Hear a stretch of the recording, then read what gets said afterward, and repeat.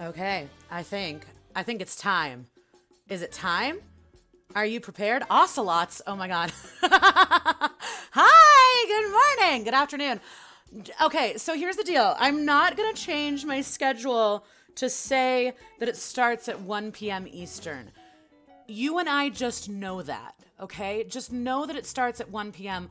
I have to tell myself 12 p.m. so that I get here by 1 p.m., okay? I love you all. Good morning. How are you? Raven, good to see you. Thank you for your contribution to the Mama Science Challenge. Maddie Brady, good to see you. Okay, we got Ocean. We got Ocelots. Let me type this before I forget.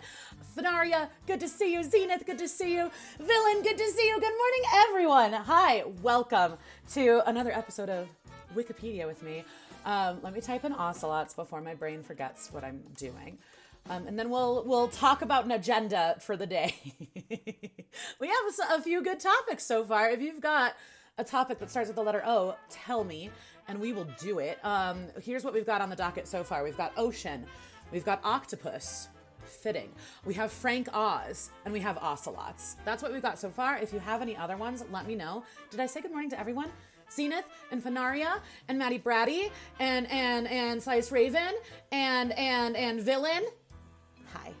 How's it going? Good afternoon, good morning, good night, whatever time it is. Before we get into it, it is Peaches. Look at my peaches. Twitch. Yes, it is Peaches. Peach starts with P. I should have worn this for P week. I'm a lost cause. Oh my God, Maddie Brady, you already have your one. So this is a new rule because I can't say no to people. Choose one. So if you want Ocean, we'll do Ocean. If you want Onsen, we'll do Onsen. If you want Jackie O, we'll do Jackie O. If you want onomatopoeia, we'll do it, but you could only one. Because otherwise I will be here until 8 o'clock tonight, and I can't be doing that to myself anymore. I need to self-care better on these days. It's been too hard doing like 8-hour streams on Sundays. It's not good for me. So pick one. Nope, I'm not gonna pick. You pick. Nope, that's not how this works.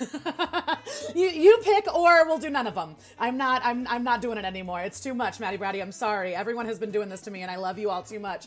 Also, look at my cat. I can't do it, Maddie Brady. I can't. You said Ocean first, so I'll go with Ocean. But I would say you should probably just pick one.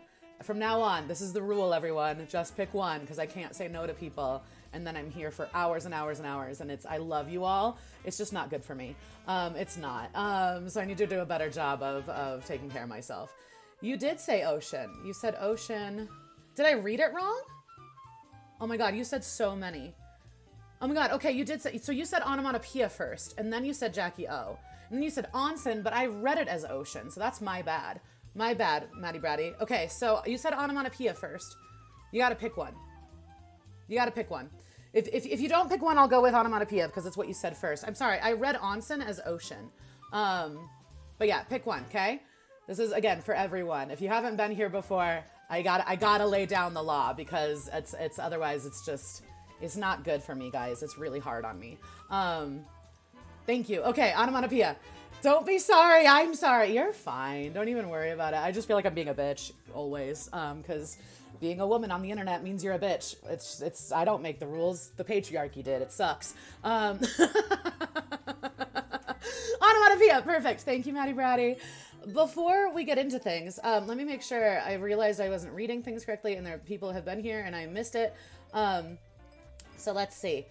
Maddie Brady, good morning. What do we got? Okay, I want to make sure I haven't missed anything. Did I miss anything? It's a tank top, technically, not a dress. Here's the fit. This is what I'm wearing today.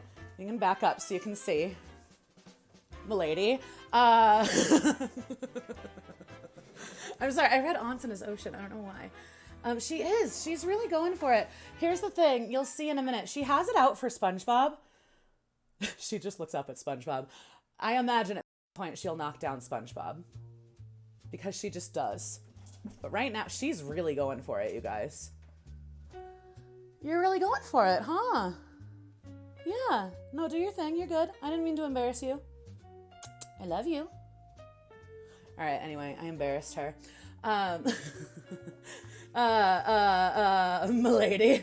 Franti, hi! I come in and comments on the patriarchy happen. Franti, you know how it goes. Franti is a streamer, and sometimes when you're a femme-presenting, femme-identifying streamer, you just feel the need to be polite all the time, and you end up just feeling like a bitch, even though you're not. You're just being assertive. By the way, if you're not following Franti, you should totally go follow Franti. Franti, hi, good morning. Yes, the patriarchy sucks, doesn't it? Doesn't it? Maybe we'll look up patriarchy for P Week. On that note, by the way, next week is P Week theoretically. It's also in the United States Mother's Day. So I will not be here next Sunday because I'm going to be spending time with my mom and with my family. But we'll resume in 2 weeks for Wikipedia with me. So just a heads up about that. So proper, love the outfit. Thanks. We'll do, now that I have a camera that kind of lets me show it, like now that I have a setup where I can show it all, we'll do an outfit of the day. Okay, on the agenda, onomatopoeia. Apologies again, Maddie Brady, I read your things wrong. Onomatopoeia, octopus, Frank Oz, ocelot. If I missed someone, let me know if you have an O topic. New rule, and I'm laying down the law on it, 1 topic per person. So pick your favorite. Don't make me pick. You pick your favorite, and then we'll do it, because I'm bad at saying no. Before we get into it, though, I kind of want to adjust this so we can see her doing her thing. There we go. Okay, we can see her. Look at my cat just being a cat over there. Just being an absolute cat. Okay, before, lay it, girl. Thank you, Maddie Brady. I appreciate you. Before we get into object-oriented programming, thank you. Zenith, I knew I was missing one. I knew it. Object-oriented programming wiki. Perf. Okay, we've got it. We're on it. It's happening. Before we do that, I need to announce the winners of the Bob Ross Paint Along. Y'all are fucking fantastic. Alina, good morning. Hi. How's it going? So we're gonna look at everyone's paintings one more time, and then we'll announce the winners. If you've been voting, you probably already saw, but just pretend it's a surprise, okay? Ready? Ready, team? Okay, so this is the painting that I made with Bob Ross. It's Cuphead themed. It's very cute. I'm very cute. Next. So the next, let me think about this. The next 3 folks are going to get stickers if they so choose. So next we have Strawberry Shortcake, who did this amazing pencil sketch of a Japanese storefront. So Strawberry Shortcake, I don't think you're here yet, but I will reach out to you to see if you would like me to send you some stickers. The stickers this time around are Pog Ross and Gandalf.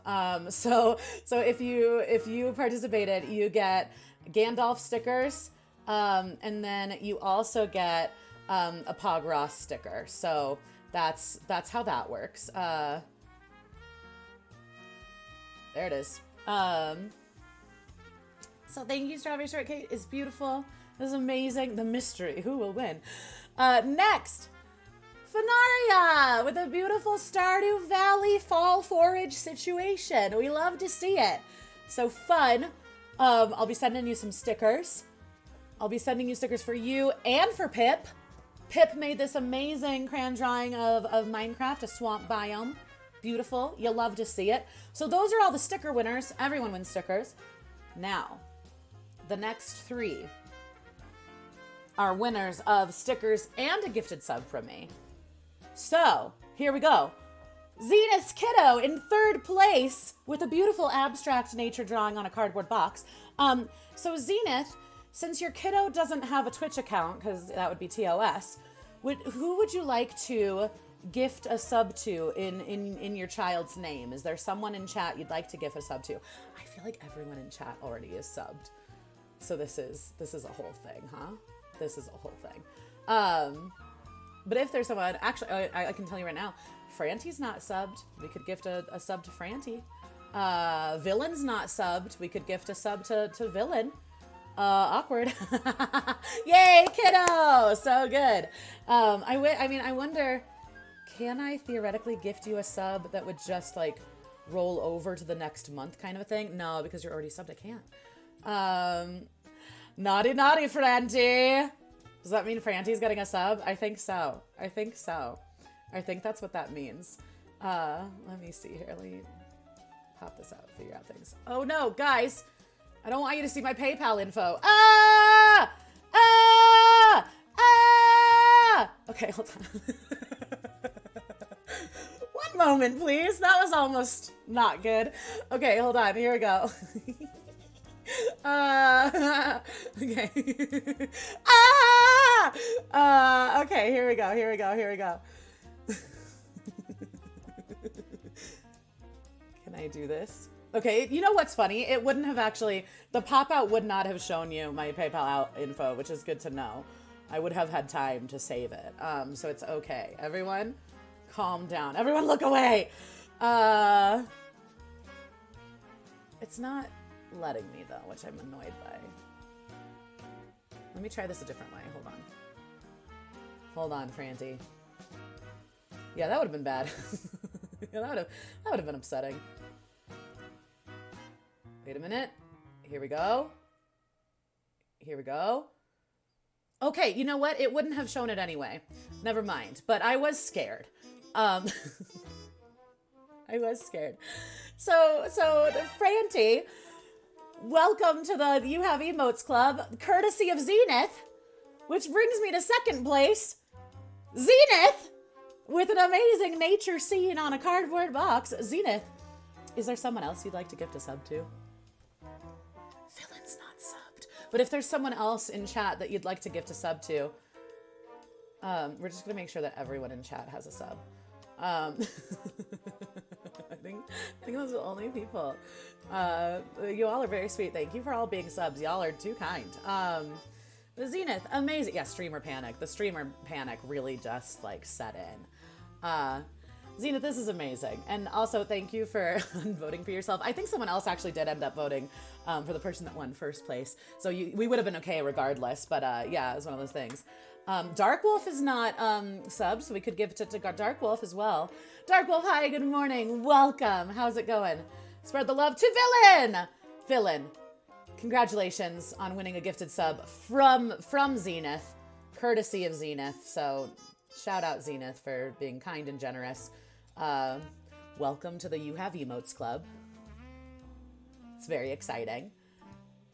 Did it work? Did it happen? Woo! Okay, last but certainly not least, the winner of not only some stickers. Oh, by the way, so Zenith, I will be reaching out to you for stickers. If you want stickers, I will be reaching out to you to send you some stickers if you feel comfortable with that. Oh my God, stop. No. Spatty! Thank you for the gifted sub to Wonder Goon. That's very nice. That's very sweet. Thank you. I really appreciate it. We are gifting subs. We are gifting subs. We're gifting subs because of the Bob Ross paint along. So yeah, Zenith, I will DM you about sending you some stickers. You and your kiddo get some stickers if you would like. Finally, last but not least, good morning, Spatty. It's good to see you. Last but certainly not least, the winner, everyone drum roll. It's Sliced Raven, who, by the way, is an incredible artist who does art on their channel frequently. And if you are not following Sliced Raven, you should go follow Sliced Raven immediately. Leave my stream. Get out of here. Go follow Sliced Raven and then come back. Raven, this is... Don't tell the others. This one was my favorite. Even though I love you all and I don't have favorites, this one was my favorite. So I'm really excited that you won. So Raven, you win stickers as well as the painting that I created. Aren't you lucky? So I will either send those to you or next time we hang out, I can just give them to you. Whatever makes sense that way. And then you get a gifted sub, but you're one of those sweethearts that is always subbed to me, which thank you for that. Is there someone in chat, cough, cough, Dark Wolf, that you would like to gift a sub to in your name, in your honor? Because you're already subbed. You do. You get the beautiful Abers painting, one of a kind, one in a million. Yeah. Thank you. Let's see. Right, the Franbo is so. Oh man, I want to play it, Franty. Do you like it? Is it fun? It looks so good. It's so vibrant. It's so beautiful. Everyone did a great job. All of you, like always, thank you for participating. It makes me so happy. I'm always humbled and honored, and just thank you. It's very, very sweet. Raven, who would you like to gift a sub to? Since you're already subbed to me. Am I just choosing Dark Wolf for you? By the way, I feel like I'm missing things. Dark Wolf. Okay, cool. Okay, one moment. Another thing that's gonna happen here. I'm feeling it today, and in previous Aber's paint-alongs, oh gosh, that was me. I was like, who's doing that? It was me. I did it. I gifted myself a sub. And by that I mean, Dark Wolf, enjoy your emotes courtesy of Sliced Raven. Raven, thank you for that. In previous Bob Ross paint-alongs, I was supposed to gift subs to people. And similar to today, everyone who was in chat already had subs. And then, oh gosh. Raven! Thank you for the gifted sub to Linkit. That's very sweet. I very much appreciate that. Linkit's one of my best lurkers. Thank you. That's very, very sweet. I really appreciate that. Y'all are very kind. I was going to say, today is a day of generosity. And also, whoops, I said I was gifting people subs on the last few Aber's paint-alongs, and it just, everyone in chat was subbed already. So it didn't really work out. So I think if I can figure out how to, maybe it'll be easier if I do it this way. No, wait, it'll be more expensive if I do it on my phone. I think I owe the community some subs, and so I'm going to figure out how to do that real quick if I can. If I can, how do I do that? How do I do things? Yeah, thank Raven. That was all Raven. So good old Raven did that. Bless them. Guys, how do I gift subs in my own channel? Anyone know? Maybe I have to open up in... All right, one moment, please. I'm going to figure it out. Hold on. I got this. Don't worry. I got this. Don't worry. If anyone was worried, guess what? I got this. Don't worry about it. Or do. That's up to you. Let's see. Franti, no! Thank you for the gifted sub to T. Miller. That's very sweet. You all are very sweet. Thank you for that. Hype train! I'm going to keep the hype train going, which is, it feels very silly, but I'm going to. Cause I owe you guys, and y'all are sweet, and I definitely, I said I was gifting people subs during previous Bob Ross paint-alongs, and I just never did. So, gosh, I hope my stream is muted. Okay, here it is. Streamception. I'm watching my stream while I'm making my stream. It's a weird stream time. Okay, ready, set. Franti, thank you for that. That's very sweet. Very, very, God, what's happening? No, stop, no! Ah! I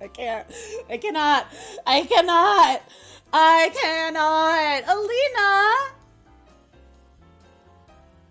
Thank you for the gifted subs. Star Knuckle, my little brother got one. Still at Pones, my barber got one. Jay Punzel got one. Senny got one. Tattooed Robin got one. Guys, all the best people are getting subs today. Y'all are fucking fantastic. Thank you so much. Thank you so much. Thank you so much. I can't believe I can buy bits for myself. That's really funny. Let me just cheer for myself. Woo! Y'all are very sweet and very generous. No! No! Stop! Oh my God, Spatty. Thank you for the gifted sub to Jesse. Why are you all so sweet? Let me do it. Let me do it. Let me do it. Let me do it. Let me do it. Here we go. I'm not gonna get scared. I know that I did it this time. Woo! Y'all are the best. Thank you so much. I really appreciate it. I can't. Like, listen, not to get all mushy about it. That's what my friend Kaylin always says. She's like, not to get all mushy, But I fucking love all of you. And I really feel so grateful for this space and for the people that I've met here and for the inspiration it's given me to like do different things like painting and like on Pride Month, I've been telling people because I want to commit to it. I'm going to do a Trixie Mattel tutorial. Dark Wolf! Thank you. That's so sweet. You gifted it to Tantive? That's so cute. Dark Wolf, thank you for the gifted sub. Kaylin113. I don't know who that is. But not that Kaylin, I bet. I bet it's a different Kaylin. Point of story. Pride Month, I'm going to do a Trixie Mattel tutorial. All of these things, all of this inspiration to be creative and stuff wouldn't happen were it not for you all and for this wonderful space. And I love you all. So thank you. Very much appreciated. Holy shit, Hype Train. Holy shit, Hype Train. Y'all are sweet. Y'all are wonderful. Thank you very much. All right. Did everyone who wanted... I was about to say, did everyone who wanted a gift sub get a gift sub? Did everyone who had an O topic give me your O topics? I know I got one from Maddie Bratty. I know I got one from Sliced Raven. I know I got one from Zenith. Who else? Tommy6269. Nice. Welcome. Thank you for the follow. How's it going? We're, hello. We're gonna go down a Wikipedia rabbit hole in just a minute here. Once things settle down. Let's see. Need to think of one? Okay. So far, let me tell you what's on the docket for the day. Tommy, welcome. We're gonna, this is O week on Wikipedia with me, so we're gonna look up things that start with the letter O. So what we have is onomatopoeia. Thank you, Maddie Bratty. Octopus. I can't remember, but somebody at some point told me we should read about octopus, octopi, octopus. And I also want to read about that, whole linguistic thing. I wonder if that's a thing on Wikipedia. Let me check. Octopus versus octopi wiki. I would like to think it's there somewhere. Nah, it's just on the thing. But yeah, maybe Alina can explain it to us. Probably. You were summoned. Tantive, your husband gifted you a sub. Isn't that sweet? Tantive, hi. It's good to see you. How are you? Why are you all so sweet? Let's see. While we're on the whole follow the leader train, everyone put points towards the science stream for Mama. Yeah, do it if you feel so inclined. Thank you, Fun. Thank you, Spatty. Thank you, Tantive. Thank you, Tommy. That's very sweet of you. Welcome. I love you all. Thanks, guys.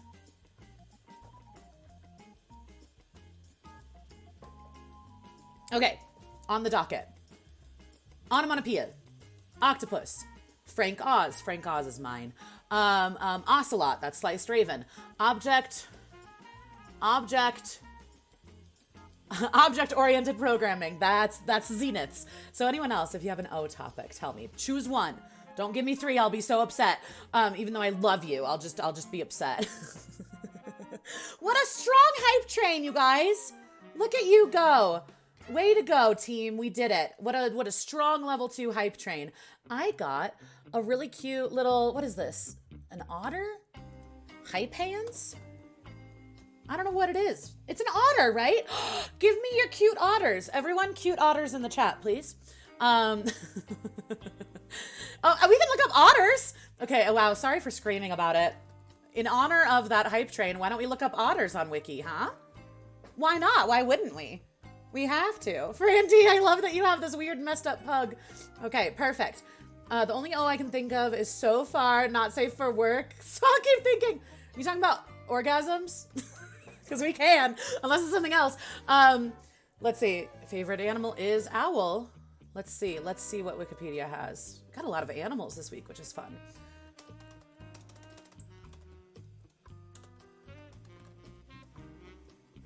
Oh, you want cute otters? I want all the cute otters. I know Tantive has some good cute otter emotes. So look at my cat. Speaking of cute otters, look at my cat. Can I adjust things so we can see her better? There she is. There she be. Look. There's my cat. Yep, orgasms. I mean, we can look up owl. let me just, I don't mind. I don't feel the need to shy away from orgasms. I don't think, it's science. I will blush the entire time. I love that, okay, immediately Google was like, some results may be explicit. What do you prefer? Weird question, I know. Lena, what do you prefer? Orgasms or owls? I don't think we should shy away from orgasm. I think we should do it. Let's see. Look at all these cute otters. Tantive. Oh my god. You have a pride otter. That's so cute. These are very good otter emotes. Well done. I'm impressed. Let's see. Right, Franti? You know. Never blush away from orgasms. I will. I blush the entire time. That is a question. Orgasms or owls? You can't have both. Not in my stream. Owl orgasms? No. We do have a lot of animals. Yeah, let's go for it. Why not? Let's get banned off of Twitch for reading about orgasms on Wikipedia. Let's do it. Why not? This might be the last time you all see me. No, I think it'll be fine. If Twitch bans me, I will fight Twitch. This is how you punch people, right? Okay, are we prepared? This has been a very eventful morning. I can't handle it. I'm going to drink more coffee because clearly I need more caffeine and anxiety, right? Clearly. It's educational. Yeah, Franti, it's been a good run. This song should be the song that we listen to while we read about orgasms. Okay, are we ready, team? There is an educational tag. I'm using the educational tag.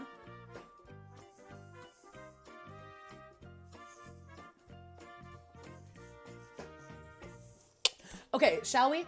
Let me switch from this music to some chill hop. And then we'll get into it. Okay? Let's see. Doesn't this just feel like a cheesy, like, 70s game show? Welcome to Orgasms with Avers. I don't like it. I didn't mean it. Don't listen to me. Please block me now. Okay? All right, here we go. Huh? Chill hop? Oh, very chill. The vibe is so much chiller now.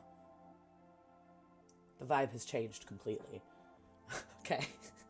All right. You're not blind. You're totally good. You're good. Get Off by Prince. OnlyFans incoming. Oh man. If I was trying to make a living off of like being a content creator, no shame whatsoever, I would absolutely have OnlyFans. I would. Like, I don't give a fuck. I'm trying to be a teacher though for a living, so no OnlyFans. But if I was trying to do this for a living, yeah, I would post some thirst traps on OnlyFans. You better believe it. 100%. Please. Look at the material. I'm sorry. I'm done. I need to be stopped. Okay, so my clip finger is tingling. Don't resist. Feel free. Also, look at my cat. Okay, so I set this up here in hopes that she would like eventually decide that this is where she's gonna chill. I'm loving it. I'm so excited that she has decided to. Like, look at her. Look at that material. She's so cute. Okay, all right, are we prepared? Let me figure out a good order of operations here. We've got onomatopoeia, we've got octopus. Let's put orgasms after octopuses, and then Frank Oz, and then ocelots, and then object-oriented programming, and then otters. How do we feel about it? I think that's pretty good. Are we all here for it? I think this is a good O week. Okay, right? She's loving that cat tree. I'm telling you, at some point she will try to knock over SpongeBob. I would be shocked if she didn't, because she has it out for SpongeBob. I don't know why, but SpongeBob is the thing on my bookshelf that she knocks over the most often. Okay. O week, welcome. Here we go. Oh, is the 15th letter in the ISO basic Latin alphabet and the 4th vowel letter in the modern English alphabet. Its name in English is O, pronounced O, plural, O's. Here's how you draw an O in cursive. I love that every week we get a little cursive lesson. It's delightful. Flip mode, hi! How's it going? All dolled up, all dressed up and know where to go. How are you? It's good to see you. Wish I was cross-eyed so I could see you try. You can just do the cross-eyed thing, right? Wow, that was difficult for me to do. Flip mode, it's good to see you. What are you up to today? I heard y'all lost a high level in Noob Core the other night. F's in chat for, God, what was their name? Linkit, help me. I want to say Guzzled, but that's not their name. Gluff. I was close. I hope, oh God, Franty. No.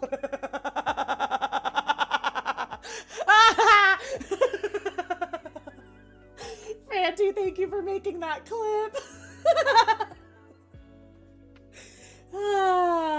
It's gonna be, I'm feeling it today, you guys. This is a Wikipedia with me to end all Wikipedias with me. F's in chat for my Twitch career.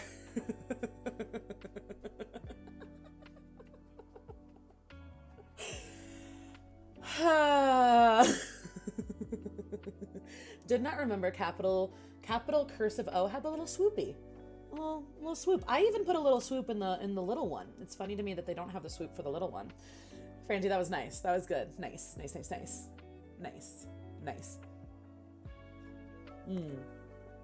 Apologies. I feel like I'm a million years behind chat and I don't think I'm gonna catch up, but if you said something you want me to read, feel free to type it again and I will read it. By the way, you all have raised so many points towards the Mama Abers Science Spectacular, so thank you for that.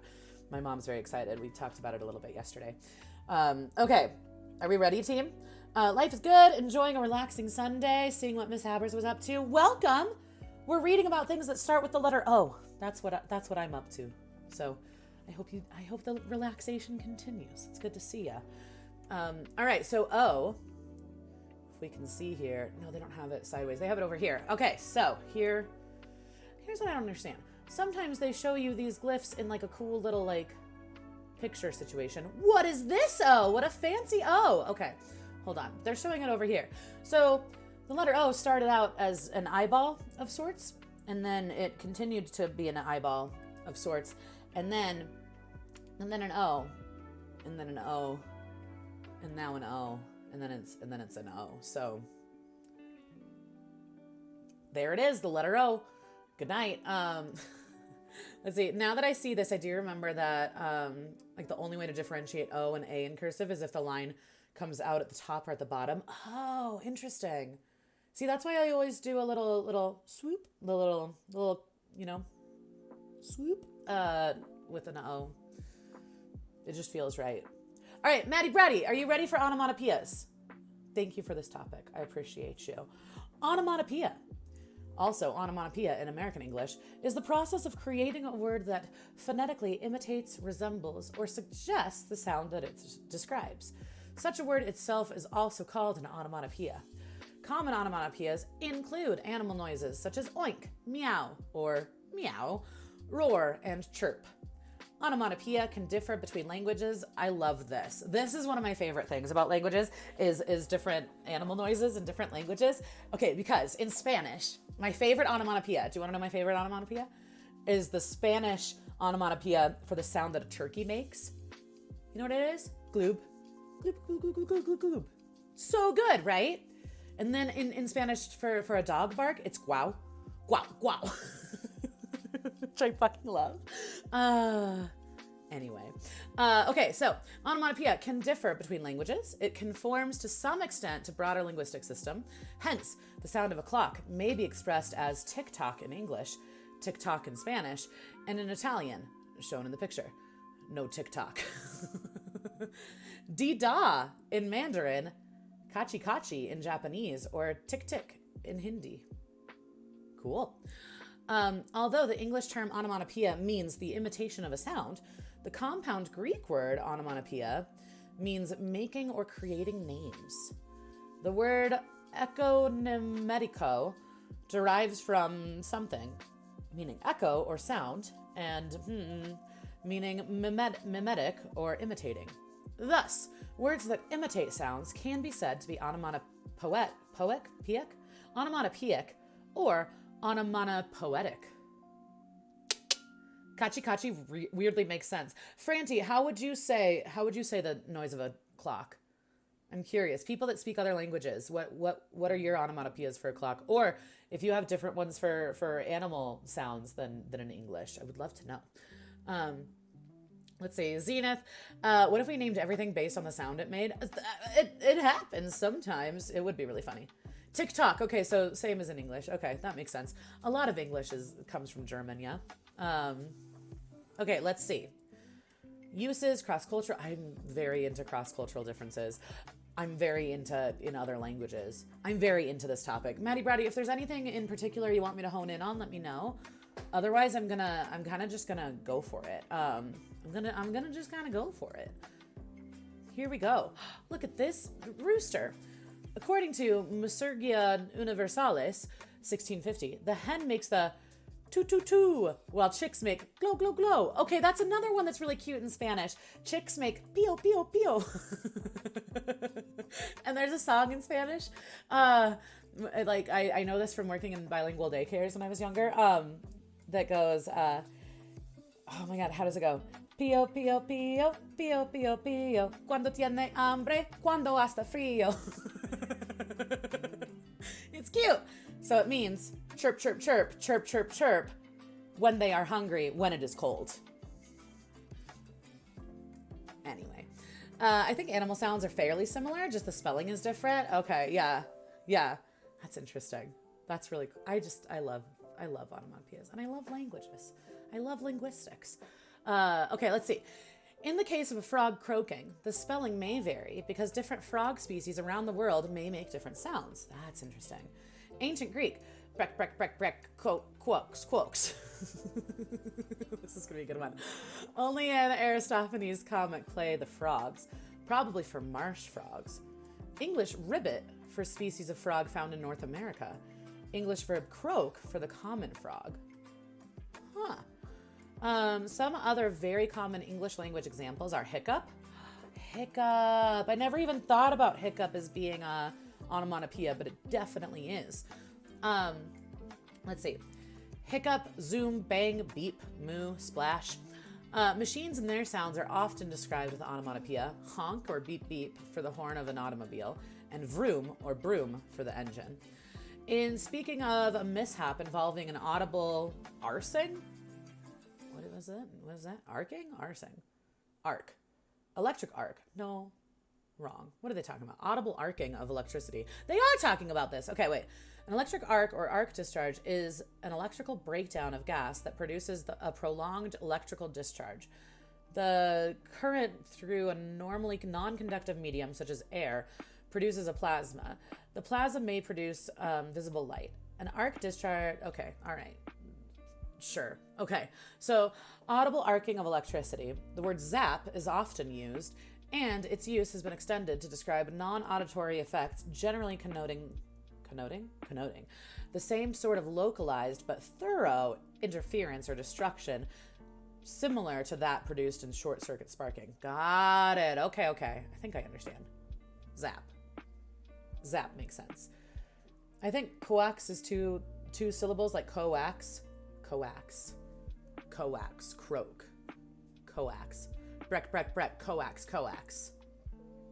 I like it. That makes sense. Fun. Let's see. Human sounds sometimes provide instances of an onomatopoeia, such as mwah, used to represent a kiss. For animal sounds, words like quack, duck, moo, cow, bark or woof, dog, roar, lion, meow, meow or purr, cat, cluck, chicken, baa, sheep. Educational. Typically used in English both as nouns and as verbs. Some languages flexibly integrate onomatopoeic words into their structure. This may evolve into a new word up to the point that the process is no longer recognized as an onomatopoeia. I want to make sure. Are my stream captions on? They're not on! Man, now they're on. Sorry to anyone who uses stream captions and didn't get to hear me read all of those onomatopoeias. Let's see. Woof. What does the fox say?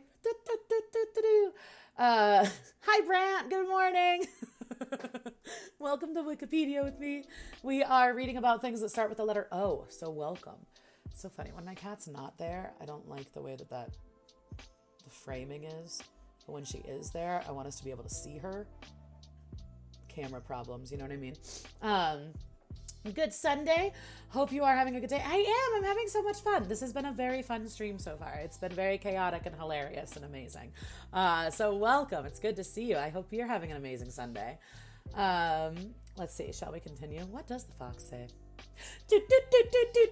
I don't remember anything from that music video other than that. That was another one. There was a book that we would read the kids.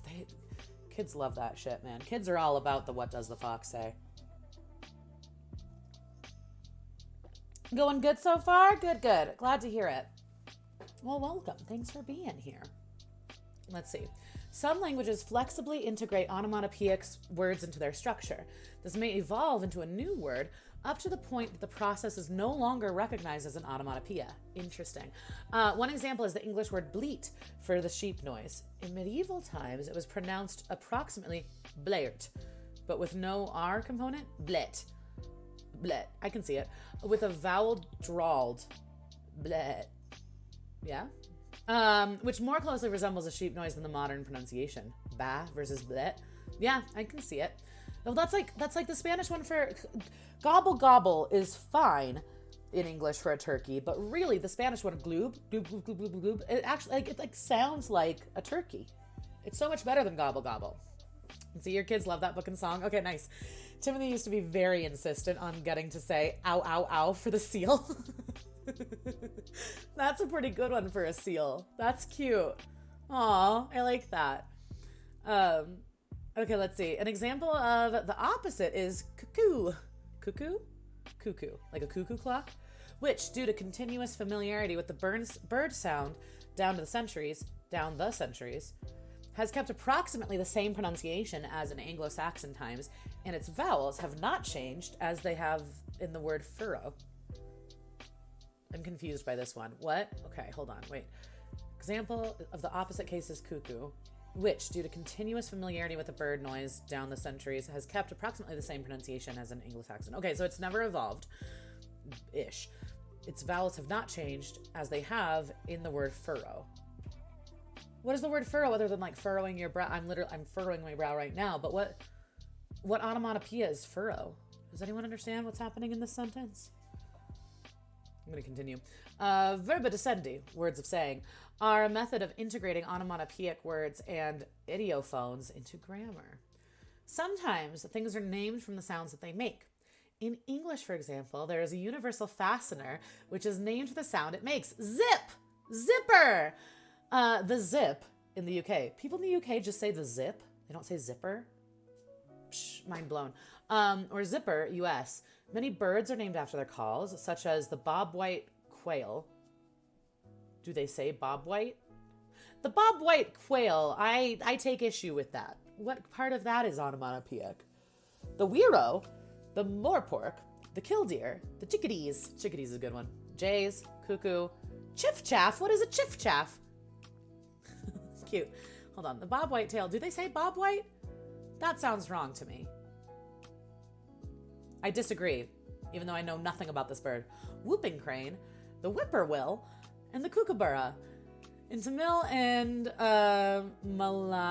Malayalam, the word for crow is kaka.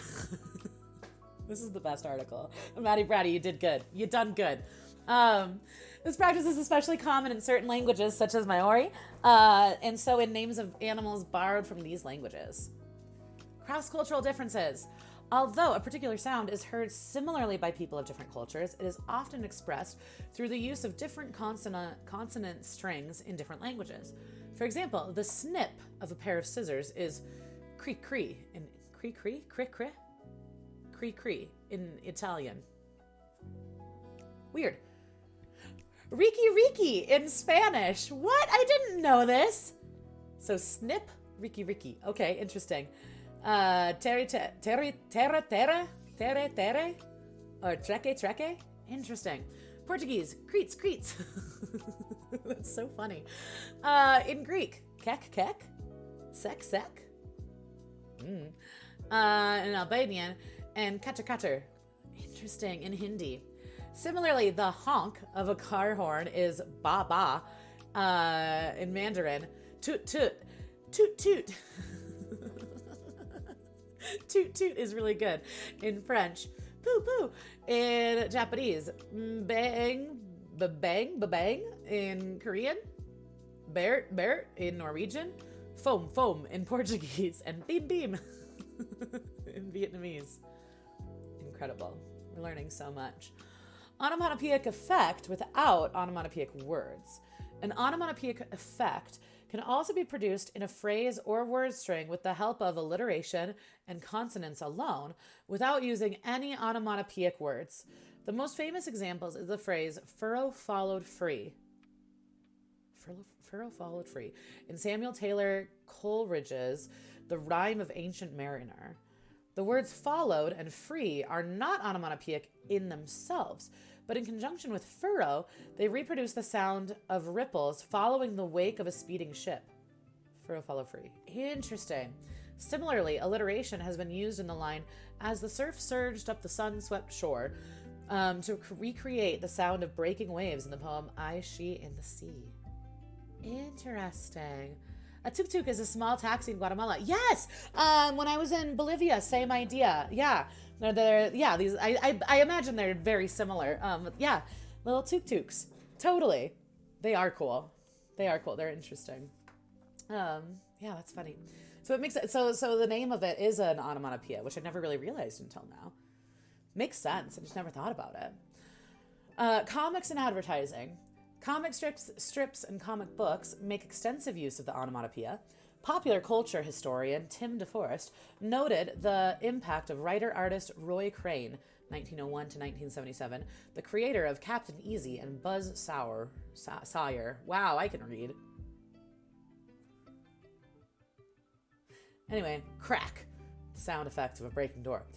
It was Crane who pioneered the use of onomatopoeic sound effects in comics, adding bam, pow, and wham to what had previously been almost entirely visual vocabulary. Crane had fun with this, tossing in an occasional kersplash or lickety-wop, along with what would become the more standard effects. Words as well as images became vehicles for carrying along this increasingly fast-paced storylines. In 2002, DC Comics introduced a villain named Onomatopoeia. I didn't know this! An athlete, martial artist, and weapons expert who often speaks pure sounds. Wow. Look at this guy. Cool. I never knew about this guy. Supervillain appearing in comic books published by DC Comics, usually as an enemy of Green Arrow and Batman. Okay. Cool. Interesting. Let's see. Advertising uses onomatopoeia for mnemonic purposes so that consumers will remember their products, as Alka-Seltzer's plop plop fizz fizz. Oh, what a relief it is. I don't think I've ever even used Alka-Seltzer. Maybe I have. Let's see. Recorded in 2 different versions, big band and rock, by Sammy Davis Jr. I didn't even realize that Sammy Davis Jr. recorded this jingle. Incredible. Rice Krispies, US and UK, and Rice Bubbles, Australia. Rice Bubbles in Australia, eh? Make a snap, crackle, pop when one pours on milk. Facts. During the 1930s, the illustrator Vernon Grant developed Snap, Crackle, and Pop as gnome-like mascots for the Kellogg Company. Sounds appear in road safety advertisements. Clunk, click, every trip. Click the seatbelt on after clunking the car door closed. UK campaign. That one, okay. Clunk, click, every trip. Okay, I can see it. Or click, clack, front and back. What is that one? Click, clack of connecting the seatbelts. Okay, that's an Australia campaign. Or click it or ticket. That's the one that we use in Colorado. That's one that like is posted on all the highways and stuff. Yeah. Click it or ticket. The click of connecting the seatbelt with the implied penalty of a traffic ticket for not using a seatbelt. U.S. Department of Transportation campaign. The sound of the container opening and closing gives Tic Tac its name. I assumed it was because of like the sound that they make when you like pour them out, but that makes sense. I can see that. Okay. Manner imitation. Idiophones. In many of the world's languages, onomatopoeic-like words are used to describe the phenomena beyond the purely auditive. Japanese often uses such words to describe feelings or figurative expressions about objects or concepts. For instance, Japanese bara is used to reflect an object's state of disarray or separation, and shin is the onomatopoeic form of absolute silence, used at the time of an English speaker might expect to hear the sound of crickets chirping or a pin dropping in a silent room. Yeah, that is funny. Or someone coughing. In Albanian, tartarek is used to describe someone who is hasty. It is used in English as well with terms like bling, which describes the glinting of light on things like gold, chrome, or precious stones. Interesting. That's funny. So yeah, using like onomatopoeia-esque words to describe like visual things. Okay. In Japanese, kira is used for glittery things. Okay, nice. Examples in media. James Joyce in Ulysses coined the onomatopoeic tataratat. Okay, cool. For a knock on the door. It is listed as the longest palindromic word in the Oxford English Dictionary. Interesting. That is a palindrome. Cool. Wham! By Roy Lichtenstein is an example of pop art featuring reproduction of comic book art that depicts a fighter aircraft striking another with rockets and dazzling red and yellow explosions. In the 1960s TV series Batman, comic book style onomatopoeic words such as wham, pow, biff, crunch, and zounds appear on screen during fight scenes. Ubisoft's 13 employed the use of comic book onomatopoeic words such as bam, boom, and no during gameplay for gunshots, explosions, and kills, respectively. The comic book style is apparent throughout the game and is a core theme, and the game is an adaptation of the comic book of the same name. Has anyone ever played this game before? I have not. I'm not familiar with it. The chorus of American popular songwriter John Prine's song Onomatopoeia incorporates onomatopoeic words. Bang went the pistol. Crash went the window. Ouch went the son of a gun. Ouch is a good one. Well, ouch is another one that's not even necessarily well, maybe. I guess it's kind of like hiccup. But ouch is interesting because it's what you would like say in English if you get hurt. But it's not like the sound of getting hurt. Do you know what I mean? It's interesting. The marble game Kerplunk has an onomatopoeic word for a title, and the sound of marbles dropping when one too many sticks has been removed. The Nickelodeon cartoon's title Kablam is implied to be an onomatopoeic to crash. I feel like it was because it was claymation, blam of the clay splatting, kind of. Splat's another one. Splatoon. Okay, anyway, each episode of the TV series Harper's Island is given an onomatopoeic name which imitates the sound made in that episode when a character dies. For example, in the episode titled Bang, a character is shot and fatally wounded, with the bang mimicking the sound of the gunshot. Mad Magazine cartoonist Don Martin, already popular for his exaggerated artwork, often employed creative comic book style onomatopoeic sound effects in his drawings. For example, Thwizzit is the sound of a sheet of paper being yanked from a typewriter. I can see that. Thwizzit, yeah. Fans have compiled the Don Martin dictionary cataloging each sound and its meaning. Interesting. In linguistics, a key component of language is its arbitrariness and what a word can represent, as a word is a sound created by humans with attached meaning to said sound. No one can determine the meaning of a word purely by how it sounds. However, in onomatopoeic words, these sounds are much less arbitrary. They are connected to in their imitation of other objects or sounds in nature. Vocal sounds and the imitation of natural sounds doesn't necessarily gain meaning, but can gain symbolic meaning. An example of this sound symbolism in English language is the use of the words starting with sn. Some of these words symbolize concepts related to the nose. Sneeze, snot, snore. I never made that connection before. This does not mean that all words that start with that sound are related to the nose, but at some level, we recognize a sort of symbolism associated with the sound itself. That is interesting. That's fascinating. I had no idea. Onomatopoeia, while a facet of language, is also, in a sense, outside of the confines of the language. Maddie Braddy, this is a really good topic. Thank you for bringing this. In linguistics, onomatopoeia is described as the connection or symbolism of a sound that is interpreted and reproduced within the context of a language, usually out of mimicry of a sound. It is a figure of speech in a sense. Considered a vague term on its own, there are a few varying defining factors in classifying onomatopoeia. In one manner, it is defined simply as the imitation of some kind of non-vocal sound using the vocal sounds of a language, like the hum of a bee being imitated with a buzz sound. In another sense, it is described as the phenomena of making a new word entirely. It's cool, right? My mind is being blown constantly. Same, Maddie Braddy. Deep same. Yeah. This is great. I'm super into this. Onomatopoeia works in the same sense of symbolizing an idea in a phonological context, not necessarily constituting a direct meaningful word in the process.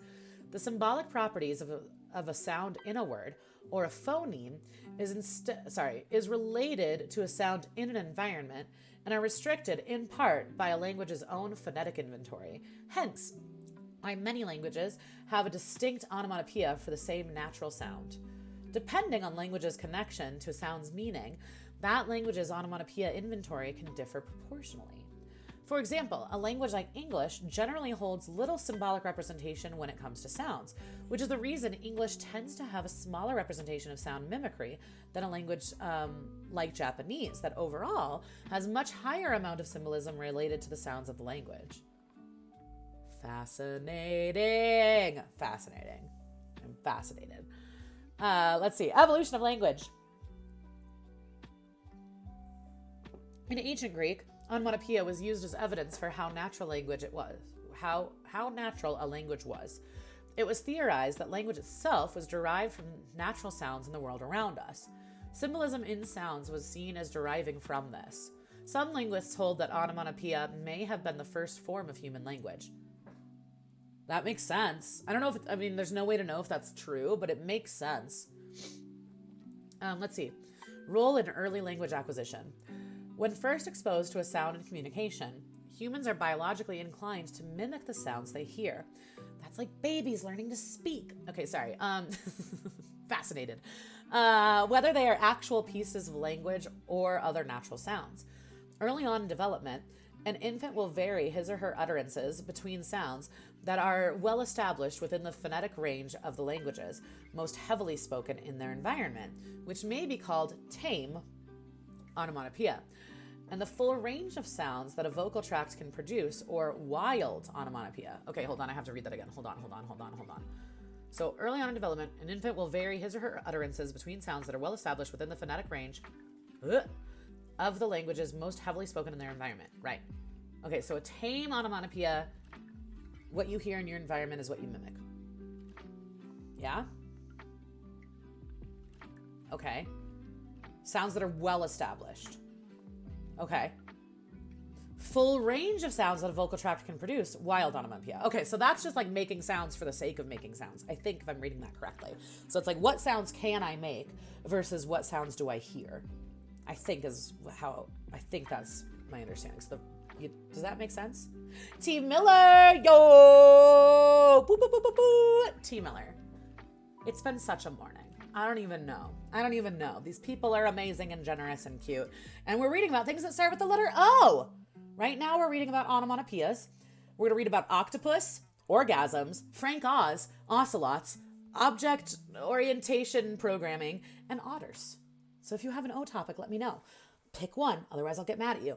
Very hi, welcome. Welcome to O Week. We're reading about things that start with the letter O. If you have a topic, let me know. Just one, otherwise I'll lay down the law. Let's see. It's good to see you. Welcome. We're reading about onomatopoeias right now. Isn't there an infinite amount of sounds someone can make? I don't know if there's that's a great question. In terms of our vocal tract, I imagine there's a finite amount of sounds, Maddie Bratty, but I say finite, but I mean the range would be huge, right? Because everyone's vocal tract is a little bit different. Everyone's access to certain sounds when they are a child then gives them access to like being able to create that sound later on. Like this is why in some languages, like, so in English, our L sound, L, think about what your tongue is doing when you make L, and then English R, again, think about what your tongue is doing when you make the noise. Those are weird sounds that don't exist in a lot of other languages. So when people are learning English, those are two sounds that are really difficult. And actually, when you look at children who have speech impediments, often R's and L's are where their speech impediment shows up, is because they're such difficult sounds to make. So to answer your question, I don't know, but I would imagine in terms of like your nasal cavity, your vocal tract, and your tongue, those three things, and your teeth, those are like the four kind of main things that you use to create sound. I would imagine there's a finite amount of sounds, but I would bet I'd be willing to bet that amount is huge. I don't know. Good question. I don't know.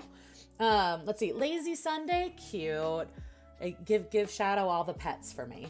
Yeah, Maddie Reddy. I don't know. Working with speech therapy really makes you think about how you make certain sounds. Yeah. Teaching English to speakers of other languages makes me think about it all the time. Like trying to teach that noise, instead of right? To make the like vibration, how do you teach that? That was one the other day. I think I brought this up maybe last time on Wikipedia with me, or maybe a couple weeks ago, but that Z noise is like very difficult to produce if you don't have that Z noise in your language, right?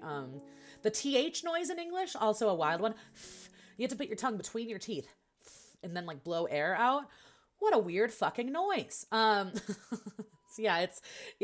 Speech pathology, speech therapy is really fascinating in terms of like, okay, what does your body have to do to actually make said sound, you know? Yeah, it's hard. K and G, lifting up the back of your tongue, K, and then G. Yeah, G. The back of your throat. Yeah, wild. Yeah, it is hard. It is hard. And again, a lot of it too, if you're learning another language later on in life, some of those sounds, if you're not used to it, it's like working out a new muscle. It's really, it truly is that. It's not even figuratively that. Like it literally is that.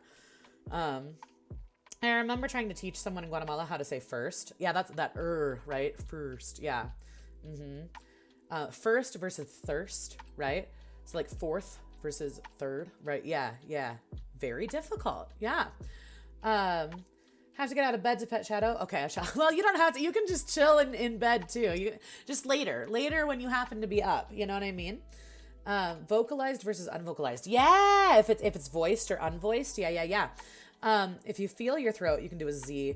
Compared to an S, you can feel the difference. Yeah. So for a lot of those, like, well, you were just saying K and G, right? So K versus G, you can feel the vibration. Yeah. Fascinating, right? And I remember learning some of this stuff when I was taking like phonetics classes and linguistic classes in college. And it's just funny how those things like come back up in different situations. Ooh, Team Miller, guess what? Otters is already on the docket. We got you. We got it. Otters is happening. Don't even worry. She pasted her paw on you with love. Cute. Isn't that interesting, Maddie Brady? So S versus Z. It's the same. Your mouth does the same thing, but your throat makes the vibration. So if you go S, you won't feel vibration, but then make the Z noise, you do feel it, right? Isn't that weird? Language it's strange. Can I add a really nerdy term? Yes, give it to me. Let's do it. All right, so English. Let me drink some water and then we'll continue. Okay, so we're reading about language acquisition, reading about tame versus wild onomatopoeias. So I believe tame is mimicry of things you hear on a regular basis. Wild is just like, what kind of sound can I make? You know what I mean? Observational astrophysics. Okay, you have to choose one. There's a new rule. Everyone, new rule. Choose one. Don't make me choose. So choose which one you want to do. I mean, observational astrophysics sounds amazing. Or observatories, but I can't choose for you, and I can't do more than one per person because you all are so beautiful and amazing, and you bring me awesome topics. But what happens is I end up being here for like 8 hours on Sundays, and I can't. Go roll a die. Yeah, go do it. Roll a die, or flip a coin, and then let me know which one. Yeah, do it. Do it. Okay, tame, things you hear. Wild, things you can just do. As one begins to acquire one's first language, the proportion of wild onomatopoeia reduces in favor of sounds which are congruent with those of the language they are acquiring. That makes total sense. During the native language acquisition period, it has been documented that infants may react strongly to the more wild speech features to which they are exposed, compared to the more tame and familiar speech features. But the results of such tests are inconclusive. Interesting. I was thinking of like a raspberry when you do the like that kind of a thing. That's such a like little kid thing. I don't know that sound actually occurs in like any language. It might, but the whole like thing is a thing that like kids really love and think is funny. And that would be wild, right? Rolled an 18 twice in a row, so we're going with observatories. Okay, but if you rolled it twice, does that mean that you would really prefer to do observational astrophysics? It's up. It's up to you. But if you had to roll it, okay, you wanted to roll it 3 times. Got it. Okay, let me throw this in. Let me throw this in here. Observatories.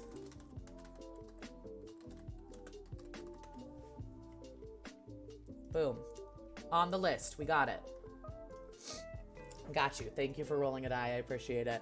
And you know what, Viri, season 2, we'll read about observational astrophysics, which sounds fascinating. Okay, let's see. In the context of language acquisition, sound symbolism has been shown to play an important role. The association of foreign words to subjects and how they relate to general objects, such as the association of the word takete and baluma. What is this? Whoa! The Baobakiki effect is a non-arbitrary mapping between speech sounds and the visual shape of objects. Whoa! It's first documented by Wolfgang Kohler in 1929 using nonsense words. Nonsense words. Okay, fascinating. So Takete and Baluma, with either a round or angular shape, has been tested to see how languages symbolize sounds. Right? It's so cool. Great way to start my morning. Oh, thank you for being here. This has been a fun one already. We announced the Bob Ross winners, which was real fun. We had a hype train already, which was real fun. And then we're reading about onomatopoeias. Shout out Maddie Brady for giving such a great topic. I am endlessly fascinated by this. This is really cool. All right, let's see. In other languages, Japanese. The Japanese language has a large inventory of idiophone words that are symbolic sounds. These are used in contexts ranging from day-to-day conversation to serious news. These words fall into 4 categories. Geseigo. What are we talking about? Japanese. I'm going to try my best. Apologies always for pronunciation. Geseigo mimics humans and animals. Wan wan for the dog's bark. See? Okay, so we have wan wan. In Spanish, wow wow. And then English, bark or woof. Amazing. Giongo mimics general noises in nature or in inanimate objects. Za, za for rain on a roof. Oh, interesting. What would we say for rain on a roof? My brain goes to sprinkle or tinkle, and I don't think anyone would say that actually, because that's more like peeing. How do we always get here? It reminds me of this girl on TikTok who makes jewelry based on the color she sees when she says your name. That's really cool. I love that. I had a friend in college who had, I forget what the name of it. There's a name for this phenomenon, maybe some of you know, where when you hear certain notes of music, you see colors. So he would talk about the music they were playing in terms of colors. He's like, that chord is yellow versus this chord is blue. Synesthesia, thank you. I was like, I know somebody knows what this is called. Yeah, which is fascinating to me. So like if you hear a certain pitch, you visually see a color. It's really cool. Yeah, synesthesia is interesting. Maybe we should look up synesthesia for S week, huh? You write that one down.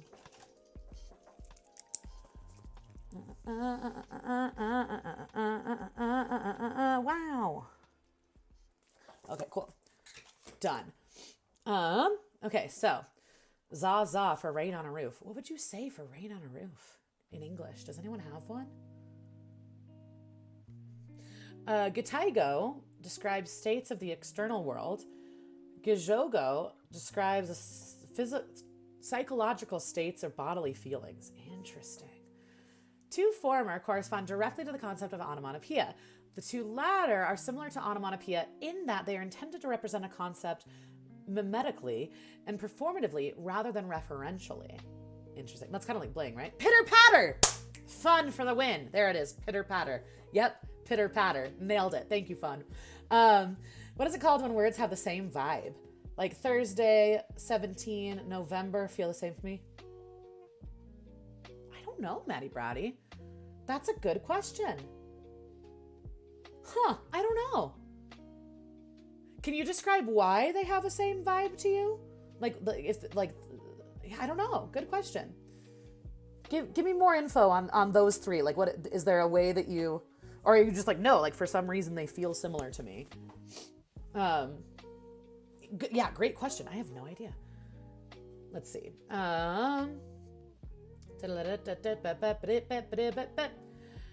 Okay, so performatively rather than referentially, but different from onomatopoeia in that they aren't just imitative sounds.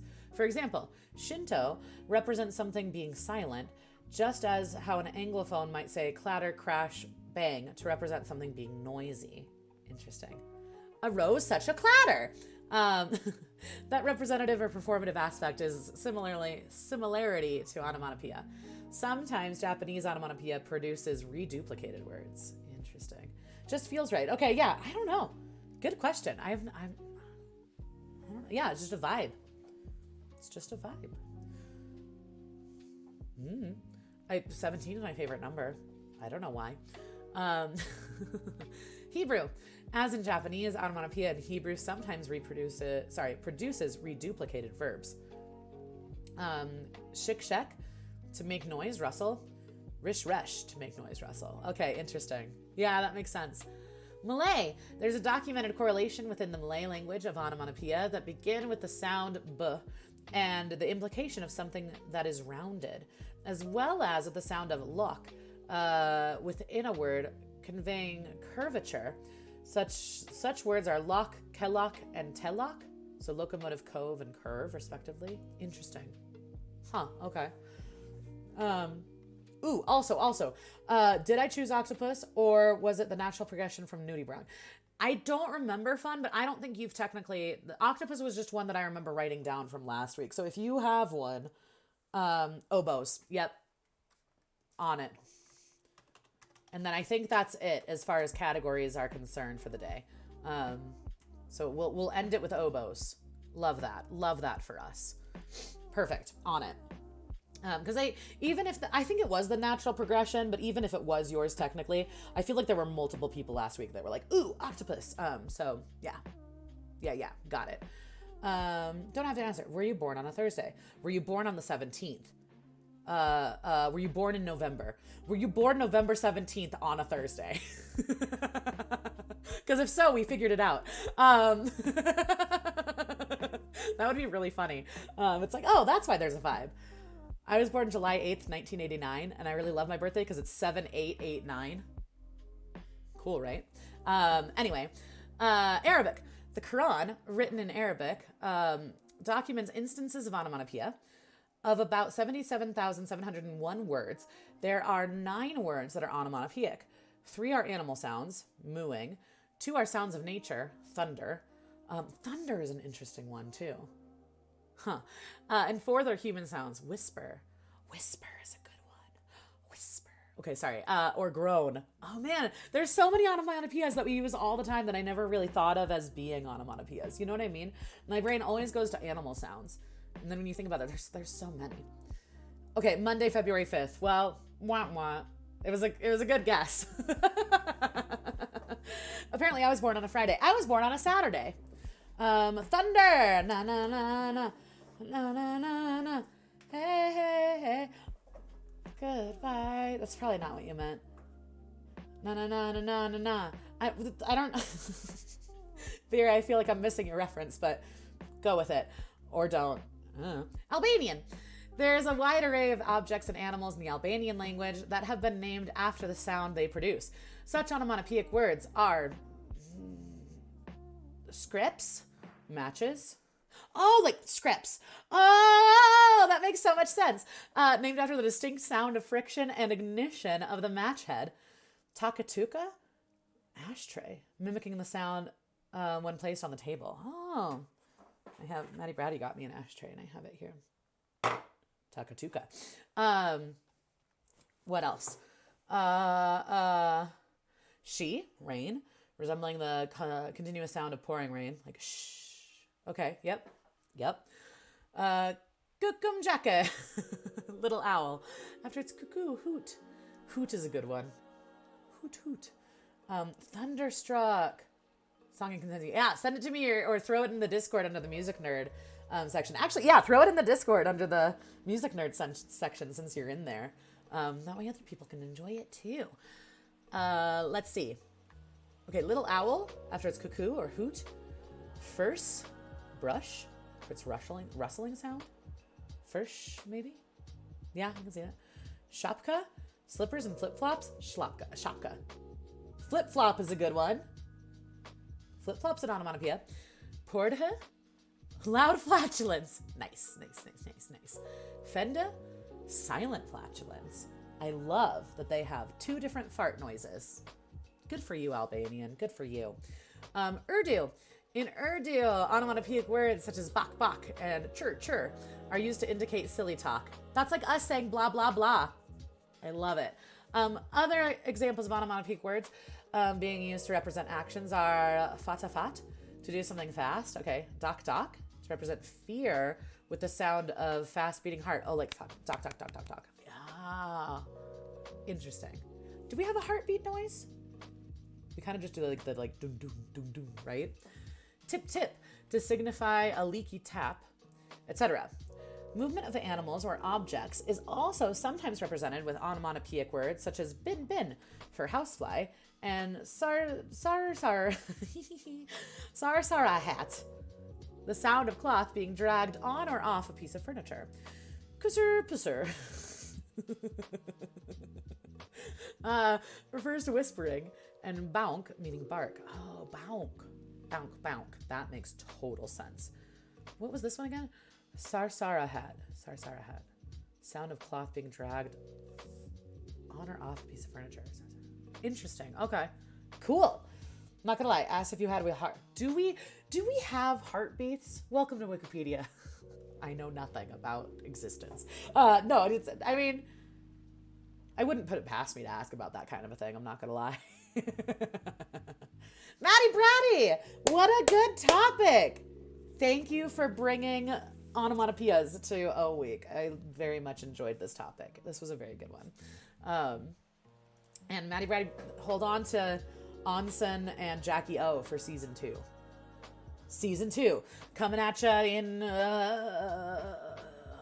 August, approximately. I feel as though we'll be done with season 1 in August. I could be wrong.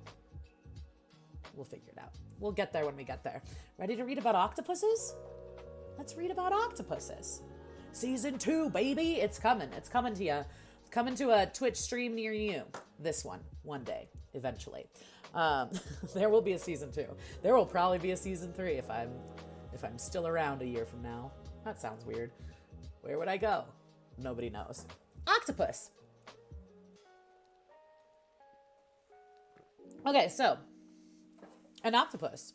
Octopuses, octopodes. See below for variants.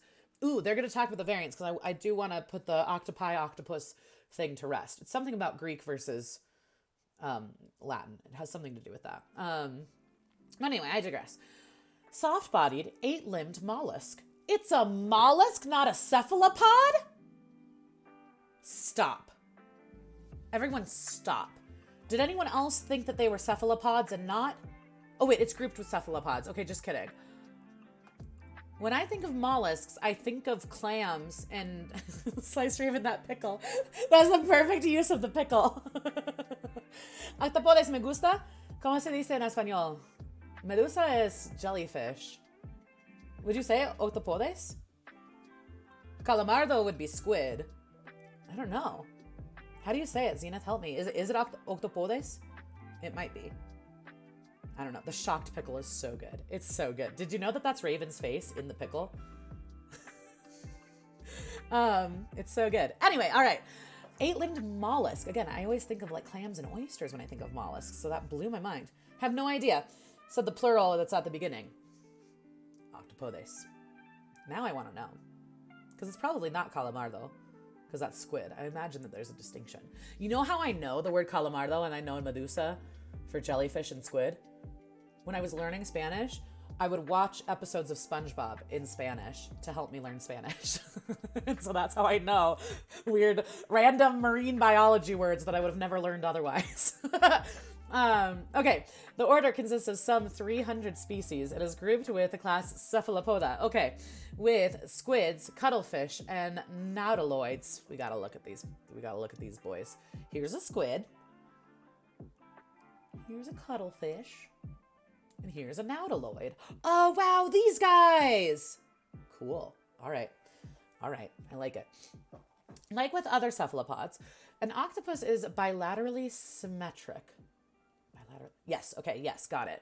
With 2 eyes and a beaked mouth at the center point of its 8 limbs.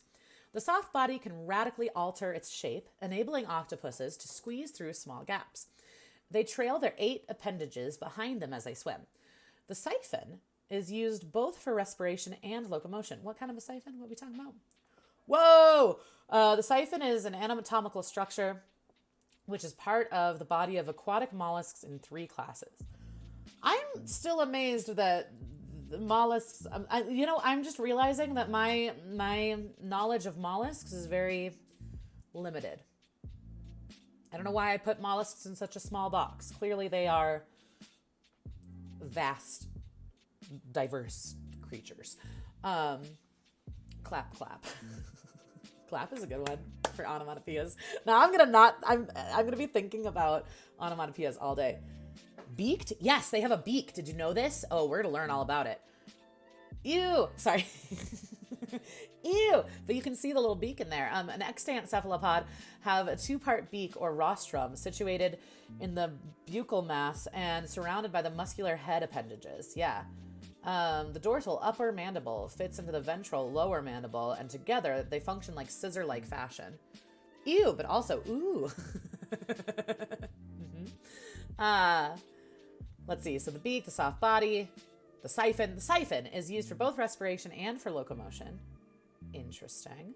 By expelling a jet of water. Oh, okay.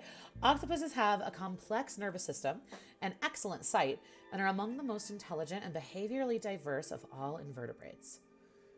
Y'all, get ready for more underwater invertebrates, because underwater invertebrates are wild. From what we've learned about jellyfish and nudibranchs, octopuses are going to be wild. I already know. Octopuses inhabit various regions of the ocean, including coral reefs, pelagic waters. What does this mean? Pelagic zone. Consists of water column of the open ocean. Can be further divided into regions by depth, as illustrated on the right. We don't have that picture, but okay, cool. Water columns. Pelagic waters and the seabed. Some live in intertidal zone and others at abyssal depths. There it is. Link it. You know all about it.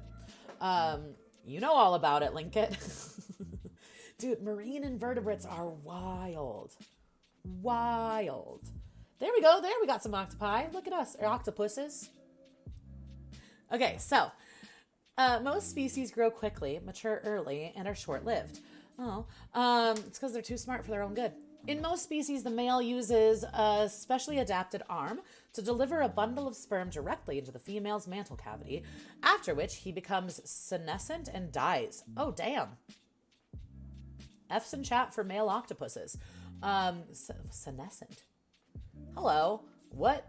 Senescence, or biological aging, is the gradual deterioration of functional characteristics in living organisms. The word senescence can refer to either cellular senescence or to senescence of a whole organism. Interesting. Organismal senescence involves an increase in death rates. Okay. Huh. Okay. Yeah. F's for my dudes.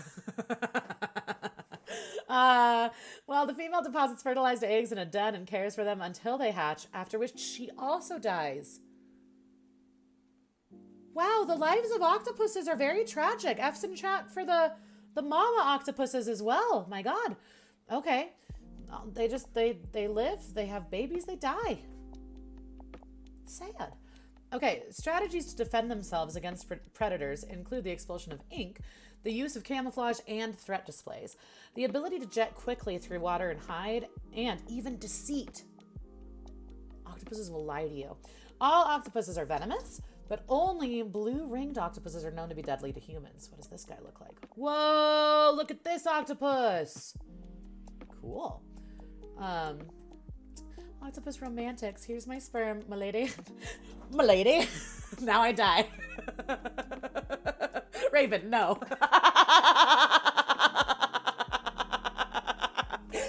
Tip of the hat to you, my lady. Here's my sperm. Goodbye, I must die now. Fanaria, I saw a wild octopus once. It was so very tiny. So very tiny. And trying desperately to turn the same yellow as the plastic bin they used for the dredge. Just a little baby octopus. Circle of life. Octopuses. Octopuses appear in mythology as sea monsters like the Kraken. I was hoping that they were going to mention Krakens. Like the Kraken of Norway and the Akurokamai of the Ainu. Ainu are indigenous people of the land surrounding the Sea of Okhotsk, including Hokkaido Island, Northeast Honshu Island, Sakhalin Island, and Kuril Islands, the Kamchatka Peninsula, and Khabarovsk Krai, before the arrival of the Yamato, Japanese, and Russians. Interesting. Ainu is one that I want to look up for season 2 a week. Okay, cool. And probably the Gorgon of ancient Greece. A battle with an octopus appears in Victor Hugo's book Toilers of the Sea, inspiring other works such as Ian Fleming's Octopussy. Don't worry, we'll read about orgasms next. I have to. What is this? Wow. Octopussy The Living Daylights is the 14th and final James Bond book written by Ian Fleming in the Bond series. Oh, I knew this. The book is a collection of short stories published posthumously in the United Kingdom by Jonathan Cape. Okay. Octopuses appear in Japanese erotic art, shunga, and are eaten and considered a delicacy by humans in many parts of the world, especially Mediterranean and Asian seas. I've never heard the term shunga. What's the word that everyone uses for tentacle porn? Help me. Chat, you know about tentacle porn. Who's going to say it in chat? Help me. Chat? Hentai! Viri for the win! Thank you. There it is. My brain couldn't find the word. Let's see. Kraken. The Seattle Kraken? Is there a Seattle Kraken? Let's see. Viri, thank you. Highly recommend. That's right. I remember you telling me about My Teacher, the Octopus. Okay, I know it's on Netflix. I'll check it out for sure. I don't know if I should be proud that I know that. I knew it too. I just couldn't find the word, Viri. You're totally good. Anyone that watches anime knows about hentai. And also, Viri, no shame if hentai is your thing. Anyone out there? No shame. We're going to read about orgasms next. Live your life. You know, do you. And do with other consenting adults if you feel so inclined. This is the day I get banned on Twitch, I'm telling you now. Okay, we have a lot. There's a lot happening with octopuses. There's a lot. This is an article that could take all day. Okay, so we've got, I do want to figure out the etymology and pluralization. Seattle Kraken is the newest NHL team. Okay, yeah. So that's a thing, and you would know this, Viri. That was like a weird tradition in hockey for a time, was throwing squids and octopuses onto the hockey rink. Why is that? Why was that a thing? Okay, so etymology, pluralization, for sure. Anatomy and physiology, probably, right? Life cycle, fascinating. Am I gonna just end up reading all of this? I might. We might just read this whole article. This is just gonna, guys, buckle in, click it or ticket. We're gonna read about octopuses now. The scientific Latin term octopus was derived from ancient Greek, a compound of octo, 8, and pos, foot.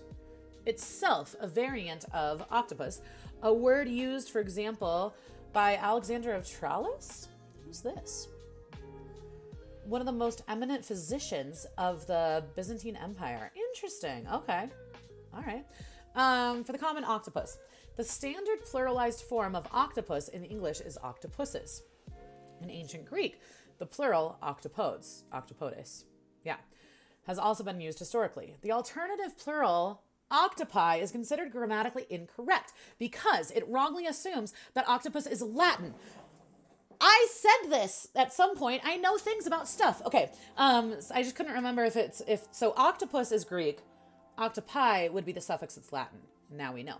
So the alternative plural octopi is considered grammatically incorrect because it wrongly assumes that octopus is a Latin second declension, us, noun, or adjective, when in either Greek or Latin it is a third declension noun. I was kind of right. I was a little bit wrong as well.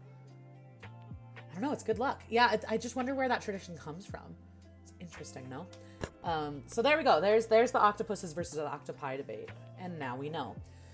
Historically, the first plural to commonly appear in English language sources in the early 19th century is the Latinate form octopi, followed by the English form octopuses in the latter half of the same century.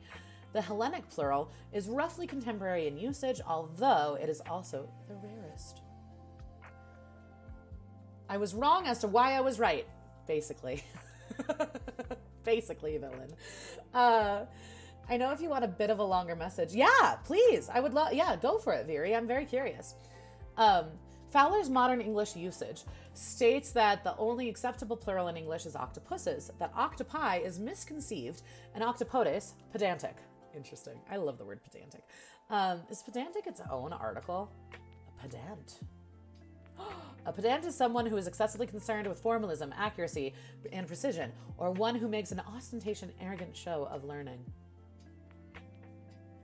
I didn't realize. So pedantic to me always just meant rambling. I didn't realize that it was like specifically the rambling of someone who wants to show how smart they are. I'm going to use the word pedantic totally differently in my life now. Okay. The last is nonetheless used frequently enough to be acknowledged as the descriptivist, Merriam-Webster 11th Collegiate Dictionary, and Webster's New World College Dictionary. The Oxford English Dictionary lists octopuses, octopi, and octopodes in that order, reflecting frequency of use, calling octopodes rare, and noting that octopi is based on a misunderstanding.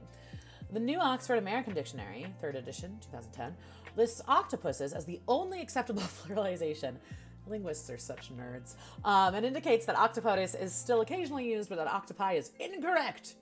It's incorrect, but people use it colloquially, so, what you gonna do? Okay, let's learn about octopuses and squids in hockey.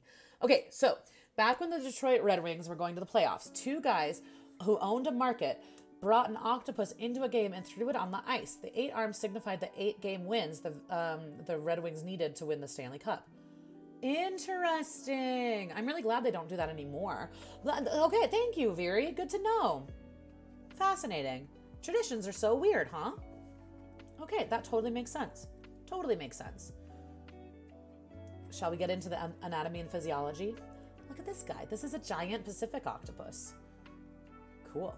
The giant Pacific octopus, Enteroctopus doldofleni, is often cited as the largest known octopus species.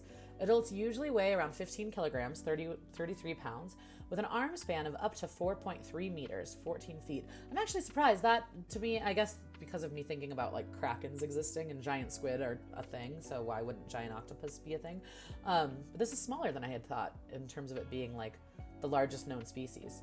The largest known species. The ocean is huge. We don't know anything. Anyway, nowadays they do a fish. Couldn't tell you why that happens. Probably just as a tradition again, right? Interesting. They do a fish. I like the phrase "do a fish." Okay, so the largest specimen of the species to be scientifically documented was an animal with a live mass. Oh, much bigger. Okay. So, okay, we have the usually 15 kilograms, 33 pounds, however. Okay, this is more what I was thinking. Largest specimen of the species to be scientifically documented was an animal with a live mass of 71 kilograms, 156.5 pounds, Much larger sizes have been claimed for the giant Pacific octopus. One specimen was recorded. See, here we go. This is what I'm talking about. These giant octopuses. 272 kilograms, 600 pounds, with an arm span of 9 meters, 30 feet. Huge. A carcass of the 7-arm octopus, Halophron atlanticus, weighed 61 kilograms, 134 pounds, and was estimated to have had a live mass of 75 kilograms, 165 pounds. The smallest species is an octopus wolfi, which is around 2.5 centimeters, 1 inch, and weighs less than 1 gram, 0.035 ounces. It's just a baby. Cute. Okay, external characteristics. The octopus is bilaterally symmetrical along its dorsoventral back to belly axis. The head and the foot are at one end of an elongated body and function at the anterior front of the animal. The head includes the mouth and brain. The foot has evolved into a set of flexible prehensile appendages known as arms that surround the mouth and are attached to each other near the base by a webbed structure. Who calls them arms? These are tentacles. You know what I mean? Sorry, I got called away. Did I miss orgasms? Nope, orgasms is next. You're totally good. All you missed was onomatopoeias, which was fascinating. Onomatopoeias are very cool. And now we're talking about octopuses. Orgasms are next. Don't you worry, Alina. You're back just in time. Welcome back. Nope, that's next. Oh, what a Wikipedia with me. Who knew? Oh, we could be so much fun. Okay, anyway, we're talking about arms, tentacles, stuff. The arms can be described based on the side and sequence position, such as L1, R1, L2, R2, divided into 4 pairs. The 2 rear appendages are generally used to walk on the seafloor, while the other 6 are used to forage for food. Interesting. The bulbous and hollow mantle is fused to the back of the head and is known as the visceral hump. It contains most of the vital organs. The mantle cavity has muscular walls and contains the gills. It is connected to the exterior by a funnel or siphon. The mouth of an octopus, located underneath the arms, has a sharp, hard beak. So here we go. We got some octopus anatomy here. Diagram of an octopus from side with gills, funnel, eye, ocellus, eye spot. Whoa, hold on. A simple eye refers to a form of eye or optical arrangement composed of a single lens and without an elaborate retina, such as occurs in most vertebrates. In this sense, simple eye is distinct from multi-lensed compound eye and is not necessarily at all simple. Okay, so eye spot. Web, arms, suckers. Hectocotylus. What? Hectocotylus is one of the arms of the male cephalopods that is specialized to store and transfer spermatophores to the female. Okay, and ligula. What is this? Oh, same idea. Okay, so here we go. We have an outer gill. We have an aperture. We have a funnel, siphon. That's the jet stream to help them move, right? Visceral hump, my favorite kind. What does that even mean? Zenith, what does that even mean? What do you even mean, Zenith?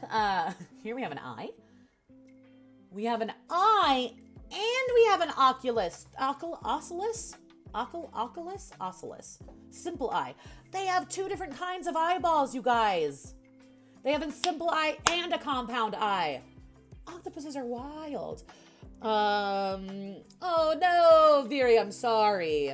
That was me last week. I was like all crampy and tired and whatever. You know what? You do your thing, Viri. You go take some ibuprofen and get a heating pad and you be kind to yourself. The raven, the eyeballs. Also, the visceral hump? I don't know what we're LOLing. Okay, let's see. So 2 different kinds of eyes. Wild. Here's the web. Here's the different arms. Tentacles. Why spend talent points on 2 divisions? I don't know. We're going to find out. I'm sure there's a reason. We're going to find out. The visceral hump. Okay, fair.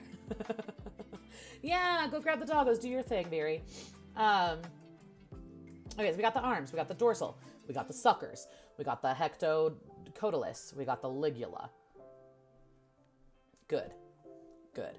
The skin consists of a thin outer layer, epidermis, with mucus cells and sensory cells, with a connective tissue, dermis, consisting largely of collagen fibers and various cells allowing color change.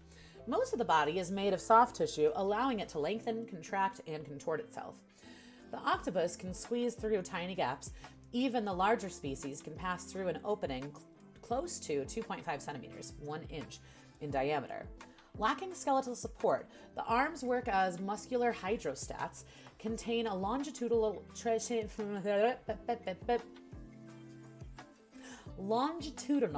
transverse, and circular muscles around a central axial nerve. They can extend and contract, twist to left or right, bend at any place in any direction, or be held rigid. The interior surfaces of the arms are covered with circular adhesive suckers. The suckers allow the octopus to anchor itself or to manipulate objects. Each sucker is circular and bowl-like and has two distinct parts: an outer shallow cavity called an infundibulum. I like that word. Infundibulum. Here we are. All cephalopods possessed flexible limbs extending from their heads surrounding their beaks. We're reading about them. Infundibulum. And a central hollow cavity called an acetabulum. Oh, I know about acetabulums, right? Don't we have acetabulums? In vertebrate zoology, saucer-shaped organ. Something about acetabulum sounds like a thing I learned at some point. Maybe I'm saying it wrong. But anyway, saucer-shaped organ attachment in some annelid worms and flatworms. Specialized sucker for parasitic adaptation in trematodes, by which the worms are able to attach on the host. Yikes. So anyway, infundibulum, acetabulum, both of which are thick muscles covered in protective chitinous cuticle. When a sucker attaches to a surface, the orifice between the two structures is sealed. The infundibulum provides adhesion, while the acetabulum remains free, and the muscle contractions allow for attachment and detachment. Interesting. That's really interesting. Each of the 8 arms senses and responds to light, allowing the octopus to control the limbs even if the head is obscured. Shut up. What? Villain, their tentacles can see even though they can't see. Do you understand? Acetabulums. I get it. I see you, villain. I see you. Nice, nice, nice, nice, nice. Look at this little guy. Why is this octopus so cute? A finned Grimpoteuthis species with its atypical octopus body plan. So cute. Yeah, would we call it vision or would we call it sensation? Senses and responds to light. Wild. Allowing the octopus to control the limbs even if its head is obscured. That is wild. That is wild. Is there going to be a test on this? No, I don't think so. I don't think so. This one's really cute. I like this one a lot. I like this little guy. Okay, let's see. Yeah, I mean, the vision, we're getting more wild. Again, marine biology, specifically marine invertebrates. The eyes of octopus are large and at the top of the head. They are similar in structure to those of a fish and are enclosed in a cartilaginous capsule fused to the cranium. The cornea is formed from translucent epidermal layer. The slit-shaped pupil forms a hole in the iris just behind the cornea. The lens is suspended behind the pupil. Photoreceptive retinal cells cover the back of the eye. The pupil can be adjusted in size. A retinal pigment screens incident light in bright conditions. Some species differ in form from the typical octopus body shape. Hold on, did I fully take this in? Hold on, let me read about these eyes again. Hold on. They're only talking about the normal set of eyes. I'm curious about the other eye. Damn, nature, you crazy. It's true. Some species differ in form from the typical octopus body shape. Basal species, let's see it. Oh, you're not going to give me a picture. The Sirena? Ooh, look at this weird guy. Have stout gelatinous bodies with webbing that reaches near the tip of their arms. Cool, that's like this guy. And 2 large fins above the eyes. That's like this guy! Sorry, I like this one a lot. I don't know why, it's so cute. Supported by an internal shell. Fleshy papillae or cirri, just little fins, are found along the bottom of the arms, and the eyes are more developed. Interesting. Circulatory system. Octopuses have a closed circulatory system in which the blood remains inside blood vessels. Octopuses have 3 hearts, a systemic or main heart that circulates blood around the body, and 2 bronchial or gill hearts that pump it through each of the 2 gills. Interesting. The systemic heart is inactive when the animal is swimming, and thus it tires quickly and prefers to crawl. Amazing! Octopus blood contains the copper-rich protein hemocyanin to transport oxygen. This makes the blood very viscous, and it requires considerable pressure to pump around the body. Octopus's blood pressure can exceed 75 mmHg. Millimeters, hertz, grams? I don't know what that means. I don't know what it means. But it sounds like they have a really high blood pressure, yeah? In order to move the blood around. Wild. In cold conditions with low oxygen levels, hemocyanin transports oxygen more efficiently than hemoglobin. Interesting. Hemocyanin is dissolved in the plasma instead of being carried with the blood cells and gives the blood a bluish color. Wow. The systemic heart has muscular contractile walls and consists of a single ventricle and 2 atria, one for each side of the body. The blood vessels consist of arteries, capillaries, and veins and are lined with cellular endothelium. Okay. Yeah, it's endothelium, which is quite unlike that of most invertebrates. The blood circulates through the aorta and the capillary system to the vena cavae, after which the blood is pumped through the gills by the branchial hearts and back to the main heart. Much of the venous system is contractile, which helps circulate the blood. Okay. Respiration. Respiration involves drawing water into the mantle cavity through an aperture, passing it through the gills, and expelling it through the siphon. The ingress of water is achieved by contraction of radial muscles in the mantle wall, and flapper valves shut when strong circular muscles force the water out through the siphon. Extensive connective tissue lattices support the respiratory muscles and allow them to expand the respiratory chamber. The lamella. Whoa, what is this all about? In surface anatomy, a lamella is a thin plate-like structure, often among many lamellae, very close to one another with open space between. Aside from respiratory organs, they appear in other biological roles, including filter feeding and traction services of geckos. Cool. The lamella structure of the gills allows for high oxygen uptake, up to 65% in water at 20 degrees Celsius, 68 degrees Fahrenheit. Water flow over the gills correlates with locomotion, and an octopus can propel its body when it expels water out of its siphon. Octopus with an open siphon. Here it is. There's the siphon. The siphon is used for respiration, waste disposal, and discharging ink. So many things. Yeah, go make some food, Viri. We'll be here. Don't even worry. Let's see. What else? What am I? Yes, siphons. Good. The thin skin of the octopus absorbs additional oxygen. When resting, around 41% of an octopus's oxygen absorption is through the skin. Cool. This decreases to 33% when it swims, as more water flows over the gills. Skin oxygen uptake also increases. When it is resting after a meal, absorption through the skin can drop to 3% of its total oxygen uptake. Interesting. Digestion and excretion. The digestive system of the octopus begins with the buccal mass, which consists of the mouth with its chitinous beak, the pharynx, radula, and salivary glands. The radula is spiked, muscular tongue-like organ with multiple rows of tiny teeth. Nightmare fuel. Can we see it? It won't show us. Okay. Food is broken down and forced into the esophagus by 2 lateral extensions of the esophageal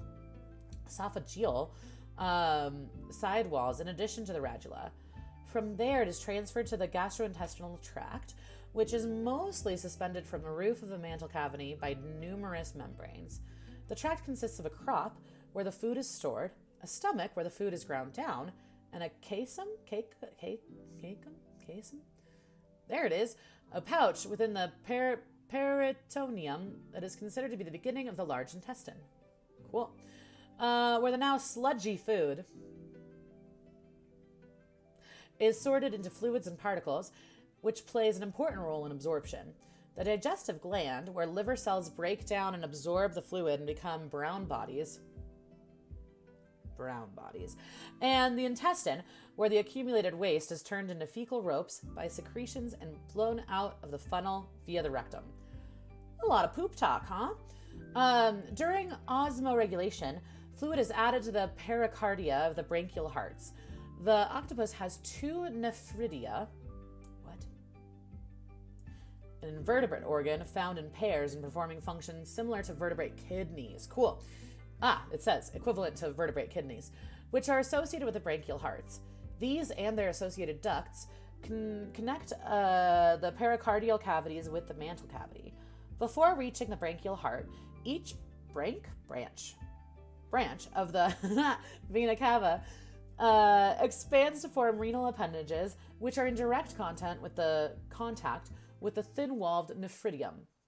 The urine is first formed in the pericardial cavity and is modified by excretion, chiefly of ammonia, and selective absorption from the renal appendages, as it is passed along the associated duct and through the nephridiopore into the mantle cavity. All right, cool. Here's an octopus. Want to watch this octopus video?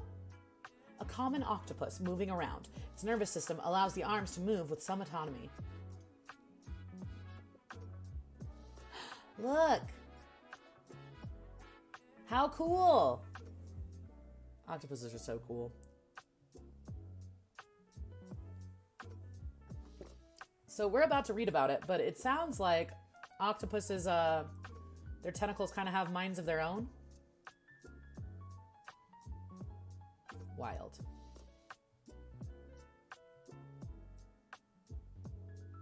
What an octopus. Amazing. Okay.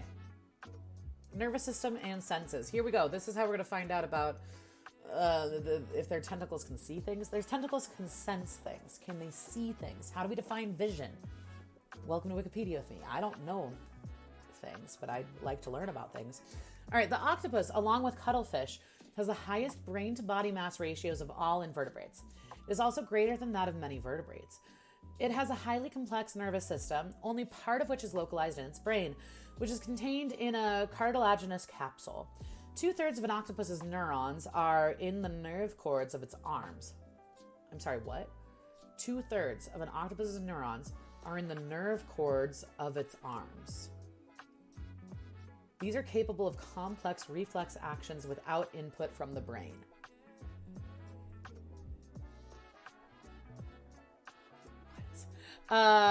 Okay. Unlike vertebrates, the complex motor skills of octopuses are not organized in their brains via internal somatotopic maps of their bodies. This blows my mind. Okay. Like other cephalopods, octopuses have a camera-like eyes and can distinguish the polarization of light. Color vision appears to vary species to species. For example, being present in O. aegina, but absent in O. vulgaris. Opsins in the skin respond to different wavelengths of light and help animals choose a coloration that camouflages them. Interesting. So opsins are probably present in like geckos as well. Group of proteins made light sensitive via the chromophore retinal found in the photoreceptor cells of the retina. Okay. 5 classical groups of opsins are involved in vision, mediating the conversion of a photon to light into an electrochemical signal. Okay, all right. So they have opsins in their skin. That's how they do camouflage. Chromatophores in the skin can respond to light independently of the eyes. Octopuses are wild. An alternative hypothesis is that cephalopod eyes in species which only have a single photoreceptor protein may use chromatic aberration to turn monochromatic vision into color vision. How does that work? What? Okay. Chromatic aberration. In optics, chromatic aberration, also called chromatic distortion or spherochromatism, failure of a lens to focus all colors to the same point. It's caused by dispersion. The refractive index of the lens elements varies with the wavelength of light. Software graphics acceleration, basically. Okay. All right. Well, this sacrifices image quality. Okay. Interesting. This would explain pupils shaped like the letter U, the letter W, or a dumbbell, as well as explaining the need for colorful mating displays. Octopuses, you wild. Here's an eye of a common octopus. Attached to the brain are two organs called statocysts, sac-like structures containing a mineralized mass and sensitive hairs that allow the octopus to sense the orientation of its body. They provide information on the position of the body relative to gravity and can detect angular acceleration. An autonomic response keeps the octopus's eyes oriented so the pupil is always horizontal. Octopus mating. Lol. So what we learned, I don't know if you were here yet, Alina, after they mate, the male dies. The female then lays the eggs in a cave, waits for them to be born, and then also dies. Tragic, right? Okay, so what are we talking about? Statocysts? Yeah, statocysts. Octopuses may also use the statocyst to hear sound. The common octopus can hear sounds between 400 hertz and 1,000 hertz, and hears best at 600 hertz. Genetic gyroscope in the eye? Basically, yeah. Right? Yeah. Octopuses have an excellent somatosensory system. Their suction cups are equipped with chemoreceptors so that they can taste what they touch. I knew this. Dude, octopus tentacles are wild. Now reading about them, there's so much happening here. Octopus arms move easily because the sensors recognize octopus skin and can prevent self-attachment. Octopuses appear to have poor proprioceptive sense and must observe the arms visually to keep track of their position. That's really funny. So proprioception, also referred to as kinesthesia, is the sense of self-movement and body position. It's kind of like cats with their tails, right? Like they don't have a sense of like where their tail is necessarily. Whatever that word means, more wild than wild. Let's read about ink sacs. I don't even know.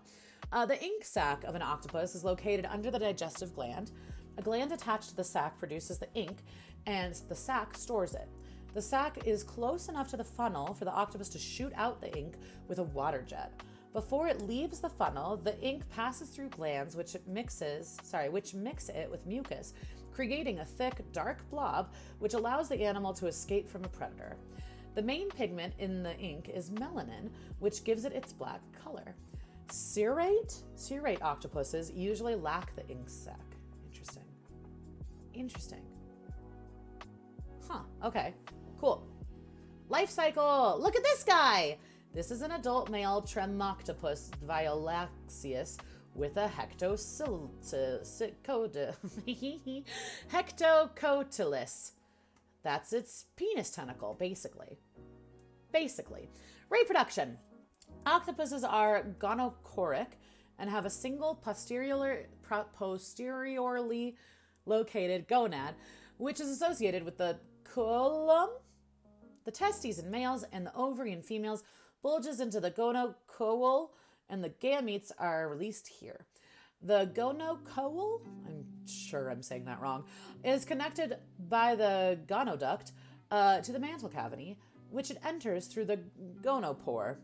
An optic gland creates hormones that cause the octopus to mature and age and stimulate gamete production.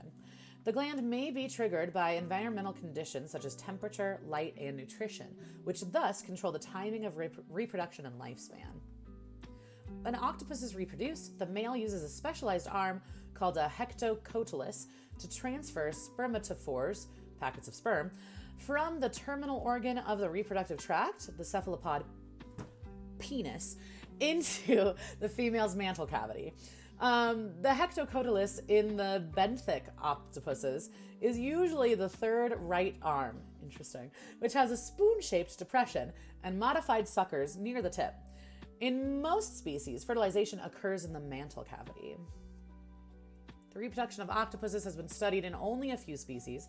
One such species is the giant Pacific octopus, in which courtship is accompanied, especially in the male, by changing in skin texture and color. The male may cling to the top or side of the female and position himself beside her. There's some speculation that he may first use his hectocotylus to remove any spermatophore or sperm already present in the female. Weird. He picks up a spermatophore in his spermatophoric sac with the hectocotylus, inserts it into the female's mantle cavity, deposits it in the correct location for the species, which in the giant Pacific octopus is the opening of the oviduct. I like that that's different between species. Anyway, 2 spermatophores are transferred in this way. These are about 1 meter yard long, and the empty ends may protrude from the female's mantle. The complex hydraulic mechanism releases the sperm from the spermatophore, and it is stored internally by the female. About 40 days after mating, the female giant Pacific octopus attaches strings of small fertilized eggs, 10,000 to 70,000 in total, to rocks or in a crevice under an overhang. Here, she guards and cares for them for about 5 months, 160 days, until they hatch. In cold water, such as those off Alaska, it may take up to 10 months for the eggs to completely develop. The female aerates them and keeps them clean. If left untended, many will die. She does not feed during this time and dies soon after. Sad. Males become senescent and die a few weeks after mating. Wild. The picture is a female giant Pacific octopus guarding a string of eggs. Wild. The eggs have large yolks. Cleavage. What? Cleavage means something other than boobs? Okay, in developmental biology, cleavage is the division of cells in an early embryo. I was today years old. I had no idea. Villain, I didn't know. Oh, fun, thank you. I didn't even see that you were helping me with pronunciation. Thank you. Seal. Next time I'll remember. I didn't know, villain. Good to know. What were the words? Now I need to go back up and see what I was saying wrong. Just real quick. Gonocoele. There it is. Gonocoele. And coelom. Thanks, fun. All right. Cleavage. Not boobs. Now we know. Large yolks. Cleavage. Superficial and a germinal disc develops at the pole.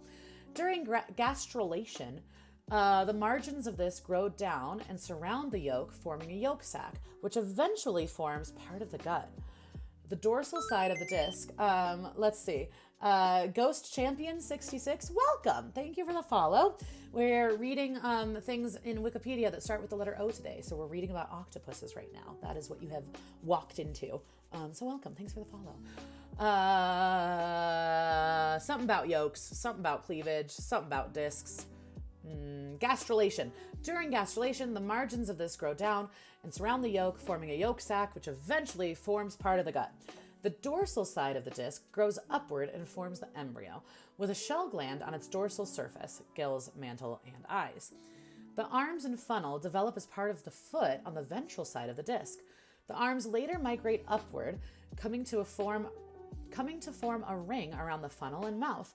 The yolk is gradually absorbed as the embryo develops. Look at this! Look at this baby octopus! Octopus paralarva, a planktonic hatchling. A little baby octopus. It's really cute. Most young octopuses hatch as a paralarvae and are planktonic. What does that mean? Look at this picture. Paralarvae are young cephalopods. Okay, what do we mean? What is planktonic?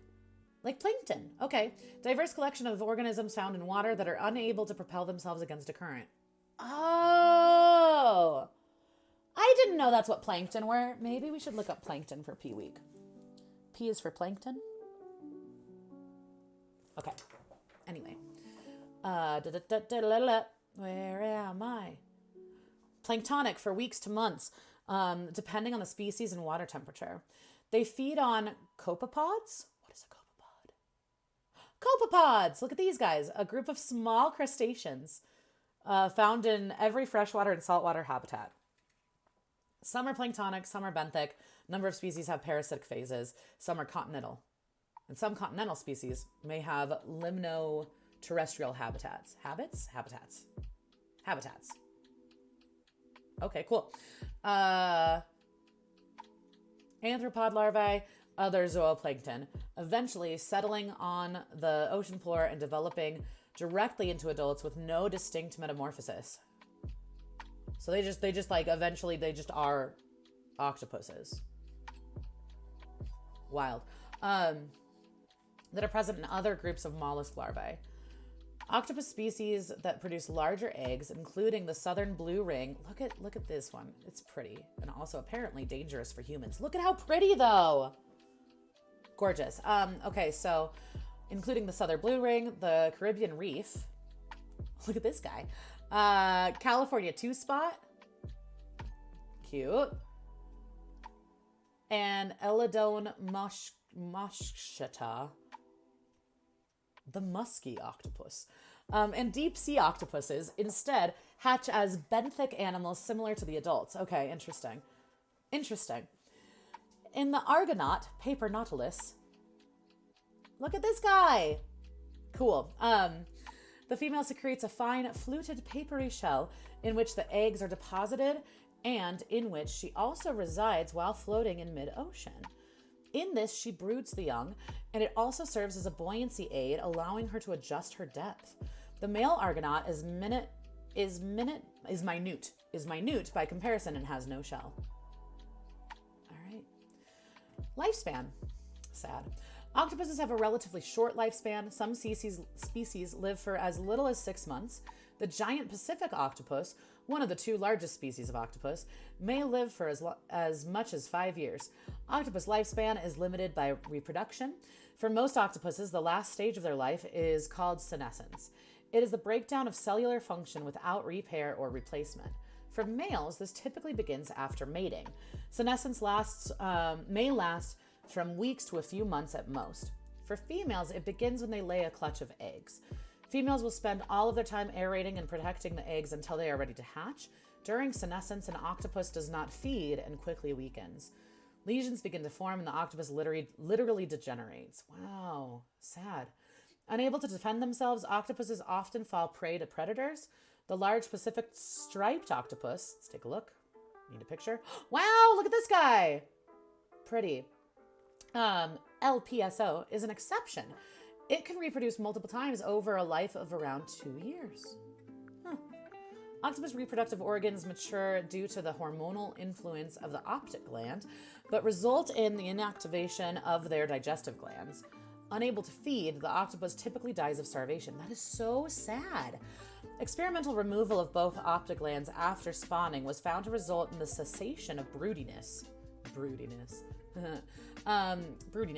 The action or behavioral tendency to sit on a clutch of eggs to incubate them. Okay, interesting. The resumption of feeding and increased growth and greatly extends lifespans. Interesting. It has been proposed that naturally short lifespan may be a function to prevent rapid overpopulation. That makes sense. If they're laying 10,000 to 70,000 eggs at a time, and then they're protecting said eggs so that like the possibility of them surviving is like larger, like, yeah, I could see how they would overpopulate. It makes sense. Wild.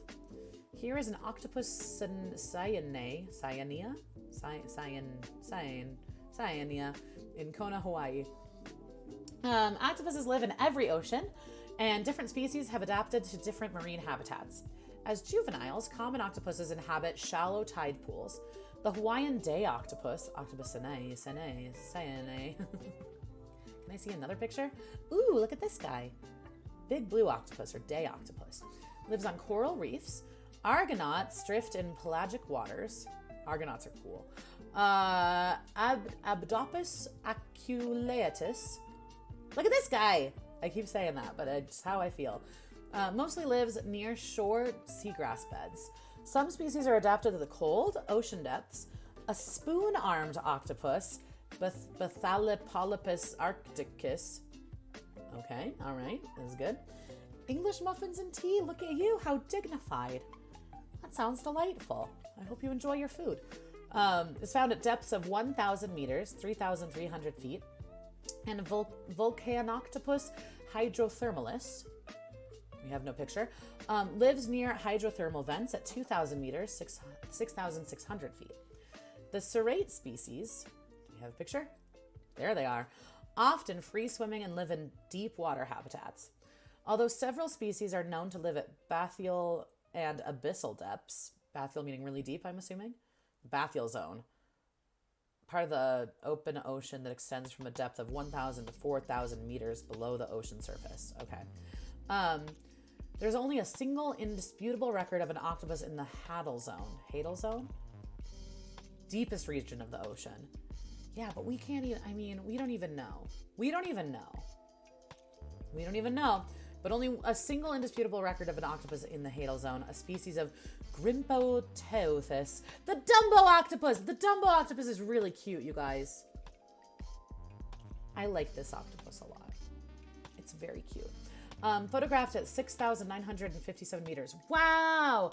22,825 feet. That's so deep. No species are known to live in freshwater. But you never know. How deep the ocean goes is freaking wild. It's scary. It's one of those feelings. I don't know. I think there's a word for this sensation too. But there are moments learning about like the ocean or space where like, or like being next to like a really large like animal, like it just like makes you feel so small and like weirdly uncomfortable. I feel like there's a word for that emotion. But thinking about how deep the ocean is, it's one of those that I'm like, oh, like it's wild, right? Yeah, mind-boggling. Okay, behavior and ecology. Most species are solitary when not mating, though a few are known to occur in high densities with frequent interactions, signaling, mate defending, and eviction of individuals from dens. Eviction! This is likely the result of abundant food supplies combined with limited den sites. The LPSO has been described as particularly social, living in groups of up to 40 individuals. Octopuses hide in dens, which are typically crevices in rocky outcrops and other hard structures, though some species burrow into sand or mud. Octopuses are not territorial, but generally remain in a home range. They may leave in search of food. They can navigate back to a den without having to retrace their outward route. They are not migratory. Interesting. I get that. And wow, when I'm in a fatigue zone and look down into the water. Yeah. It is creepy. It is. It's true. Yeah, there's something that just like it like in your body you can just feel. You're like, ugh, wrong. Like, I don't know how to describe it. Yeah. It's a very like visceral reaction though, I feel like. Let's see. Octopuses bring captured prey to the den where they can eat it safely. Some octopus catches more prey than it can eat, and the den is often surrounded by a midden of dead, uneaten food items. Other creatures such as fish, crabs, mollusks, echinoderms. An echinoderm. Look at these guys. Okay, an echinoderm is any member of the phylum Echinodermata of marine animals. The adults are recognizable by their radial symmetry, including starfish, brittle stars, sea urchins, sand dollars, and sea cucumbers, as well as sea lilies and stone lilies. Interesting. These guys are interesting. Marine life is interesting. Let's see. So all these dudes, fish, crabs, mollusks, echinoderms, often share the den with octopuses. That's funny. Either because they have arrived as scavengers or because they have survived capture. Both are hilarious and interesting and wild. On rare occasions, octopuses hunt cooperatively with other species, with fish as their partners. What? They regulate the species composition of the hunting group and the behavior of their partners by punching them. I've heard this before. There's a meme on Instagram about how octopuses punch fish. Have you heard of this before? They just punch them. But now there's a reason. They regulate the species composition of a hunting group and the behavior of their partners by punching them.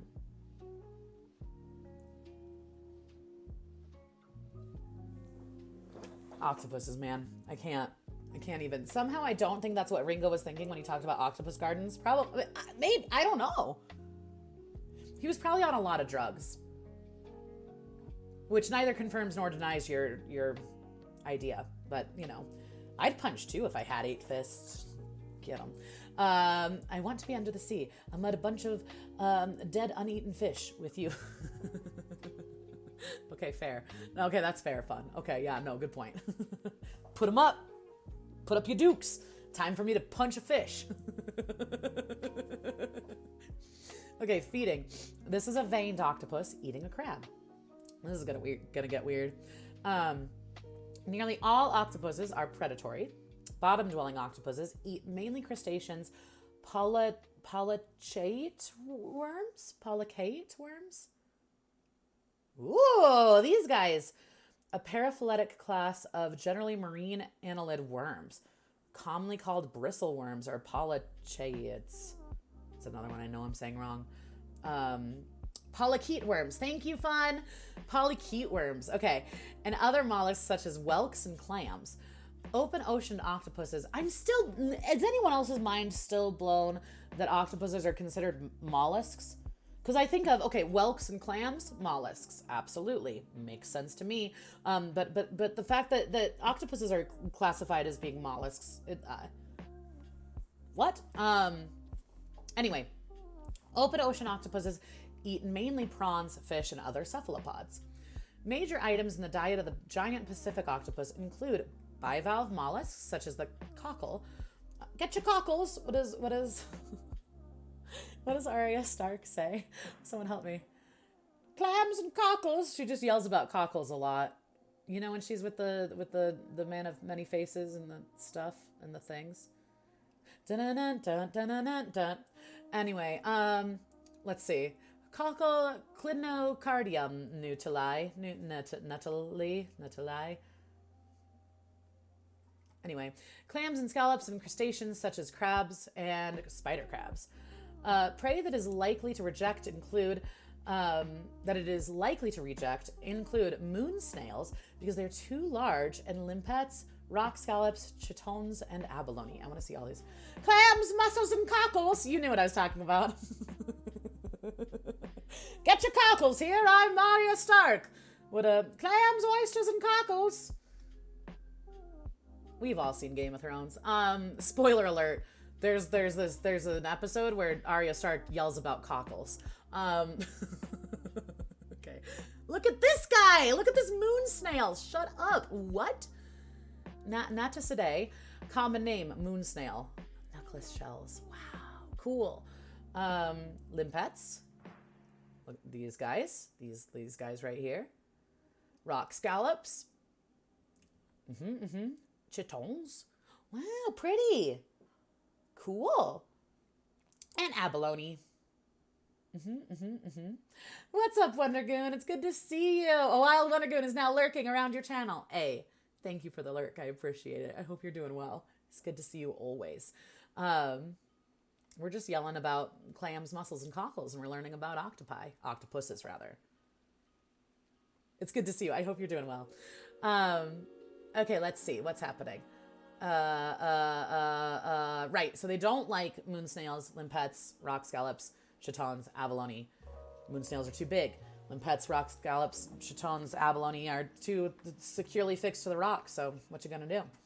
Oh yeah, that's right. I think Spatula Dog gifted you a sub. But let Zenith, let him lurk. Let him lurk. Hype, all the hype. I'm like, but let him lurk. Let him lurk. I want to say it was Spatula Dog. I think it was Spatula Dog. There was a lot of gifting happening. Who knows? Let's see. A benthic, bottom-dwelling octopus typically moves among the rocks and feels through the crevices.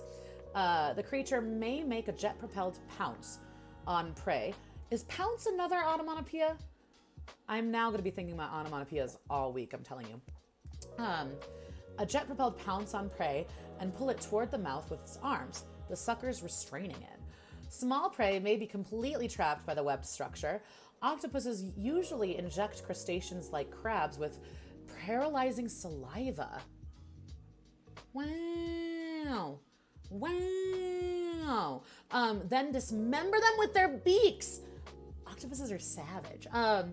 Octopuses feed on shelled mollusks. Okay, I love that they're like, I'm going to paralyze you. I'm going to punch you. I'm going to paralyze you. I'm going to destroy you with my beak. And I'm only going to live for 2 years. Only the good die young.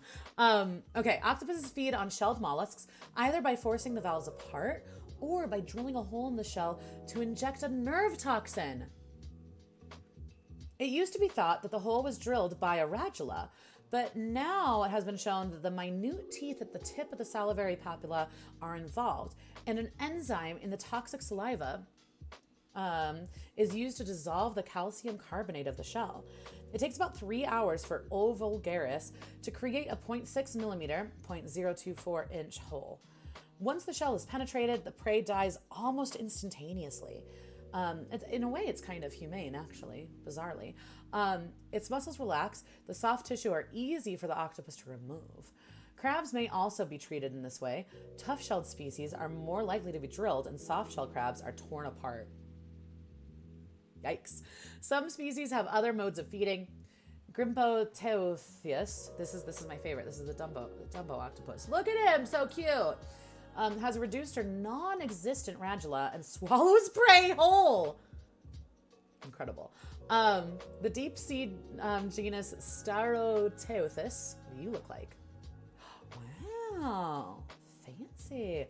Some of the muscle cells that control the suckers in most species have been replaced with photophores, which are believed to fool prey by directing them to the mouth, making them one of the few bioluminescent octopuses. Cool. Wild. Cool. Very cool. Okay, locomotion. Let's talk about it. How do octopuses move? I don't know. We're going to find out. Here is an octopus swimming with their arms trailing behind. Octopuses mainly move about by relatively slow crawling with some swimming. Yeah, swimming apparently is not energy efficient for octopuses, which is wild. Anyway, with some swimming in a head-first position. Jet propulsion, or backward swimming, is their fastest means of locomotion, followed by swimming and crawling. When in no hurry, they usually crawl on either solid or soft surfaces. Several arms are extended forward. Some of the suckers adhere to the substrate, and the animal hauls itself forward with its powerful arm muscles, while other arms may push rather than pull. As progress is made, other arms move ahead to repeat these actions, and the original suckers detach. During crawling, the heart rate nearly doubles, and the animal requires 10 or 15 minutes to recover from relatively minor exercise. Wild. Most octopuses swim by expelling a jet of water from the mantle through the siphon into the sea. The physical principle behind this is that the force required to accelerate the water through the orifice produces a reaction that propels the octopus in opposite direction. The direction of travel depends on the orientation of the siphon. When swimming, the head is at the front and the siphon is pointed backward. But when jetting, the visceral hump, Zenith's favorite kind of hump, leads. The siphon points at the head and the arms trail behind, with the animal presenting a fusiform appearance. Spindle. Huh. Okay. In an alternative method of swimming, some species flatten themselves dorso-ventrally and swim with the arms held out sideways. This may provide lift and be faster than normal swimming. Jetting is used to escape from danger, but is physiologically inefficient, requiring mantle pressure so high as to stop the heart from beating, resulting in progressive oxygen deficit. Interesting.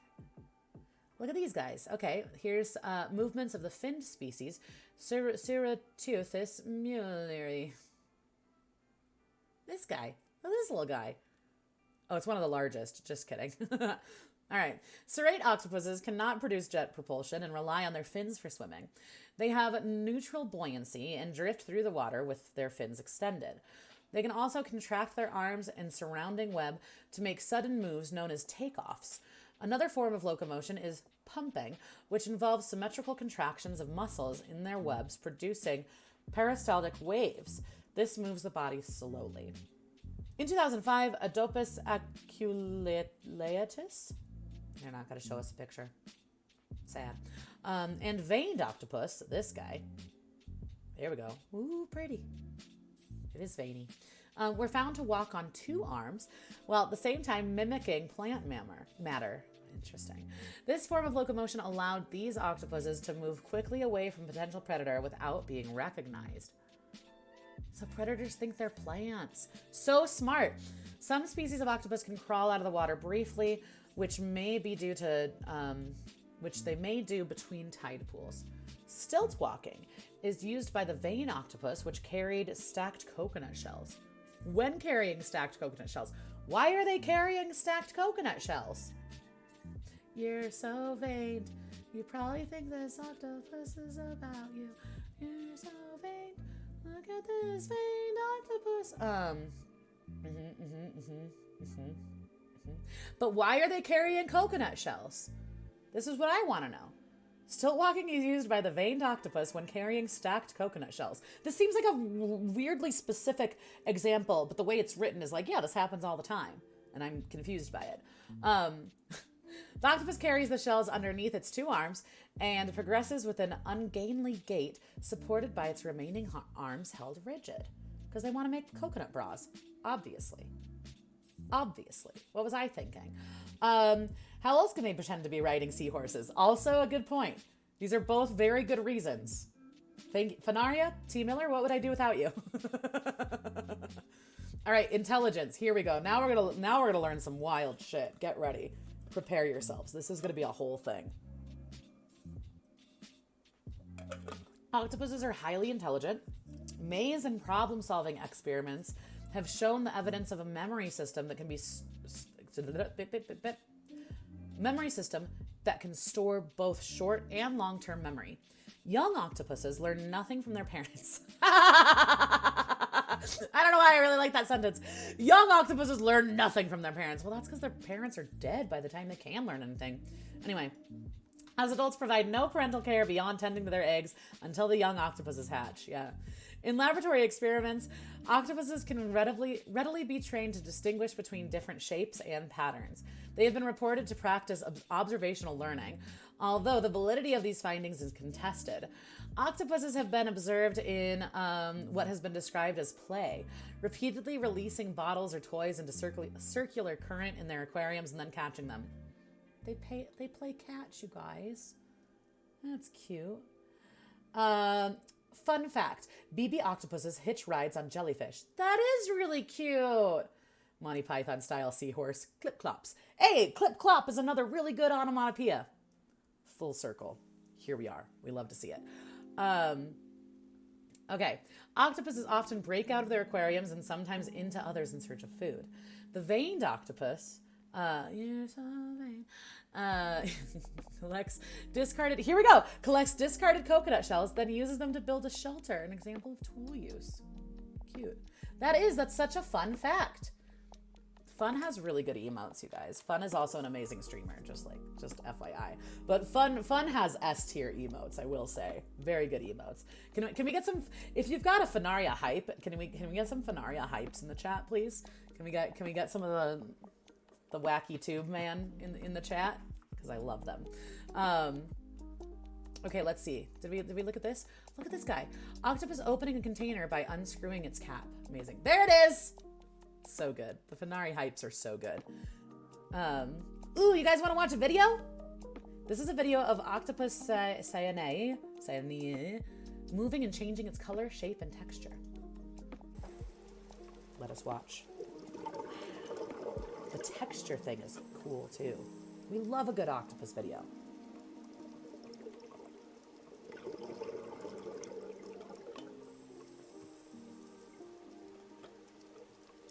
Whoa. Wow. Wild. How neat. There he goes. Just octopusing away. The texture change thing blows my mind. I mean, the camouflage thing too, but the texture change thing is something I never really thought about or noticed. Also, it's wild to me that crawling is more energy efficient for them than swimming. It makes sense, but like I never thought about it. Cool. Neat. Okay. Masters of disguise, these guys. It's true. Don't go changing just to please me. Anyway, camouflage and color change. Octopuses use camouflage when hunting and to avoid predators. To do this, they use specialized skin cells which can change the appearance of the skin by adjusting its color, opacity, or reflectivity. Chromatophores contain yellow, orange, red, brown, or black pigments. Most species have 3 of these colors, while some have 2 or 4. Other color-changing cells are reflective iridophores and white leucophores. This color-changing ability is also used to communicate with or warn other octopuses. Octopuses can create distracting patterns with waves of dark coloration across the body, a display known as the passing cloud. Muscles in the skin change the texture of the mantle to achieve greater camouflage. Yeah, the texture thing. I got your reference. I got you, Team Millhouse. I got you. Let's see. In some species, the mantle can take on the spiky appearance of algae. In others, and I didn't think about it as being an attempt to mimic plants, right? To be like, I'm not an octopus, I'm a plant. Don't mind me. Amazing. Anyway, in others, skin anatomy is limited to relatively uniform shades of one color with limited skin texture. Octopuses that are diurnal and live in shallow water have evolved more complex skin than their nocturnal and deep sea counterparts. A moving rock trick involves the octopus mimicking a rock and then inching across the open space with a speed matching that of the surrounding water. Shut up! That's incredible. Octopuses are really cool. Defense! Here we go. This is the warning display of a greater blue-ringed octopus. Dangerous for humans. And also gorgeous. Aside from humans, octopuses may be preyed on by fishes, seabirds, sea otters, we're going to read about otters later, pinnipeds, cetaceans, and other cephalopods. Octopuses typically hide or disguise themselves by camouflage and mimicry. Some have conspicuous warning coloration, aposematism, or dematic behavior. An octopus may spend 40% of its time hidden away in its den. When the octopus is approached, it may extend an arm to investigate. 66% of Enteroctopus dolphini. Wow, I just read that as a one sentence. Can I start out, please? Please. We need to pause at periods and then continue. An octopus. Hold on, I can do it. An octopus may spend 40% of its time hidden away in its den. When the octopus is approached, it may extend an arm to investigate. 66% of Enteroctopus dolphini in one study had scars, with 50% having amputated arms. Wow. It's because they put a little chemical in to investigate and then it gets chopped. Anyway, the blue rings of the highly venomous blue-ringed octopus are hidden in muscular skin folds, which contract when the animal is threatened, exposing the iridescent warning. An Atlantic white-spotted octopus, Calistoctopus macropus, turns bright brownish red with oval white spots all over in a high-contrast display. Displays are often reinforced by stretching out the animal's arms, fins, or web to make it look as big and threatening as possible.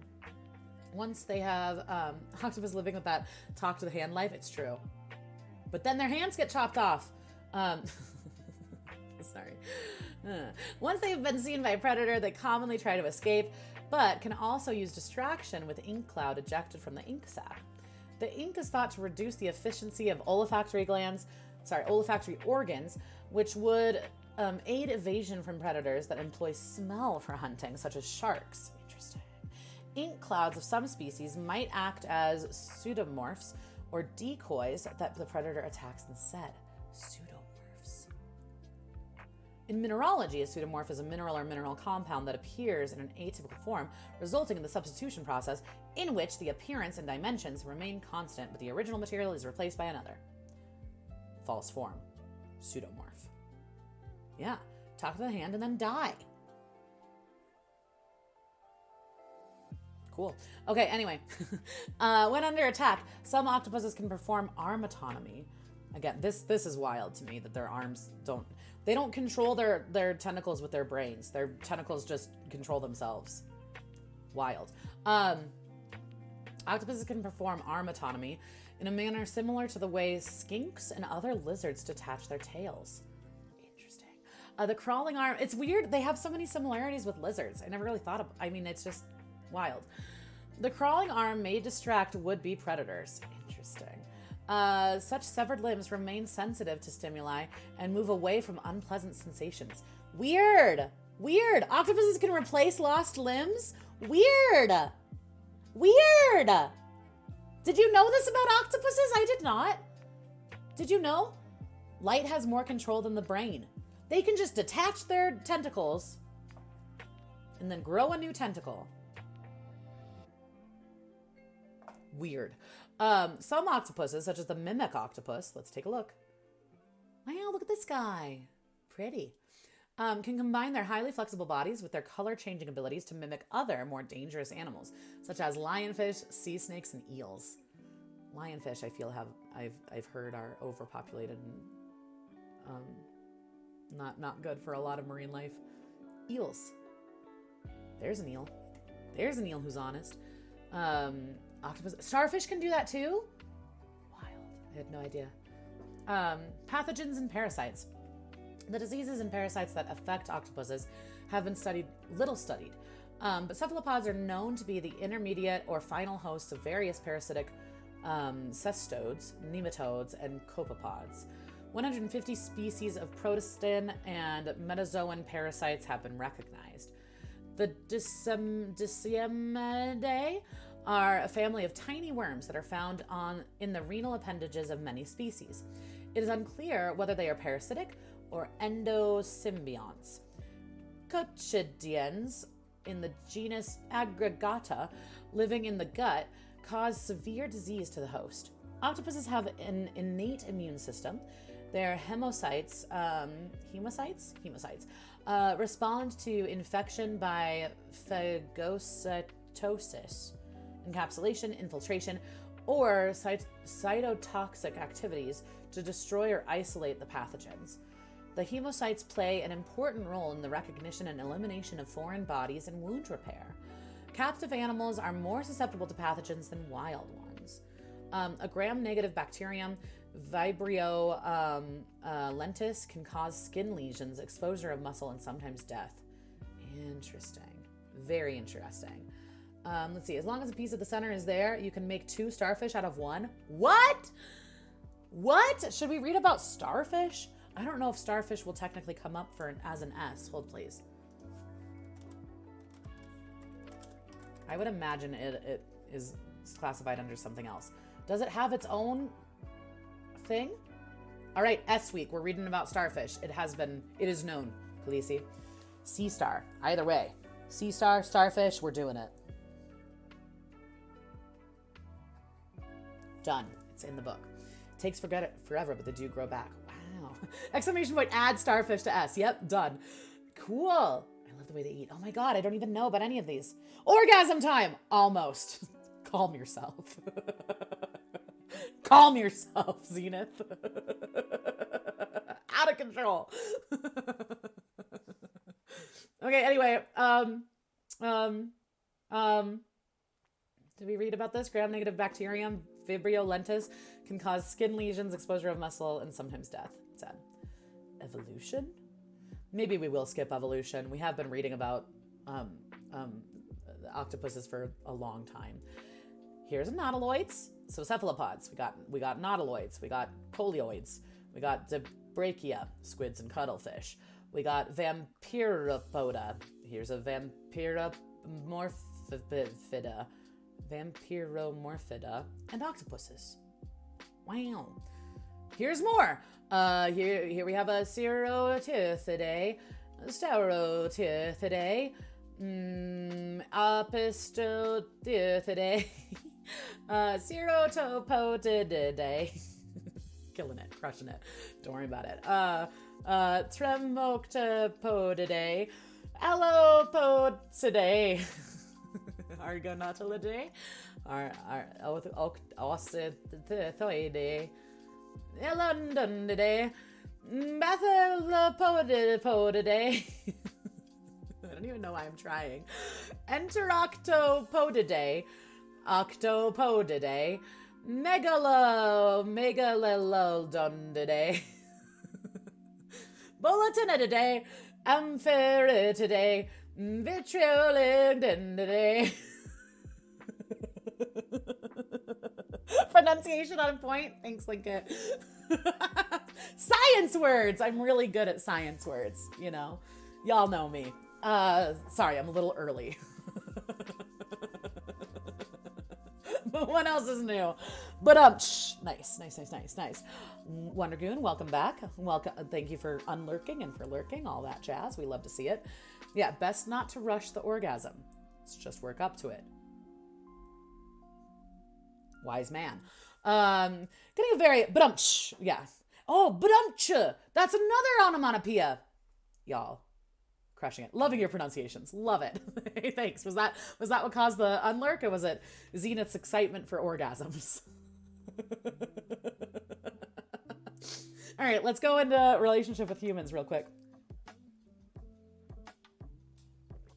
This pot is amazing. This is a Minoan clay vase with octopus decoration, circa 1500 BC. This is beautiful. Really beautiful. All right, in culture. Let's see. Orgasm? What did I miss? You haven't missed it yet. Orgasm is next. I don't know if I'm going to be able to make it through orgasm without blushing the entire time. But it'll be fine. It'll be fine. It's fine. We're all adults here. O is for orgasm. Coming up next. Okay, anyway.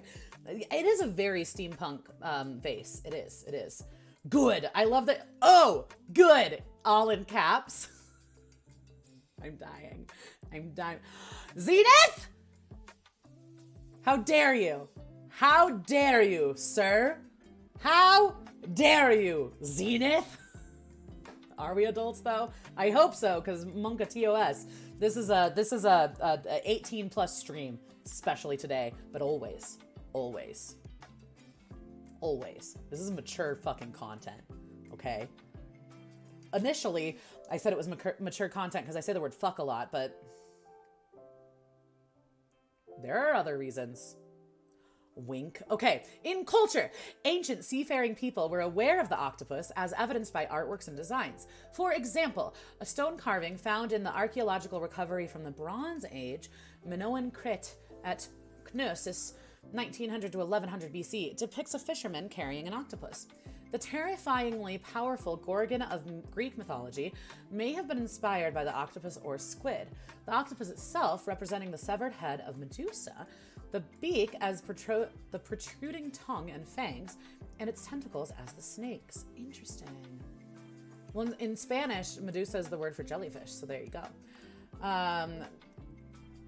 Fucking is how you get to orgasm, so my branding is on point. Everyone needs to go to the timeout corner. Everyone needs to go to the naughty corner and don't enjoy it.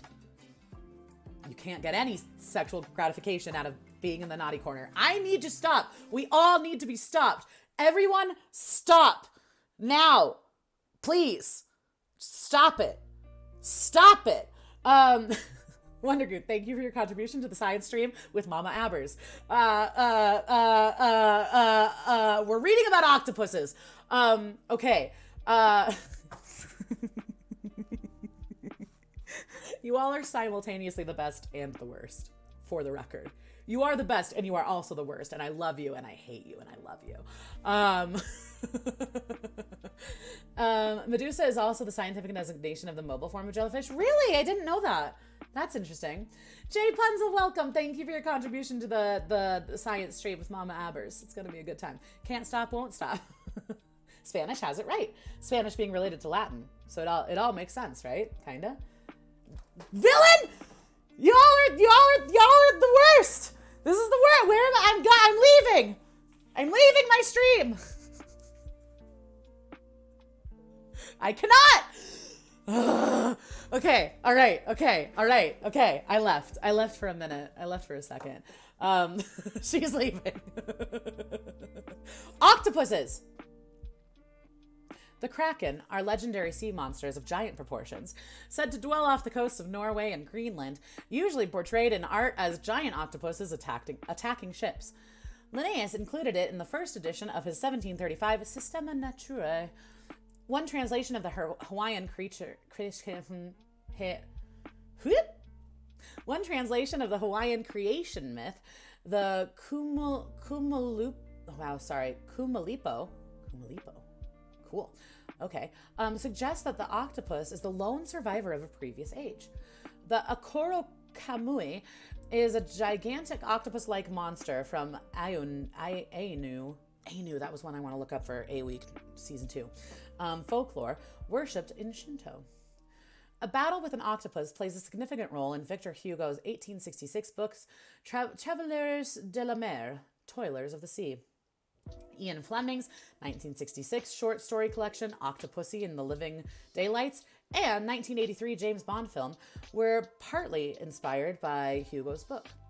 Japanese erotic art, shunga, which again, we hentai, thank you, Viri,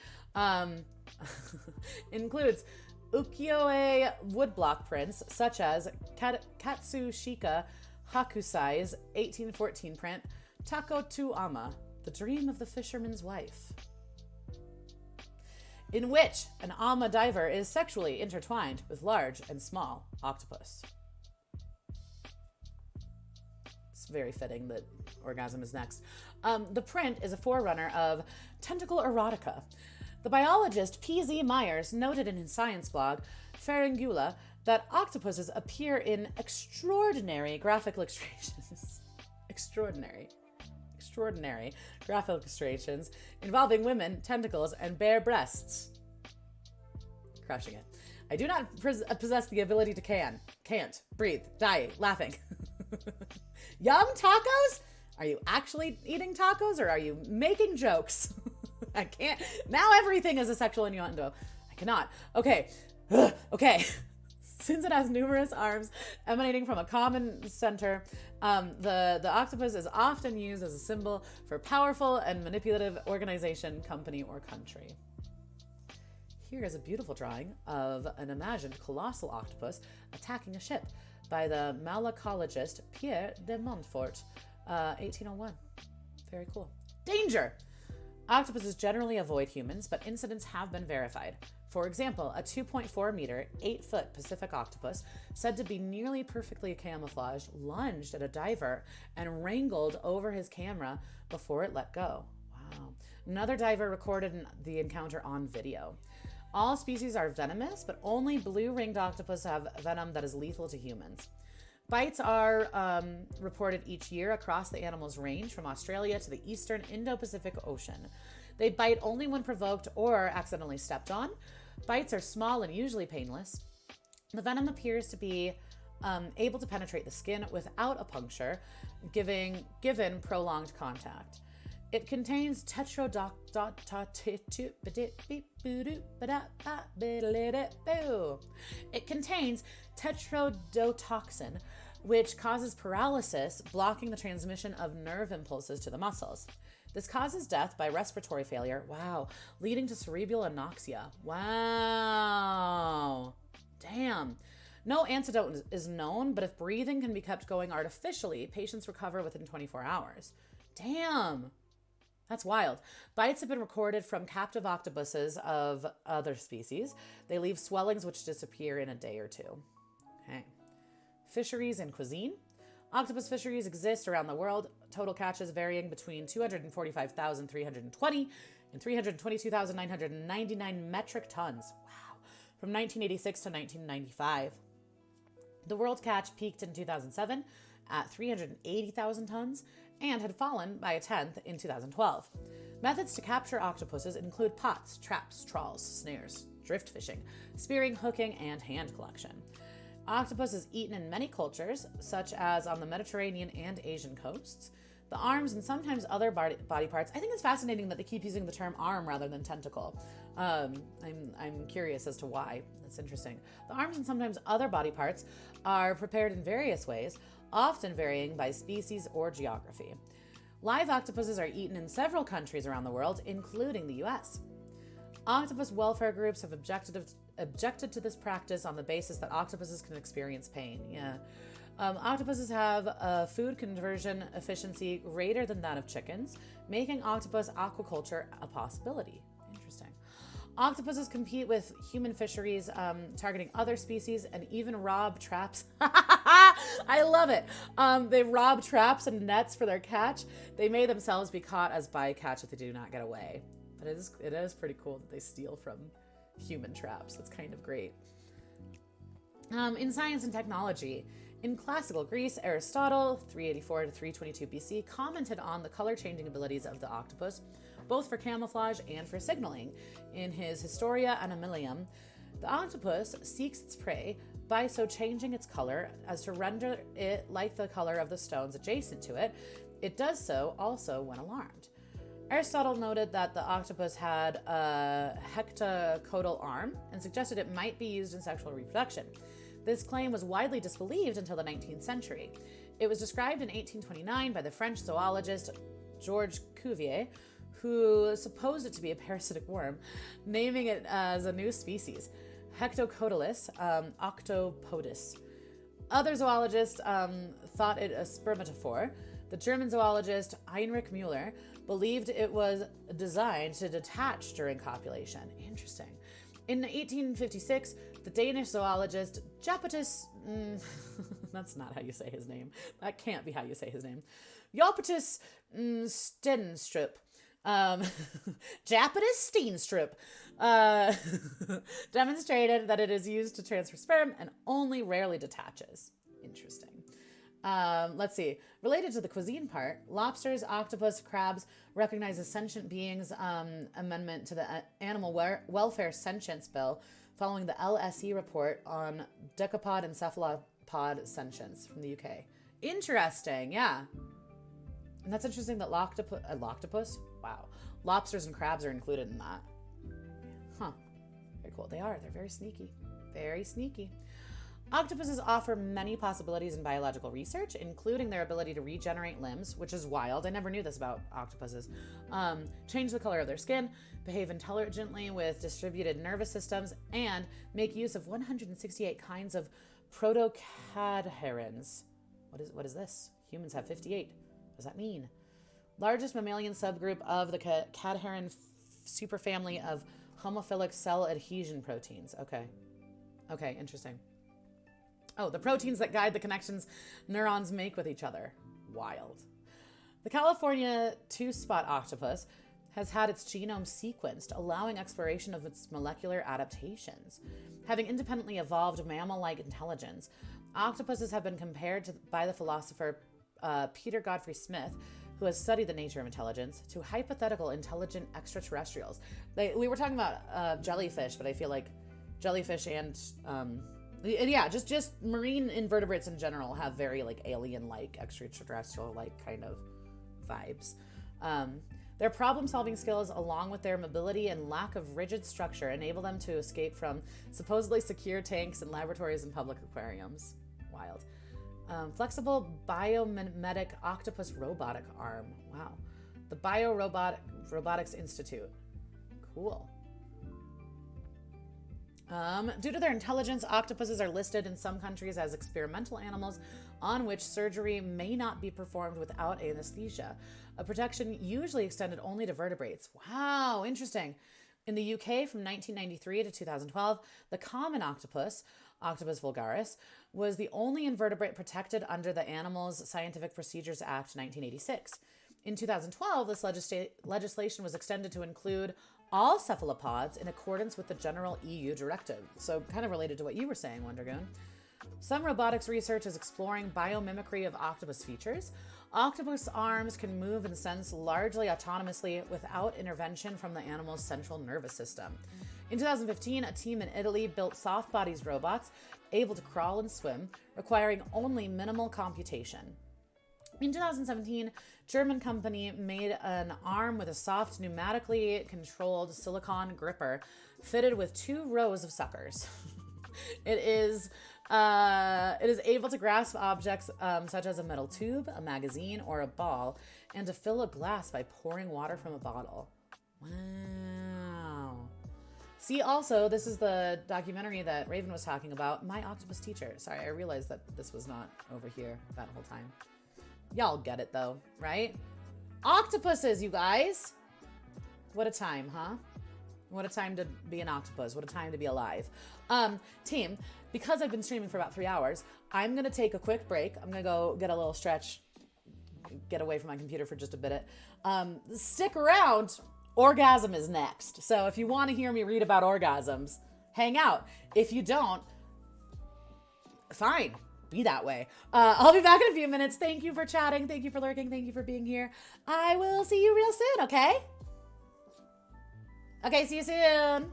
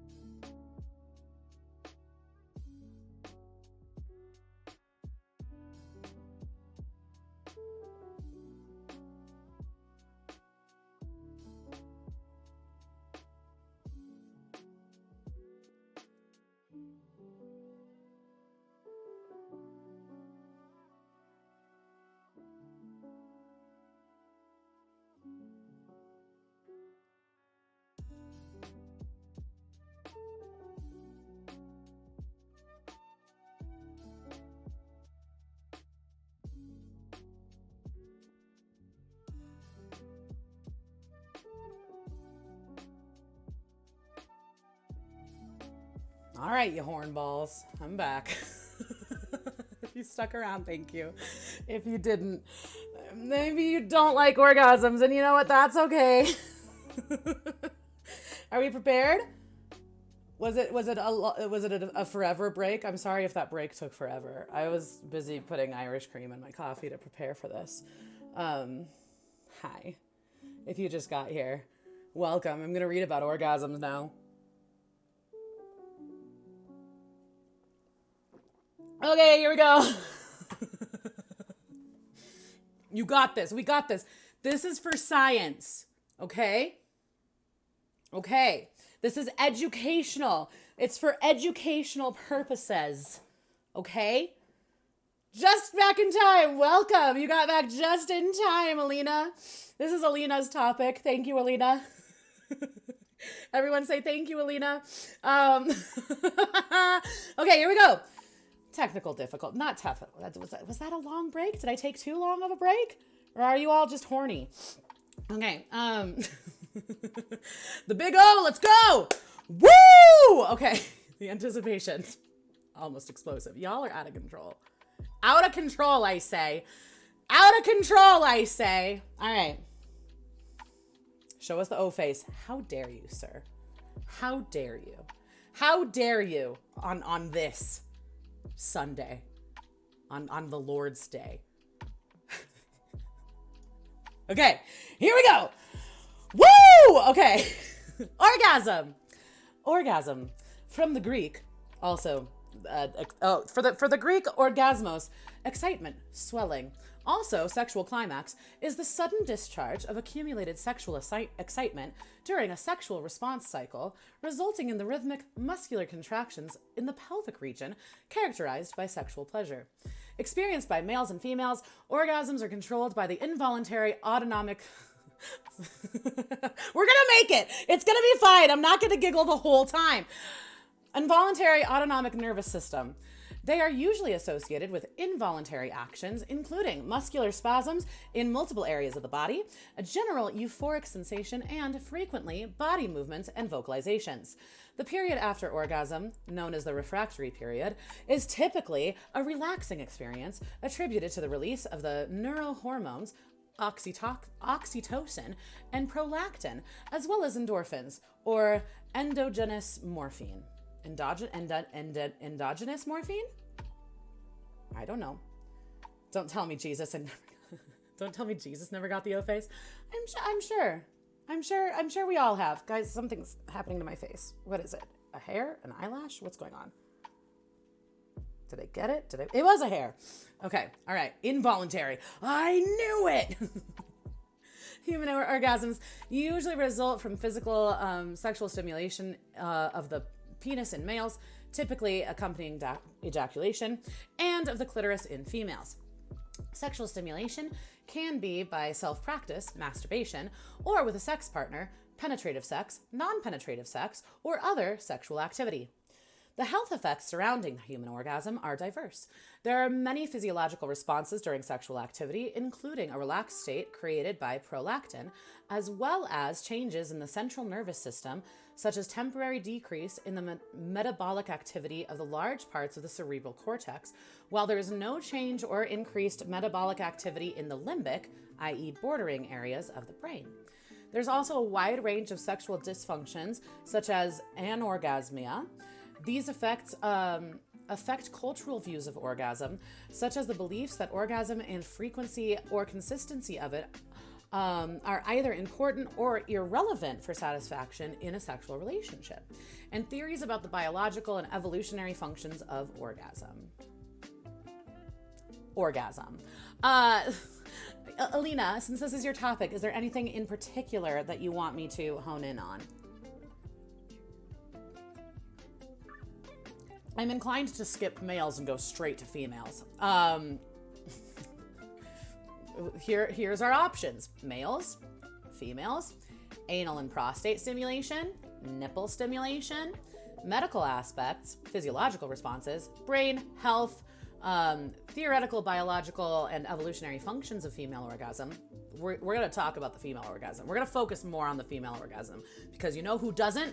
the world. Involuntary orgasm, tantric sex, literature, other animals, anything queer. It doesn't even look like they've got anything queer, to be honest. But we'll see. We'll figure it out. Let's see. Spaced back at a weird time. Welcome. We're just reading about orgasms. No big deal. Definitions. Okay. In a clinical context, orgasm is usually defined strictly by the muscular contractions involved during sexual activity, along with the characteristic patterns of change in heart rate, blood pressure, and often respiration rate and depth. This is categorized as the sudden discharge of accumulated sexual tension during a sexual response cycle, resulting in rhythmic muscular contractions in the pelvic region. However, definitions of orgasm vary, and there is sentiment that consensus on how to consistently classify it is absent. At least 26 definitions of orgasm were listed in the journal Clinical Psychology Review. Wow. May space back out into Sims for a bit. You do your thing, Viri. You do whatever you want to do. I'll make it known when we're reading about Frank Oz. Yeah, do your thing. Don't skip literature. Okay, we won't skip literature. There is some debate whether certain types of sexual sensations, should be accurately classified as orgasms, including female orgasms caused by G-spot stimulation alone, and the demonstration of extended or continuous orgasms lasting several minutes or even an hour. The question centers around the clinical definition of orgasm, but this way of viewing orgasm is merely physiological, while there are also psychological, endocrinological, and neurological definitions of orgasm. In these and similar cases, the sensations experienced are subjective and do not necessarily involve the involuntary contractions characteristic of orgasm. However, the sensations in both sexes are extremely pleasurable and are often felt throughout the body, causing a mental state that is often described as transcendental and with vasocongestion. What? The swelling of bodily tissues. Got it. An associated pleasure comparable to that of full contractionary orgasm. For example, modern findings, I definitely read that as fingerings at first. This is going to be so rough. Modern findings support distinction between ejaculation and male orgasm. For this reason, there are views on both sides as to whether these can be accurately defined as orgasms. And now you know. Achieving orgasm. Orgasms can be achieved during a variety of activities, including vaginal, anal, or oral sex, non-penetrative sex, or masturbation. They may also be achieved by the use of a sex toy, such as sensual vibrator or an erotic electrostimulation. We're doing great. We got this. I did read it as fingering. I'm sorry. I'm not sorry. I don't know anymore. Right. Erotic electrostimulation. Achieving orgasm by stimulation of the nipples or other erogenous zones is rarer. Why did I wink when I said that? Who knows? Let's keep going. Multiple orgasms are also possible, especially in women, but they are also uncommon. Are they uncommon, or do men just not know what they're doing? Anyway, multiple orgasms are orgasms that occur within a short period of one another. In addition to physical stimulation, orgasm can be achieved from psychological arousal alone, such as during dreaming, nocturnal emission for males or females, or by forced orgasm. Orgasm by psychological stimulation alone was first reported among people who had spinal cord injury. Although sexual function and sexuality after spinal cord injury is very often impacted, this injury does not deprive one of sexual feelings such as sexual arousal and erotic desires. Scientific literature focuses on the psychology of female orgasm significantly more than it does on the psychology of male orgasm, which appears to reflect the assumption that female orgasm is psychologically more complex than male orgasm. But the limited empirical evidence available suggests that male and female orgasm may bear more similarities than differences. In one controlled study by Vance and Wagner in 1976, independent raters could not differentiate written descriptions of males versus female orgasm experiences. The more you know. Lol.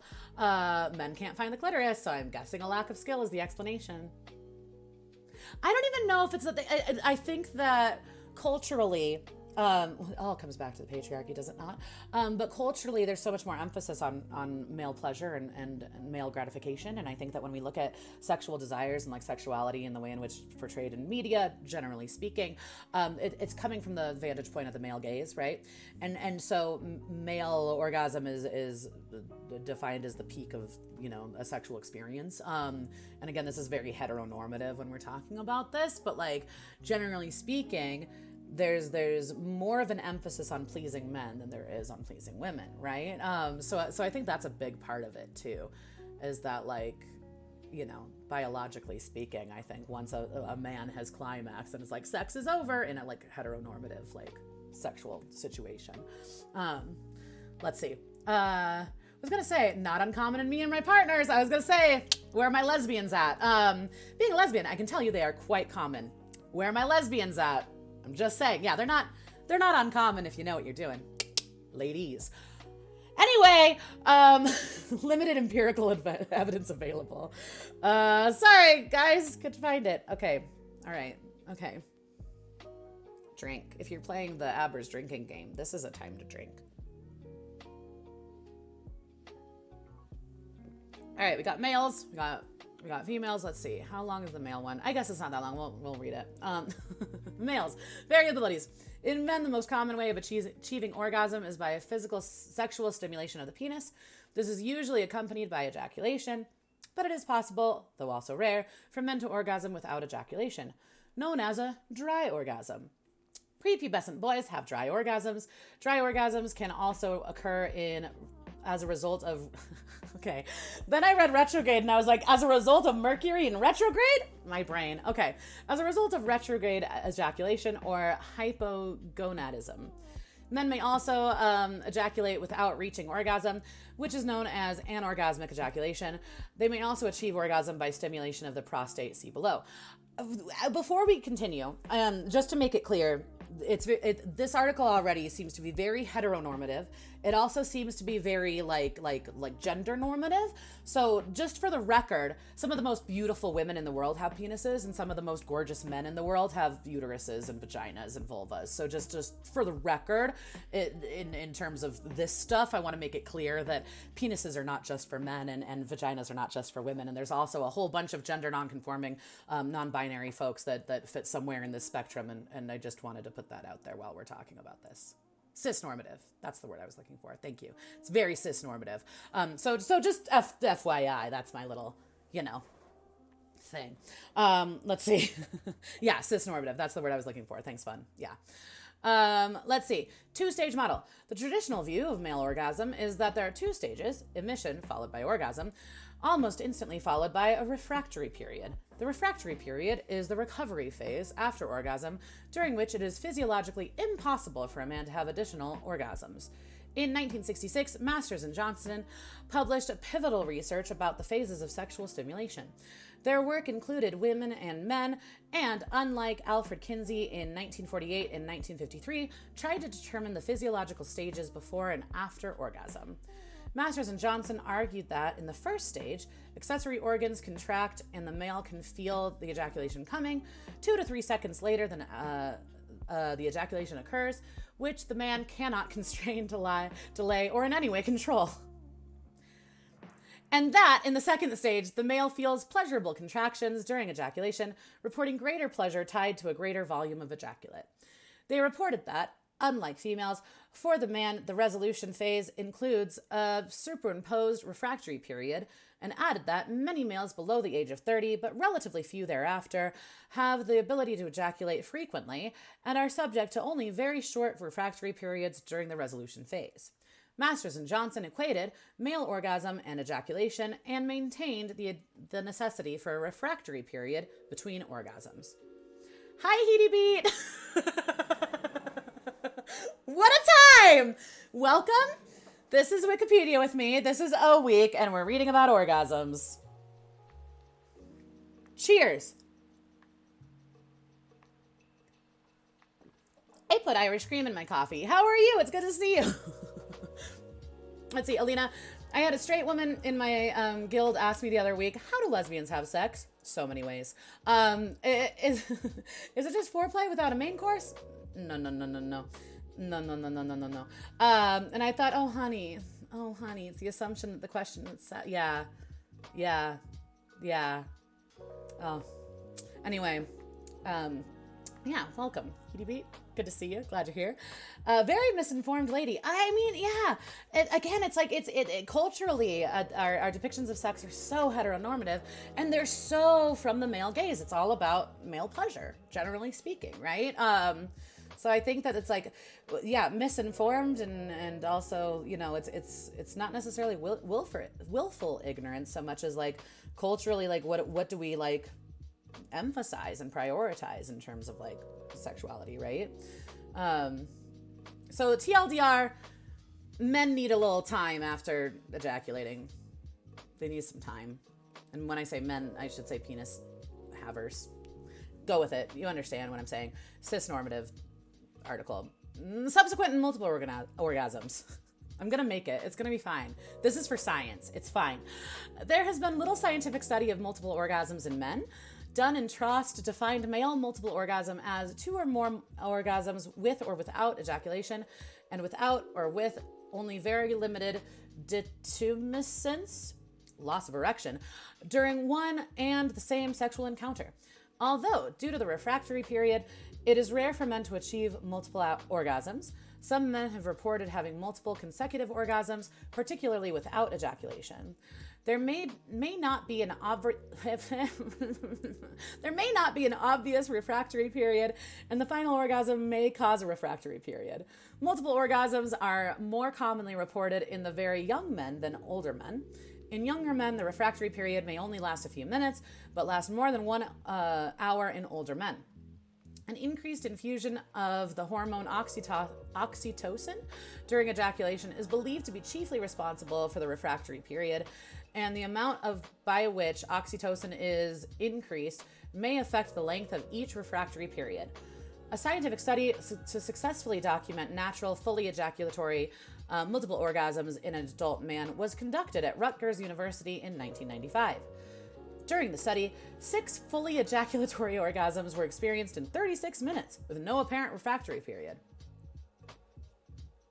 All right. On to the females. On to the vagina havers and vulva havers. Orgasmic factors and variabilities. In women, again, I'm just going to keep saying it. It's very cisnormative, heteronormative article, but we're going to keep going. The most common way to achieve orgasm is by direct sexual stimulation of the clitoris, meaning consistent manual, oral, or other concentrated friction against the external parts of the clitoris. General statistics indicate that 70 to 80% of women require direct clitoral stimulation to achieve orgasm, although indirect clitoral stimulation, for example, via vaginal penetration, may also be sufficient. The Mayo Clinic stated, orgasms vary in intensity, and women vary in the frequency of their orgasms and the amount of stimulation necessary to trigger an orgasm. Clitoral orgasms are easier to achieve because the glands of the clitoris, or the clitoris as a whole, has more than 8,000 sensory nerve endings, which is as many, or more in some cases, nerve endings as are present in the human penis or glans penis. Human or glans? Go with it. As the clitoris is homologous to the penis, it is the equivalent of its capacity to receive sexual stimulation. One misconception, particularly in older research publications, is that the vagina is completely insensitive. Do people think that? What is happening in the world? Okay, anyway, however, there are areas in the anterior vaginal wall and between the top junction of the labia minora and the urethra that are especially sensitive. With regard to specific density of nerve endings, while the area commonly described as the G-spot may produce an orgasm, and the urethral sponge, an area in which the G-spot may be found, runs along the roof of the vagina and can create pleasurable sensations when stimulated. Intense sexual pleasure, including orgasm from vaginal stimulation, is occasional or otherwise absent because the vagina has significantly fewer nerve endings than the clitoris. The greatest concentration of vaginal nerve endings are at the lower third near the entrance of the vagina. What? Random-ish. But this is reminding me of a post I saw on Twitter recently. The penis is just a clitoris on steroids. Yeah, well, and if you actually look at the anatomy of a clitoris, it's not just the external part, right? The clitoris is actually, I'm like, the clitoris. We think of the clitoris as the external part, but the clitoris is like it internal as well. There's a part of me that's like, do we have anatomy pictures? Do we have clitoris pictures? But yeah, I mean, I don't know, because the clitoris is kind of a penis on steroids. Anyway, where was I? Something about clitorises. Right. Sex educator Rebecca Chalker states that only one part of the clitoris, the urethral sponge, is in contact with the penis, fingers, or a dildo in the vagina. Height and Chalker state that the tip of the clitoris and the inner lips, which are also very sensitive, are not receiving direct stimulation during penetrative intercourse. Because of this, some couples may engage in the woman on top position. I'm gonna die. Okay. Or the coital alignment technique to maximize clitoral stimulation. For some women, the clitoris is very sensitive after climax, making additional stimulation initially painful. We're gonna make it. It's gonna be fine. It's gonna be fine. Masters and Johnson argued that all women are potentially multiply orgasmic, but that multiply orgasmic men are rare, and stated that the female is capable of rapid return to orgasm immediately following an orgasmic experience if re-stimulated before tensions have dropped below the plateau phase response levels. Though generally reported that women do not experience a refractory period and thus can experience an additional orgasm or multiple orgasms soon after the first one, some sources state that both men and women experience a refractory period because women may also experience a period after orgasm in which further sexual stimulation does not produce excitement. After the initial orgasm, subsequent orgasms for women may be stronger or more pleasurable as the stimulation accumulates. Drink.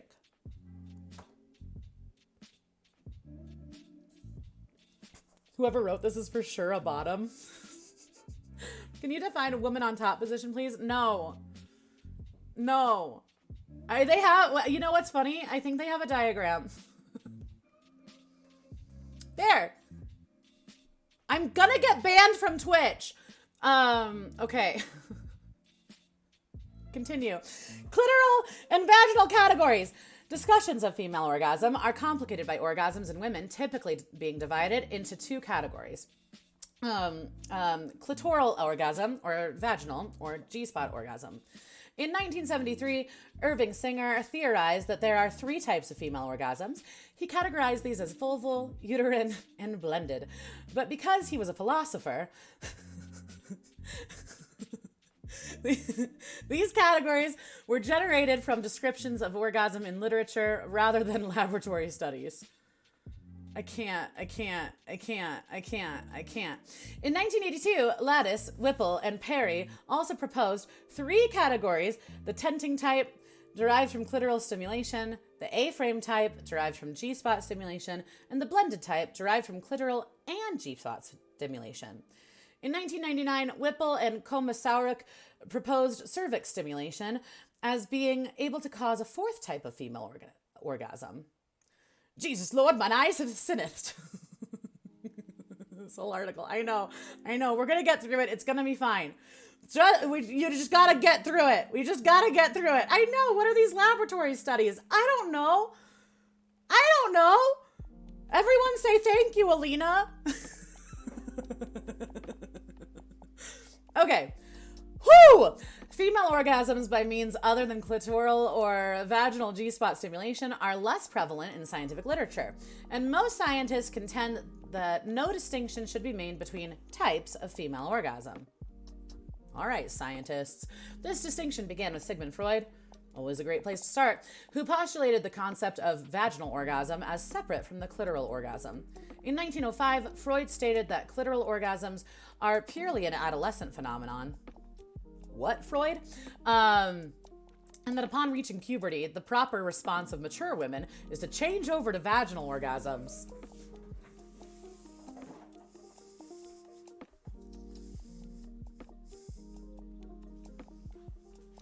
Unacceptable, Freud.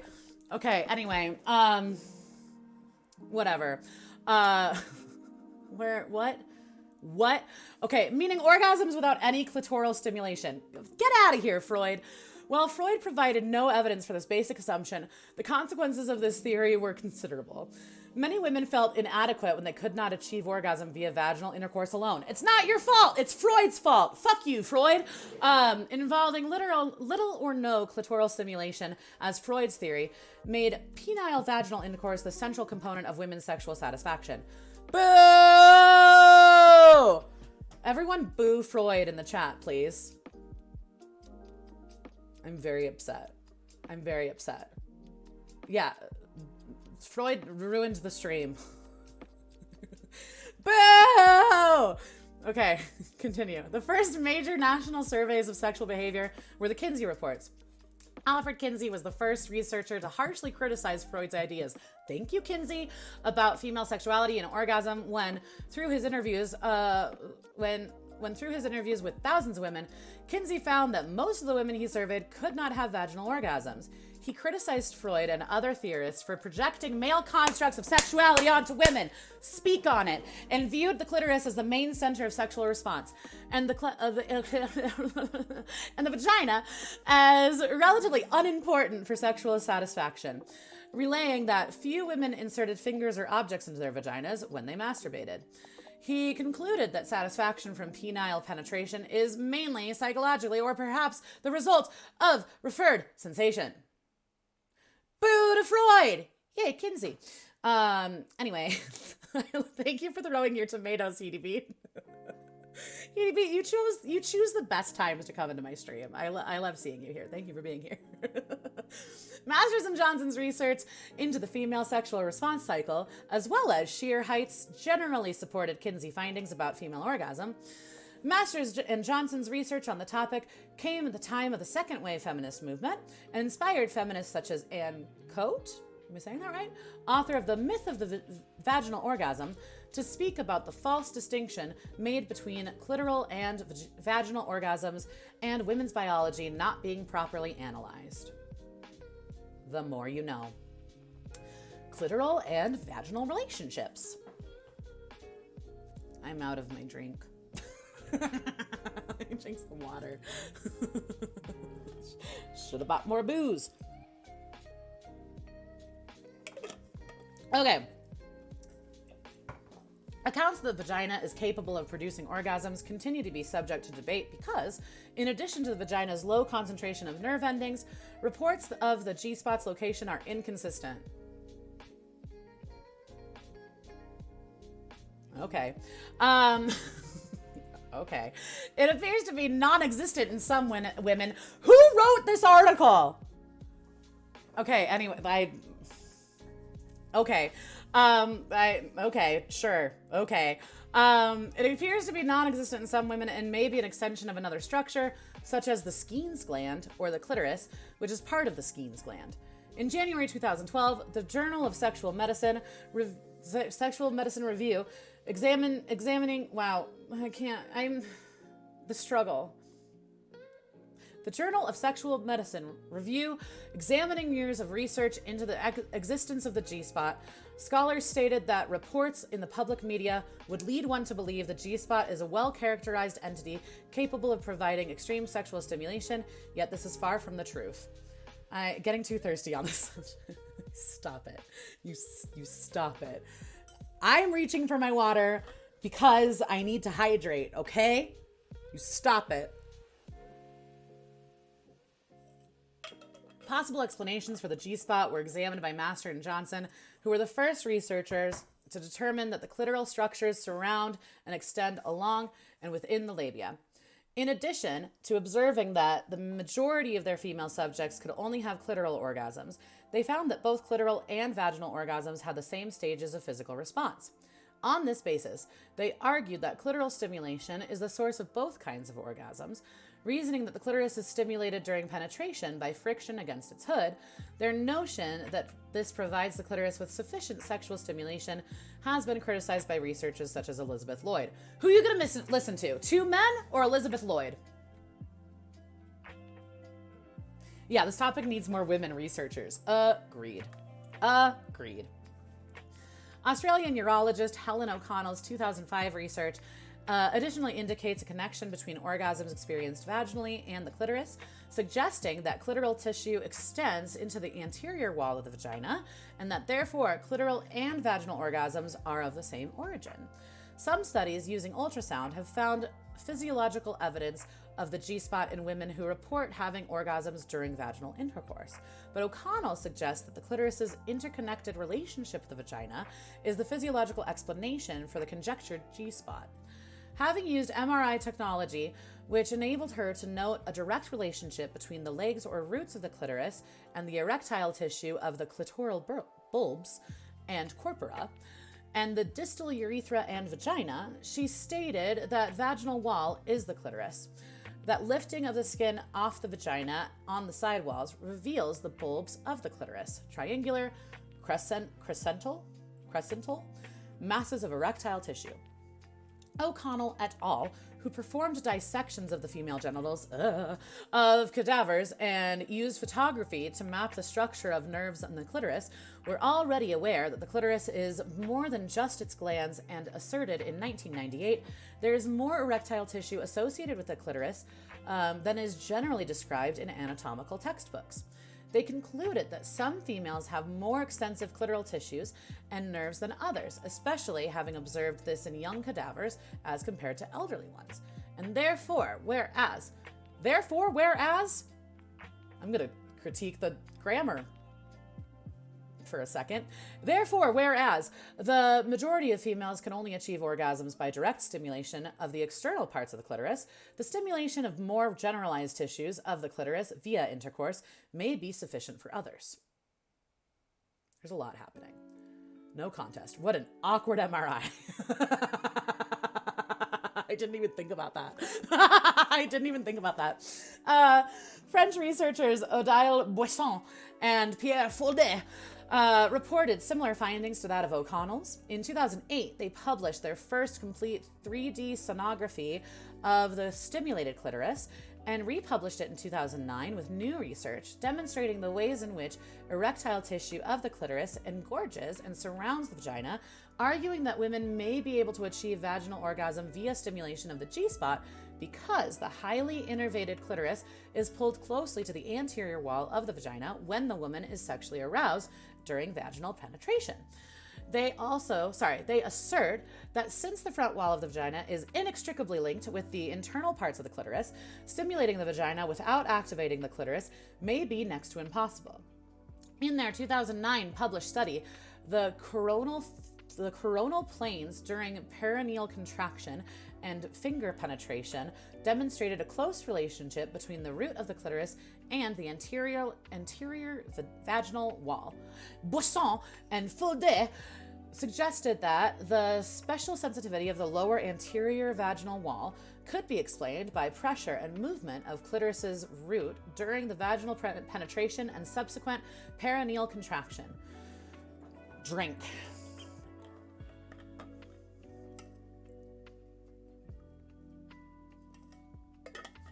Supporting a distinct G-spot is a study by Rutgers University, published in 2011, which was the first to map the female genitals onto the sensory portion of the brain. Brain scans showed that the brain registered distinct feelings between stimulating the clitoris, the cervix, and the vaginal wall, where the G-spot is reported to be. When several women stimulated themselves in a functional magnetic resonance, fMRI, machine. Again, very awkward MRI. I think that the bulk of the evidence shows that the G-spot is not a particular thing. Stated Barry Komisaruk. Okay, anyway, I'm just going to continue. Ahead of the research findings, it's not like saying, what is the thyroid gland? The G-spot is more of a thing like the New York City is a thing. What? It's a region. It's a convergence of many different structures. Okay, all right, Barry. Commenting on Komisaruk's research and other findings, Emanuele Giannini, a professor of endocrinology at the University of Aquila in Italy, acknowledged a series of essays published in March 2012, the Journal of Sexual Medicine, which document evidence that vaginal and clitoral orgasms are separate phenomenon that activate different areas of the brain and possibly suggest key psychological differences between women. Hi, Lilith! Anyone just entering the stream, hi, this is normal. Welcome to O Week of Wikipedia with me. On Sundays, we go down Wikipedia rabbit holes. We're looking up things that start with the letter O. Right now, we're reading about orgasms. Welcome. How's it going? Good to see you. Other factors in research. Regular difficulty reaching orgasm after ample sexual stimulation, known as anorgasmia, is significantly more common in women than in men. See below. I mean, you keep putting women into MRI machines and you're like, why won't they orgasm? I don't know, because it's awkward as fuck in front of you. Anyway, in addition to sexual dysfunction being a cause for women's inability to reach orgasm, or the amount of time for sexual arousal needed to reach orgasm being variable and longer in women than men, other factors include a lack of communication between sexual partners. Huge. This is huge. This right here. Communication is key. Anyway, about what is needed for the women to reach orgasm, feelings of sexual inadequacy in either partner, a focus on only penetration, vaginal or otherwise, and men generalizing women's trigger for orgasm based on their own sexual experiences with other women. Let's talk about that one for a minute. Yeah, perfect timing. Welcome. Anyone that didn't think orgasm would be an O week, I don't know about you. I honestly didn't. I didn't even think about it. But thank you, Alina, for bringing this topic, because I do think it's good to talk about. What's an orgasm? What's one like? Oh, Lilith, sweet baby. Oh, no. Alina, thank you for that. Guys, I need to update the sub count. The sub count has not updated. Hold, please, while I do that. Because people have been gifting subs like crazy, and we gotta update it. Like gangbusters, I should say. It's been a wild day of gifted subs. Alina, thank you for that gifted sub to Lilith. That's very sweet. Very much appreciated. Oh my God, it's a callback to the main event lady in the guild chat. Stop. So good. So good. Okay, all right, hold on. There, wow, 49 subs. Y'all are wild. Thank you so much. There it is. Kind of makes me mad that it doesn't like automatically update it, but there we go. Holy moly. Yeah, very sweet, Alina. Thank you for that. I feel as though Alina's like, hi, welcome. This is my topic. Have a sub.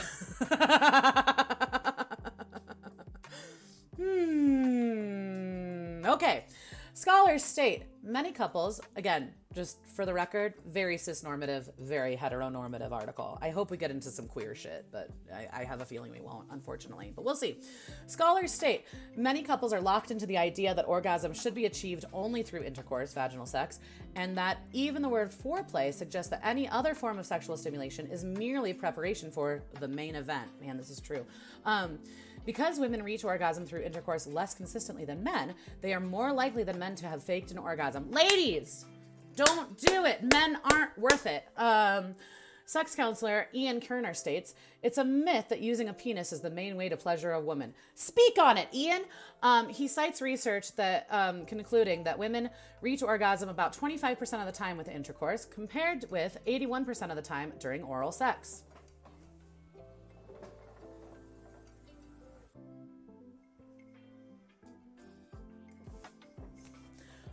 In the first large-scale empirical study worldwide to link specific practices with orgasm, reported in the Journal of Sex Research in 2006, demographic and sexual history variables were comparatively weakly associated with orgasm.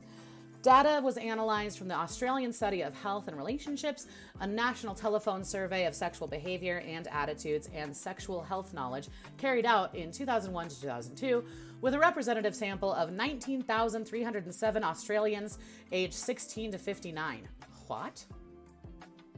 Survey. It was a survey. Okay, practices included vaginal intercourse alone, 12%, vaginal and manual stimulation of the man's and or women's genitals, 49%, vaginal intercourse plus manual plus oral, 32%, and the encounters may also have included other practices.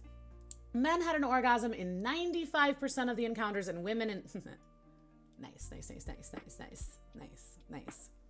69%. Generally, the more practices engaged in, the higher a woman's chance of having an orgasm. Women are more likely to reach orgasm in encounters, including cunnilingus. This is only news to people without clits. Yup. Teach me your ways. Just demand your orgasm. Just if you are in a heterosexual relationship, and if you identify as a woman, and if you do not orgasm, just be like, hey, by the way, I didn't orgasm. Figure it out. Defo news to you. Oh, little sweet baby. Just don't lie to please a man. Don't lie to please a man. And I think for most women, femme-identifying folks who have had sex with men, unfortunately, it's a thing that we have all done. Because there's pressure to like our understanding of sexuality is that it's your job as a woman to please men, and therefore, because masculinity is so fragile, we feel the need to be like, oh yeah, that was fun. Don't do it. It's not worth it. Get a vibrator. Get a vibrator. Get a vibrator. You know what I mean? Just get a vibrator. Live your life. And honestly, if dude doesn't do it for you, just be like, yeah, I'm gonna just finish myself off. It's such a power move. Anyway, are we okay? Other studies suggest that women exposed to lower levels of prenatal androgens are more likely to experience orgasm during vaginal intercourse than other women. Fair. Exercise-induced. Kinsey, in his 1953 book, Sexual Behavior in the Human Female, stated that exercise could bring about sexual pleasure, including orgasm. A review in 1990 on the sexual response itself as exercise reviewed the literature and stated that the field was poorly researched. It also said that studies had found that aerobic or isotonic exercise that resembles sexual activity or sexual positions can induce sexual pleasure, including orgasm. In 2007, review of the relationship between the pelvic floor dysfunction and sexual problems in men and women found that they are commonly linked, and suggested that physical therapy strengthening the pelvic floor could help address the sexual problems, but that it was not well enough studied to recommend. To be recommended. To recommend? Yeah. Starting in at least 2007, the term coregasm was used in popular media to refer to exercise-induced orgasm, or in academic parlance, termed exercise-induced sexual pleasure, EISP. And an extensive discussion on the yogasm occurred in 2011, Daily Beast posting. A paper published in 2012 presented results of an online survey of women who had experienced an orgasm or other sexual pleasures during exercise. The paper was widely discussed in popular media when it was published. The authors of the paper said the research on the relationship between exercise and sexual response was still lacking. Interesting. Let's see. And then you're locking yourself into that pattern with them. It's true. It's rough ski. It's a rough ski. And this is one of those things too, where it's like, I don't want to like victim blame, because again, like I think that women and feminine identifying folks are victims of an oppressive society that tells them that we need to behave in certain ways to please men. So it's one of those things that it's like, it should not be our responsibility, and yet. And I think in general in sex, whether you're in a heteronormative relationship or not, communication is so important, right? Just communication, and honest communication too. And just being in a relationship in general, this is spoken as a single person who doesn't know how to do relationships well. But communication is everything. It's so necessary. And honest communication is everything. Really. The more honest you can be with yourself, the more honest you can be with other people, and the more probable it is to get what you need in life. Even though it's scary and it's hard. Just saying. Nishy Fishy, welcome. Nishy Fishy 98, welcome. This is a thing we do on Sundays called Wikipedia with me. We're reading about things that start with the letter O this week. Right now we're reading about orgasms. Totally scientific for educational purposes. B7? Uh-oh. What does that mean? Nishy Fishy, am I gonna have to ban ya? I'm nervous about it. I hope I don't. I don't know what that means. Sorry, I thought there was a vending machine. Because I'm looking like a snack! Look at you. Cute. That was cute. I was ready to ban you, but I think we'll be all right. How's it going? Welcome. I appreciate that. calm yourself. But also, thank you. Shall we read about anal and prostate stimulation? Yeah, that was smooth. That was good. That was smooth. That was smooth. I was nervous for a second. That was good. That was a good one. All right. In both sexes, pleasure can be derived from the nerve endings around the anus and the anus itself, such as during anal sex. It is possible for men to achieve orgasm through prostate stimulation alone. The prostate is the male homologue variation to the Skene's gland, which are believed to be connected to the female G-spot. And now we know. We love a good pay gang, don't we? I like how I say we. Yeah, Nishy Fishy, you're down? Okay, great. Good. Love to hear it. Love to see it. Thank you for the lurk and thank you for the follow. Welcome. Pegging for Pee Week? Jesus Christ. Let me see if it's actually an article. If it is an article, we'll do it.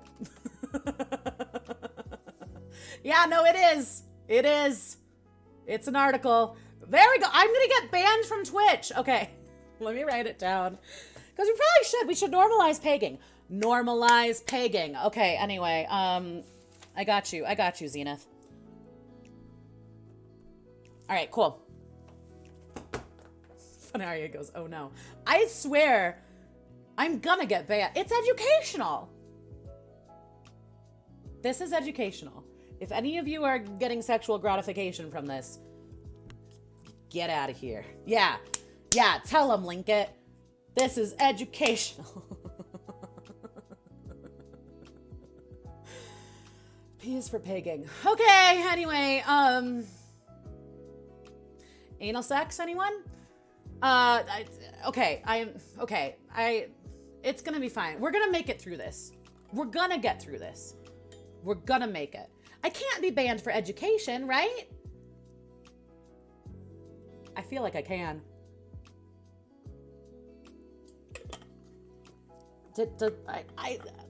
It's fine. It's fine. Okay. Anyway, anal sex. Let's talk about it. Right. Prostate, Skene's gland, G-spot. Here we go. Sexually stimulated through anal sex, perineum massage, or via vibrator. Much of the available information about prostate-induced orgasms comes from anecdotal reports by individuals, and the exact mechanisms by which such orgasms are produced are unclear. Some sources suggest this occurs via stimulation of nerves in the prostatic plexus surrounding the organ. Others suggest it is via nerves within the prostate itself. Others say changes in the brain, neuroplasticity, are required to derive pleasure from prostate stimulation. That's interesting. Huh. Regardless, prostate-induced orgasms are often reported to be intensely pleasurable. Prostate stimulation can produce a deeper orgasm, described by some men as more widespread and intense, longer lasting, and allowing for greater feelings of ecstasy than orgasm elicited by penile stimulation only. The practice of pegging, there we go, consisting of a woman penetrating a man's anus with a strap-on dildo, stimulates the prostate. It is typical for a man to not reach orgasm as a receptive partner solely from anal sex. Is that true? I don't think that's true. All right. Anyway, but normalizing things, right?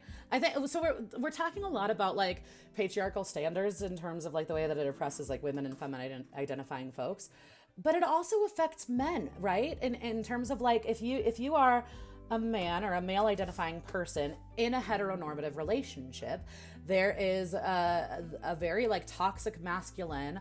And even within the gay community, honestly, there's a very like toxic kind of viewpoint with regard to like who is being penetrated and who is penetrating and like all of these different things. And I think like normalizing prostate stimulation for straight men is important, right?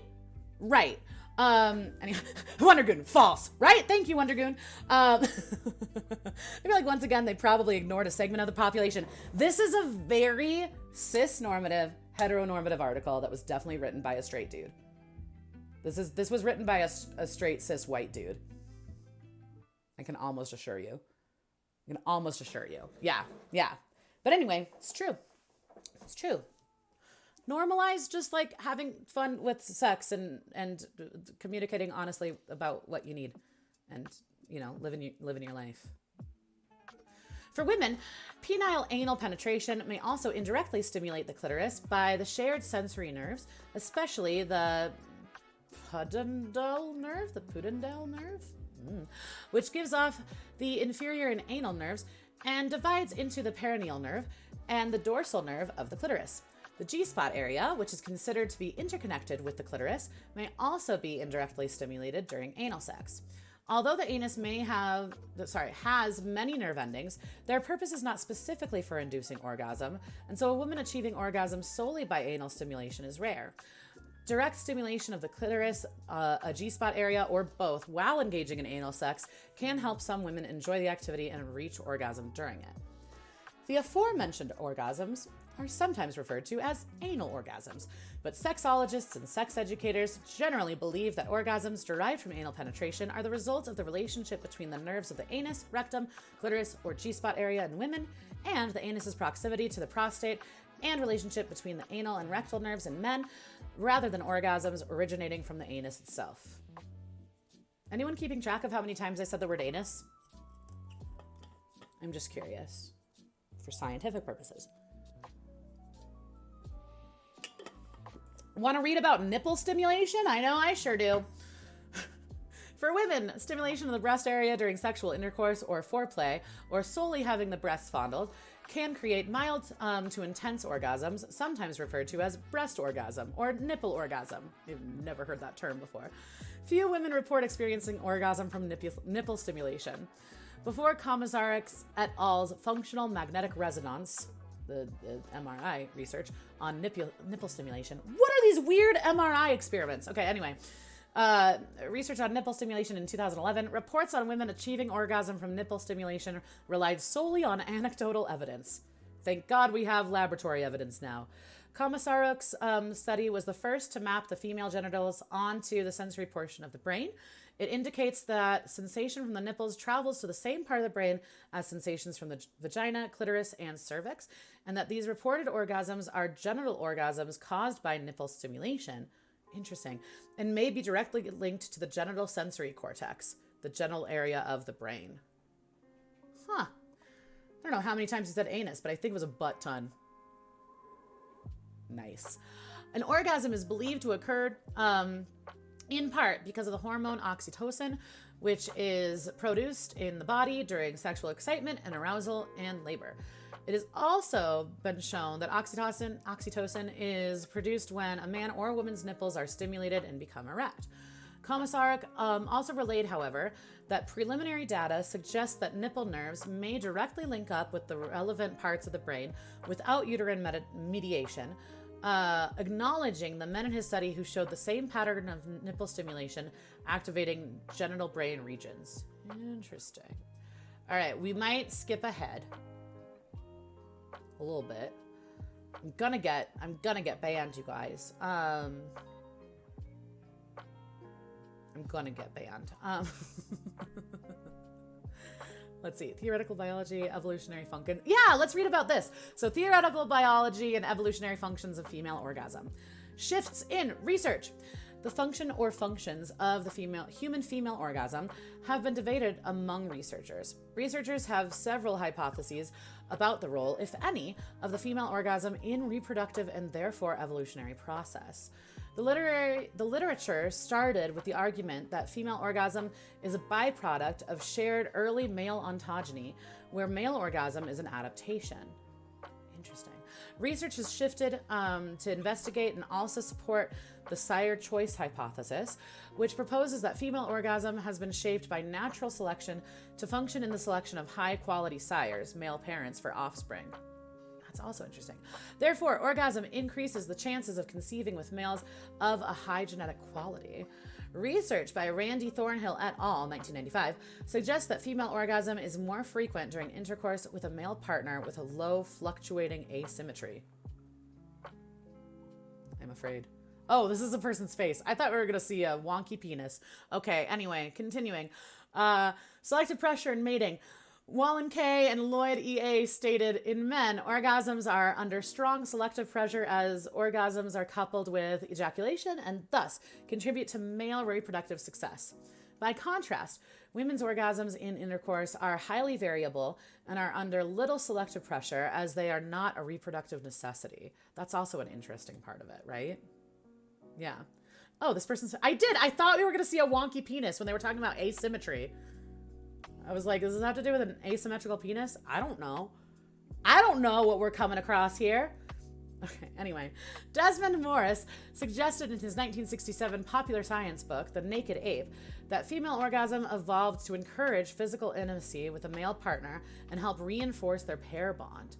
Morris suggested that the relative difficulty in achieving female orgasm in comparison to the males might be favorable in Darwinian evolution by leading the female to select mates who bear qualities like patience, care, imagination, and intelligence.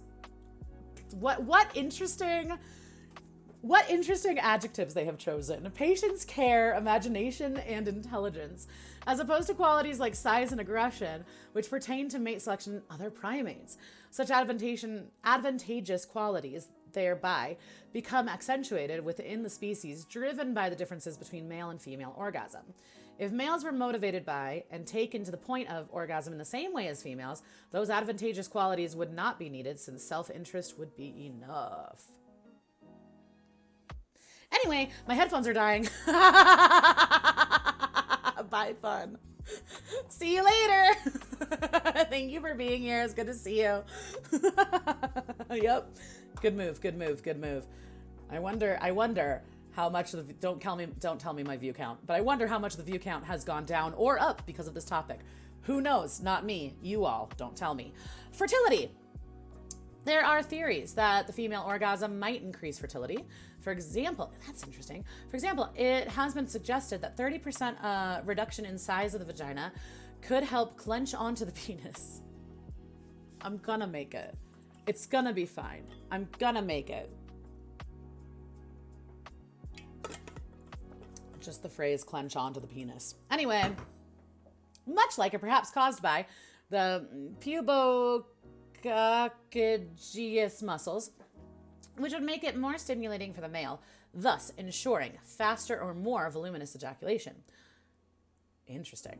The British biologist Baker and Bellis have suggested that the female orgasm may have peristalsis, or upstuck action, similar to the esophagus' ability to swallow when upside down, resulting in the retaining of favorable sperm and making conception more likely. Wow. They posited a role of female orgasm in sperm competition. The observation that women tend to reach orgasm more easily when they are ovulating has also led to the suggestion that it is tied to increasing fertility. Is that true? How many times have I said, is that true, during this article? Evolutionary biologist Robin Baker argues in Sperm Wars, what a title for a book, that occurrence and timing of orgasms are all part of the female body's unconscious strategy to collect and retain sperm for more evolutionary fit men. This theory suggests that an orgasm during intercourse functions as a bypass button to a woman's natural cervical filter against sperm and pathogens, and that an orgasm before functions to strengthen the filter. Interesting. Desmond Morris proposed that orgasm might facilitate conception by exhausting the female and keeping her horizontal. There's so much happening. Thus preventing the sperm from leaking out. This possibility, sometimes called the Pollack's hypothesis or the knockout hypothesis, is now considered unlikely. Yeah, no shit, Desmond Morris. A 1994 Learning Channel documentary on sex had fiber optic cameras inside the vagina of a woman, and she had sexual intercourse. Who volunteered? During her orgasms, her pelvic muscles contracted and her cervix repeatedly dipped into a pool of semen in the vaginal fornix, which might ensure that sperm would proceed by the external orifice of the uterus, making conception more likely. That is interesting, though. It is interesting. All right, anyway. Evolutionary psychologists Christopher Ryan and Calcida Jetha, in their discussion of the female orgasm, address how long it takes for females to achieve orgasm compared to males, and the female's ability to have multiple orgasms, hypothesizing how especially well suited to multiple partners and insemination this is. They quote primate sexuality specialist Alan Dixon in saying that the monogamy maintenance explanation for female orgasm seems far-fetched because females of other primate species, and in particular those with multi-male, multi-female, promiscuous mating systems, such as macaques and chimpanzees, exhibit orgasmic responses in the absence of such bonding or the formation of stable family units. TLDR, you can get off from casual sex. So can monkeys. On the other hand, Dixon states that gibbons, which are primarily monogamous, do not exhibit obvious signs of female orgasm. Poor gibbons. What was this person on when they wrote?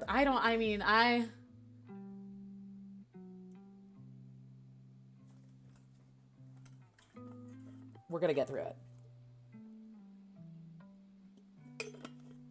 So far, I haven't been banned. Fingers crossed. Okay. The female promiscuity explanation of female sexuality was echoed at least 12 years earlier by other evolutionary biologists, and there is increasing scientific awareness of the female proceptive phase.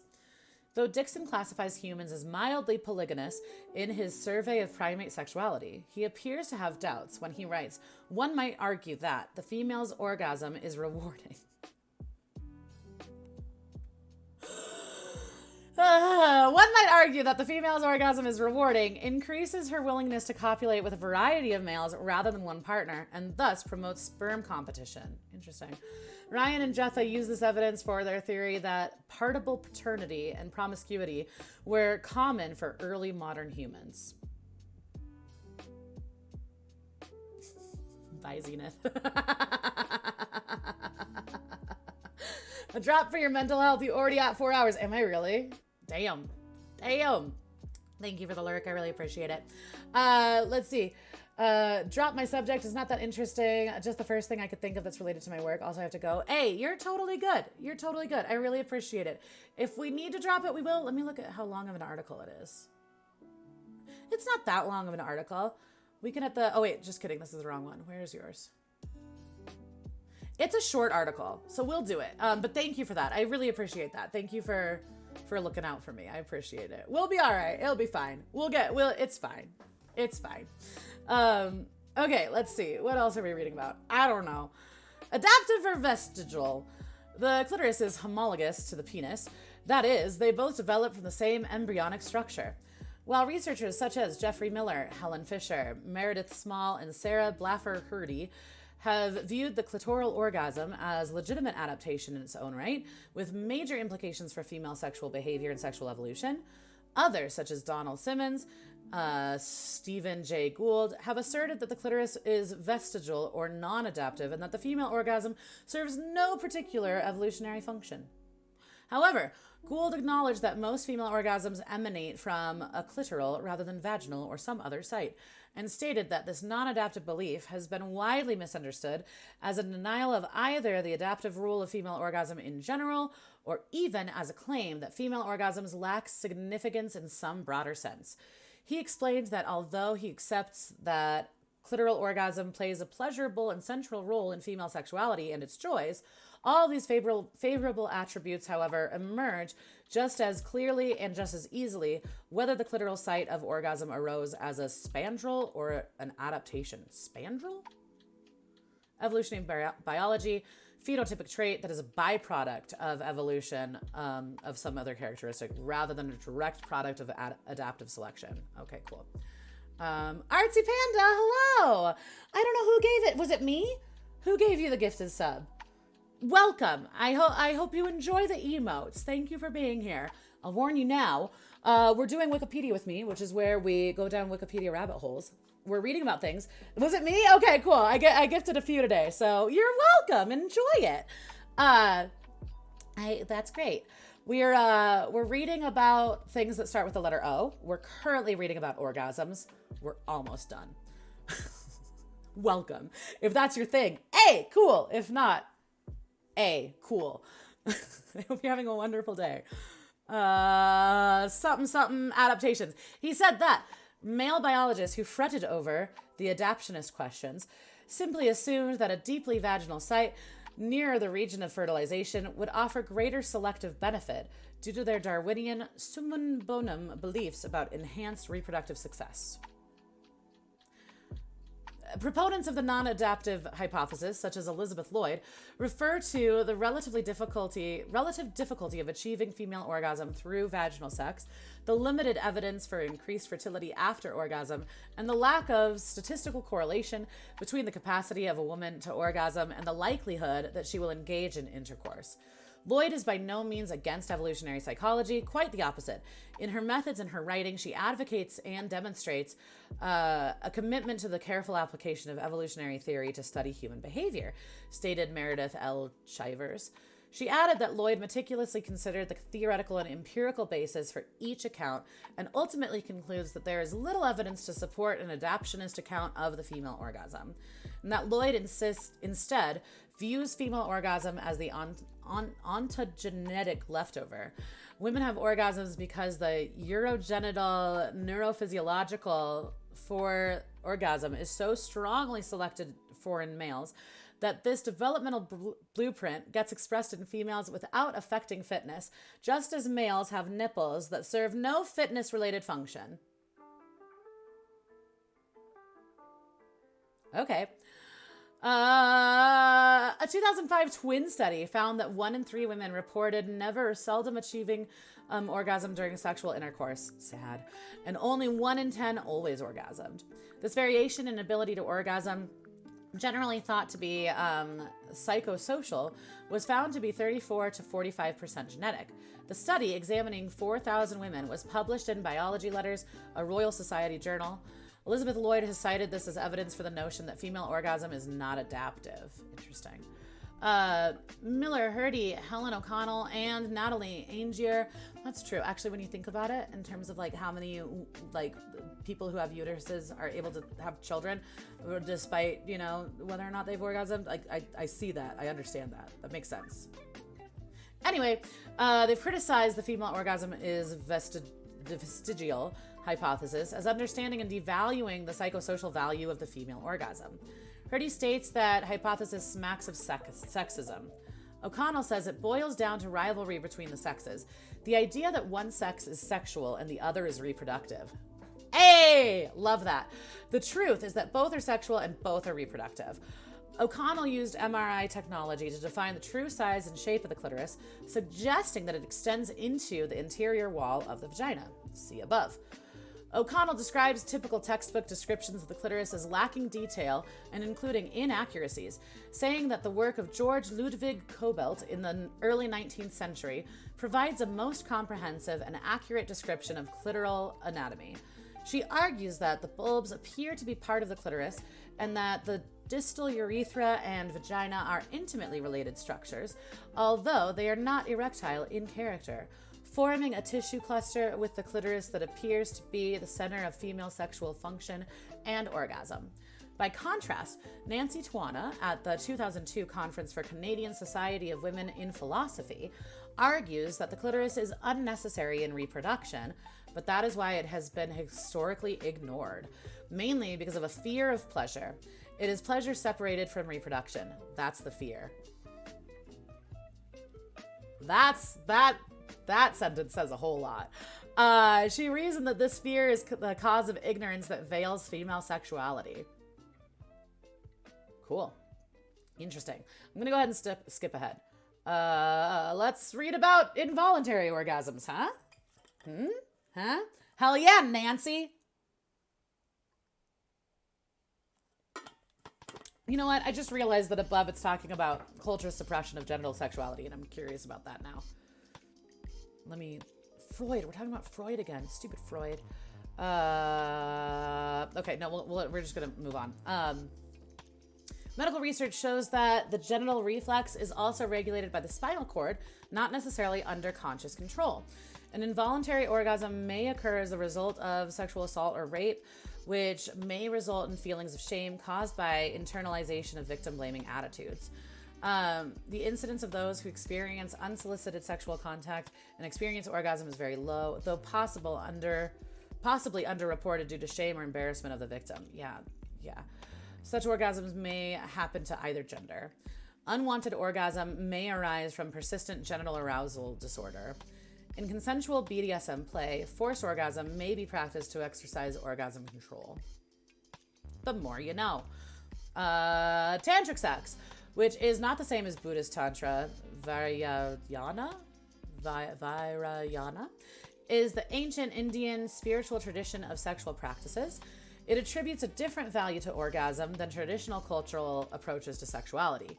Some practitioners of tantric sex aim to eliminate orgasm from sexual intercourse by remaining for a long time in the pre-orgasmic and non-emission state. Advocates of this, such as Rajneesh, claim it eventually causes orgasmic feelings to spread out to all of one's conscious experience. Advocates of tantric and neo-tantric sex who claim that Western culture focuses too much on the goal of climactic orgasm, which reduces the ability to have intense pleasure during other moments of the sexual experience, suggest that eliminating this enables a richer, fuller, more intense connection. The more you know. Let's see. Need to head out. Wondergoon, thanks for being here. I appreciate you. Good to see you. I hope you also stay safe in and out of game and Twitch and all that jazz. All right, literature. You ready, Alina? We're at the literature part of it. You need more water. We're gonna make it. It's gonna be okay. We're gonna make it. Orgasm has been widely described in literature over the centuries. In antiquity, Latin literature addressed the subject as much as Greek literature. Book 3 of Ovid's Metamorphoses retells a discussion between Jove and Juno, in which the former states, "The sense of pleasure in the male is far more dull and dead than what you females share." Juno rejects this thought. They agree to ask the opinion of Tiresias, who had known Venus' love in both ways, had lived 7 years as a female. Tiresias offends Juno by agreeing with Jove and strikes him blind on the spot. Jove lessens the blow by giving Tiresias the gift of foresight and a long life. Earlier, the Ars Amatoria, Ovid states that he abhors sexual intercourse that fails to complete both partners. Ayo! Here's a picture of Jupiter and Juno. The theme of orgasm survived during the Romanticism and is incorporated into many homoerotic works. In Fragment, supposed to be Epithalamium of Francis Ravaillac and Charlotte Corday, Percy Bysshe Shelley, 1792 to 1822, a translator of extraordinary range and versatility, wrote the phrase, "No life can equal such a death." That phrase has been seen as a metaphor for orgasm and was preceded by the rhythmic urgency of the previous lines. Why do you do this to me? Why? Why, Wikipedia? Suck on, I glow, which has been seen as alluding to fellatio. Clearly. For Shelley, orgasm was the almost involuntary consequences of a state of abandonment in the society of a person of surpassing attractions. Edward Ellicott Williams, the last love of Shelley's life, was remembered by the poet The Boat on the Serchio, which has been considered as possibly the grandest portrayal of orgasm in literature. Shelley, in this poem, associates orgasm with death when he writes the death which lovers love. In French literature, the term la petite mort, the little death, is a famous euphemism for orgasm. Interesting. It is the same representation of a man who forgets himself and the world during orgasm. Jorge Luis Borges, in the same vision, wrote in one of several footnotes of Tlon Ukbar Orbis Tertius that one of the churches of Tlon claims platonically that all men in the vertiginous moment of coitus are the same man. All men who repeat a line from Shakespeare are William Shakespeare. Shakespeare himself was knowledgeable of this idea. Lines, "I will live in thy heart, die in thy lap, and be buried in thy eyes. I will die bravely like a smug bridegroom," said respectively by Benedict in Much Ado About Nothing and by King Lear in the play of that ilk, are interpreted as to die in a woman's lap, to experience a sexual orgasm. Sigmund Freud, with his fucking Freud, I'm so sick of Freud. Sigmund Freud, with his psychoanalytical projects, the ego and the id, speculates that sexual satisfaction by orgasm make eros, life instinct, exhausted and leaves the field open to thanatos, death instinct. In other words, with orgasm, eros fulfills its mission and gives way to thanatos. Other modern authors have chosen to represent the orgasm without metaphors. In the novel Lady Chatterley's Lover, 1928 by D.H. Lawrence, we can find an explicit narrative of a sexual act between a couple. As he began to move in the sudden helpless orgasm, there awoke in her strange thrills rippling inside her. All of these are about male orgasm. All of them. All of these examples.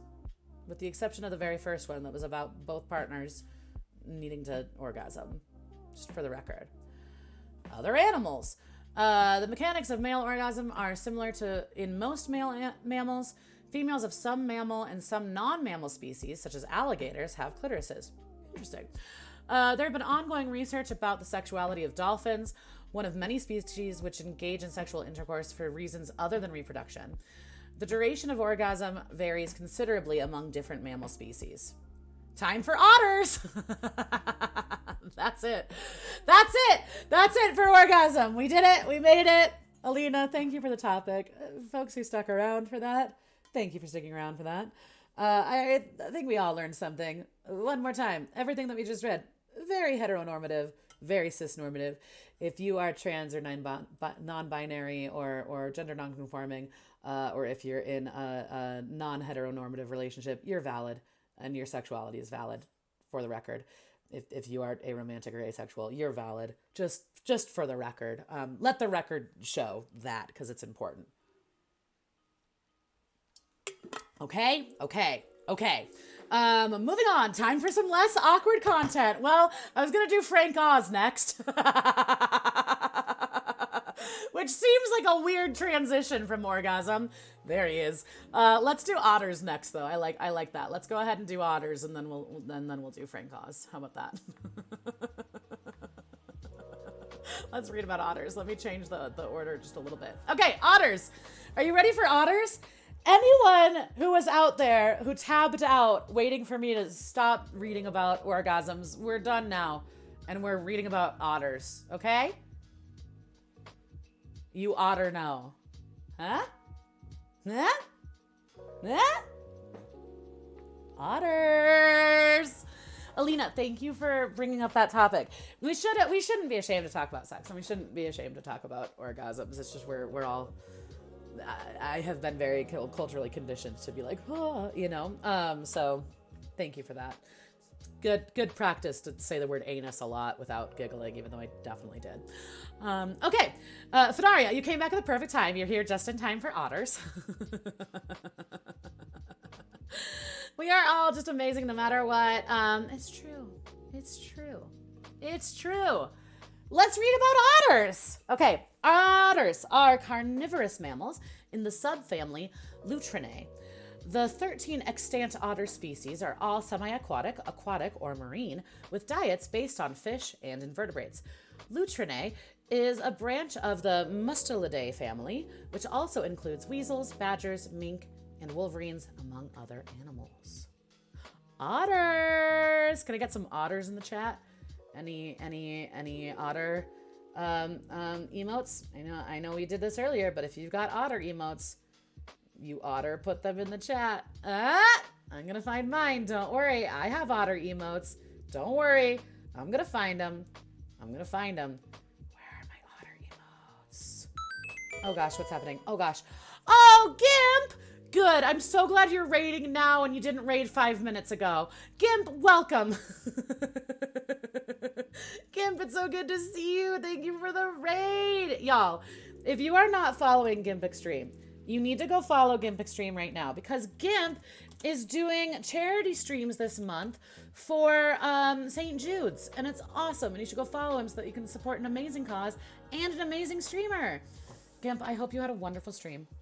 Welcome to O Week of Wikipedia with me. Gimp fans, I'm Abbers.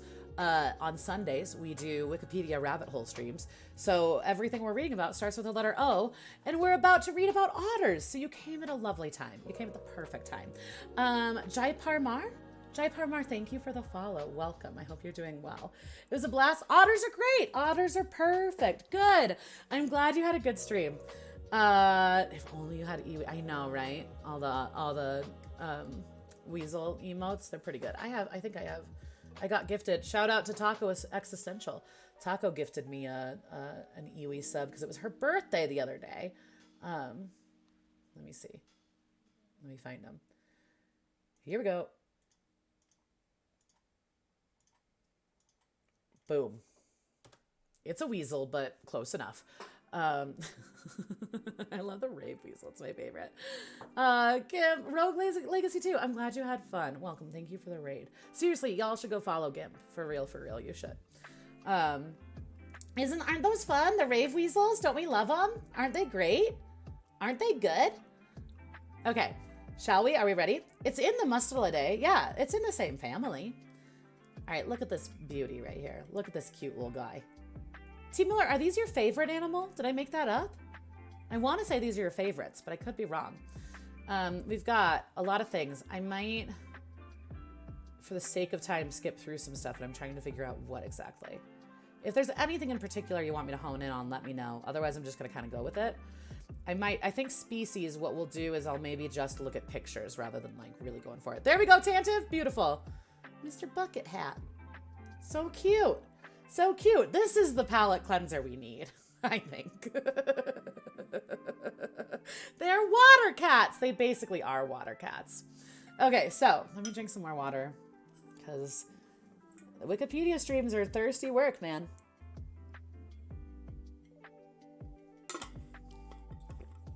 Okay, etymology. Real quick, I'm going to change the order of a couple things just because I can. Okay. All right. Okay. The word otter derives from the Old English word otor or otter.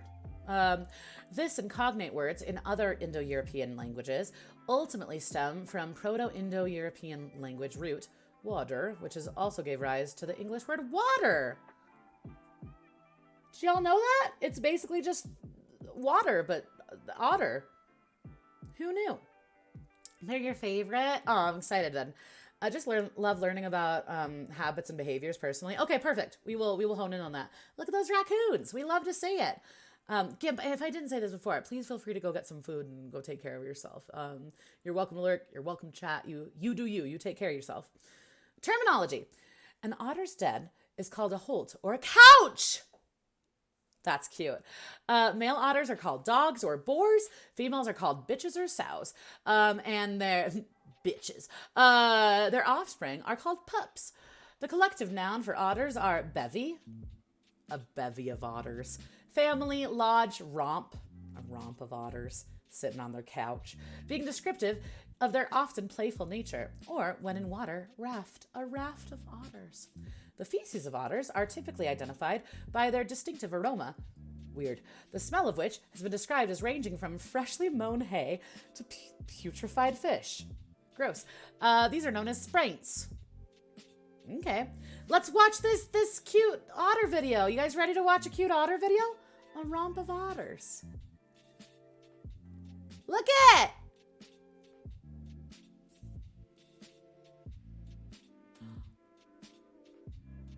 Oh my god. This is the palate cleanser we needed. He's just rolling around, just living his dreams, this guy. Oh my gosh, what a goofy goober. Incredible. I heard somewhere in some zoo that they brought the elephants around for a walk, and I think they said that the otters were their favorite animals, which is really cute. It's pretty cute. There it is. The Ritz Mitz emote. Aw. Aw. What a cute little otter time, huh? You love to see it. You love to see it. How do I... Here we go. Get out of here. Get out of here. Okay. Life cycle. The gestation period in otters is about 60 to 86 days. Newborn pup is cared for by the bitch, dog, and older offspring. Bitch otters... I can't. Bitch otters reach sexual maturity at approximately 2 years of age, and males at I love that they're like, instead of females, they're like, we're going to use the word bitch. At approximately 3 years. The holt is built under tree roots or a rocky cairn, and more common in Scotland. What? Rocky cairn, more common in Scotland. There it is. It is lined with moss and grass. After 1 month, the pup can leave the holt, and after 2 months, it is able to swim. The pup lives with its family approximately 1 year. Otters live up to 16 years. They live a long time. And they are, by nature, playful and frolic in the water with their pups. Its usual source of food is fish, and further downriver, eels, but may sample frogs and birds. There we go. Sorry, I have to take this otter home. It needs me. Be my pet. Otters have long, slim bodies and relatively short limbs. Their most striking anatomical feature are the powerful webbed feet used to swim and their seal-like abilities holding breath underwater. Most have sharp claws on their feet, and all except the sea otter have long, muscular tails. The 13 species range in adult size from 0.6 to 1.8 meters, 2 to 5.9 feet. Wow, they're longer than I thought. And 1 to 45 kilograms, so 2.2 to 99.2 pounds. They can be big boys. A 6-foot otter? Did you know about this? That's big. That's a big boy. Okay, the Asian small-clawed otter is the smallest otter species, and the giant otter, are we ready to look at otter pictures? Giant otter and sea otter are the largest. Look at how distinguished this guy's face is. What a fancy gentleman. Look at this guy. Okay, and that's the Asian small-clawed otter. Here's a giant otter. They look kind of grumpy. I like it. Here's a sea otter. Cute. Very cute. Just the cutest. They're so cute. Let's see. They have very soft, insulated underfur, which is protected by an outer layer of long guard hairs. This traps a layer of air, which keeps them dry, warm, and somewhat buoyant underwater. Water, otter, you know what I'm saying? Gaustus, hi! Otters are cute. It's one of those rich people pets. Is it a rich people pet? Do rich people have otters as pets? Gaustus, I had no idea. Also, hi, welcome. Good to see you. Welcome to O Week of Wikipedia with me. We're looking up things that start with the letter O. It's a good time. It's a big boy. It's a big baby boy. Several otter species live in cold waters and have high metabolic rates to keep them warm. European otters must eat 15% of their body weight each day. Sea otters, 20 to 25%, depending on the temperature. Wow. In warm water, as 10 degrees Celsius, 50 Fahrenheit, an otter needs to catch 100 grams, 3.5 ounces of fish per hour to survive. Is there any otter? I see you. I see you, T. Miller. That's a lot of fish per hour. They're busy. Most species hunt for 3 to 5 hours each day, and nursing mothers up to 8 hours each day. That's a lot. They're very busy creatures. There are so many O creatures. We already read about octopuses. We're going to read about ocelots later. Normally I would ask for a topic if you have one, Gaustus, but we already have so many that I'm going to have to cut off the topics, unfortunately. But yeah, so many O creatures. It's true. It's so true. Let's see. BRB. Yeah, get some water and get some food. Do your thing. You're good. Feeding. For most otters, fish is the staple of their diet. This is often supplemented by frogs, crayfish, and crabs. Some otters are experts at opening shellfish. Others will feed on available small mammals or birds. Prey dependence leaves otters very vulnerable to prey depletion. Sea otters are hunters of clams, sea urchins, and other shelled creatures. They are notable for their ability to use stones to break open shellfish on their stomachs. This skill must be learned by the young. Cute. Very cute.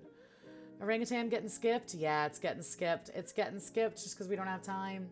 Unfortunately, I've already been live for almost 5 hours, and we have 5 more topics. So yeah. But Gaustus, next time, if you want to get in on it, just get here like 4 hours earlier. The earlier you can get here to guarantee that your topic will be talked about, the better. Because usually I start around like somewhere between like 12 and 1 o'clock Eastern Standard Time.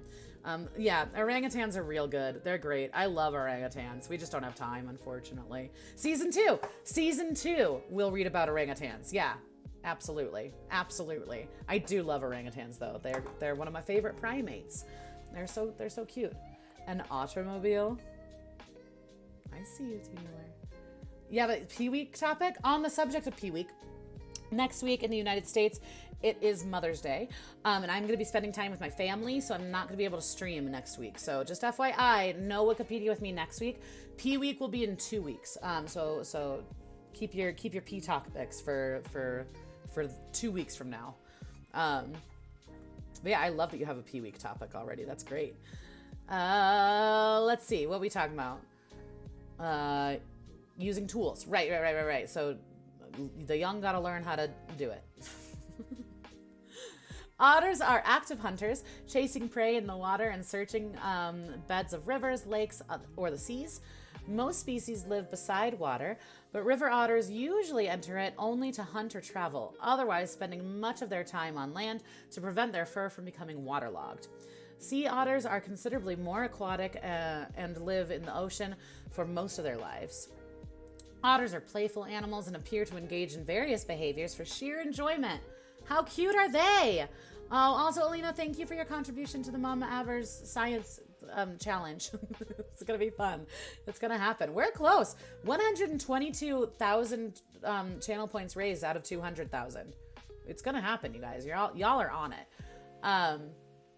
Let's see. I love that they do things just out of pure enjoyment, such as making water slides and then sliding on them into water. Cute. They may also find and play with small stones. Different species vary in their social structure, some being largely solitary while others live in groups.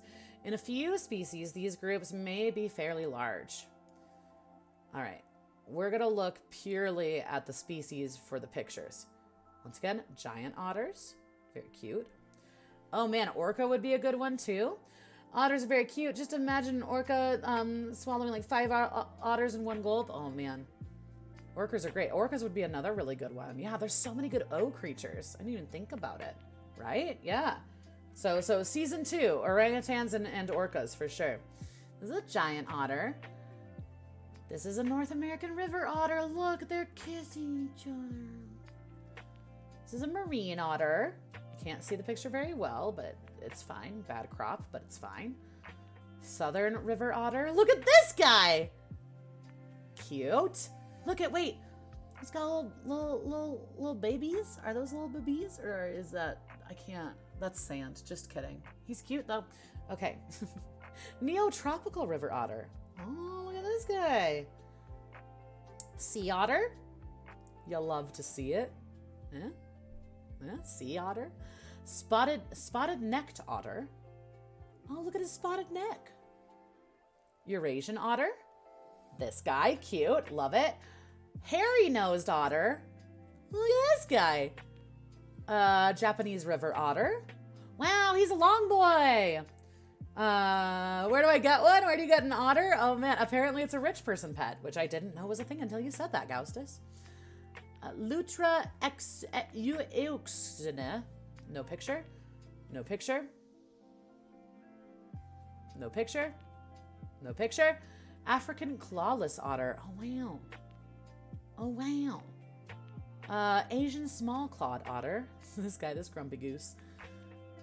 Congo clawless otter. Look at this guy. Oh my god. Amazing.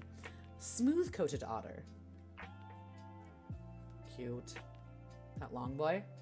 I didn't know they could be so cute. They are really cute, aren't they? This is a Lutra brisson. This is a Hedrictis potox. Here, why am I reading the the scientific ones? The Eurasian otter, hairy-nosed otter, spotted-necked otter. We have a smooth-coated otter. We have the North American river otter. Oh, we've got a few. We've got these guys, which are very cute. Have we already looked at all these? We're gonna look at them again. I like this guy because he's got a fat face and I like it. And another guy, this guy. We did already look at all these. I don't even care. This is a Lantra Gray. He's got a fish. Look at this shiny boy. This is a giant otter. This is an example of the clawless otters, various clawless otters. This guy is a sea otter. Cute. Now I'm thinking about Otter Pops. Oh man, what's your favorite flavor? Pink for me. The pink Otter Pops slap. For some people, depending on the region you live in, they're called flavor ices, I think. Yeah, Otter Pops are so good. I should get some Otter Pops. Here we've just got a bunch of otters. Should we, maybe there's pictures. Picture? Ooh, okay, hold on. This guy's just chilling in some flowers. Here's, oh, that's just Corsica. This guy, no picture. There's that long boy. What about this guy? Look at this distinguished gentleman. Tall and proud. Good posture check from this otter. What is this? No picture. What is this? This one is my favorite picture because it's very cute. It's very cute. Strawberry shortcake flavor. Is it pink or red? If it's pink, you and me. Let's see. Gotta write that down somewhere. Puffin for Pea Week. Ooh.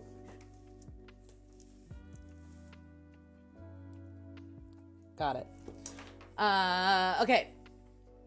I should probably start a channel, and I'm nervous if I start a channel, then I'll get 5 million different ones. I think, guys, I'm thinking for season 2, I'm going to start a queue system.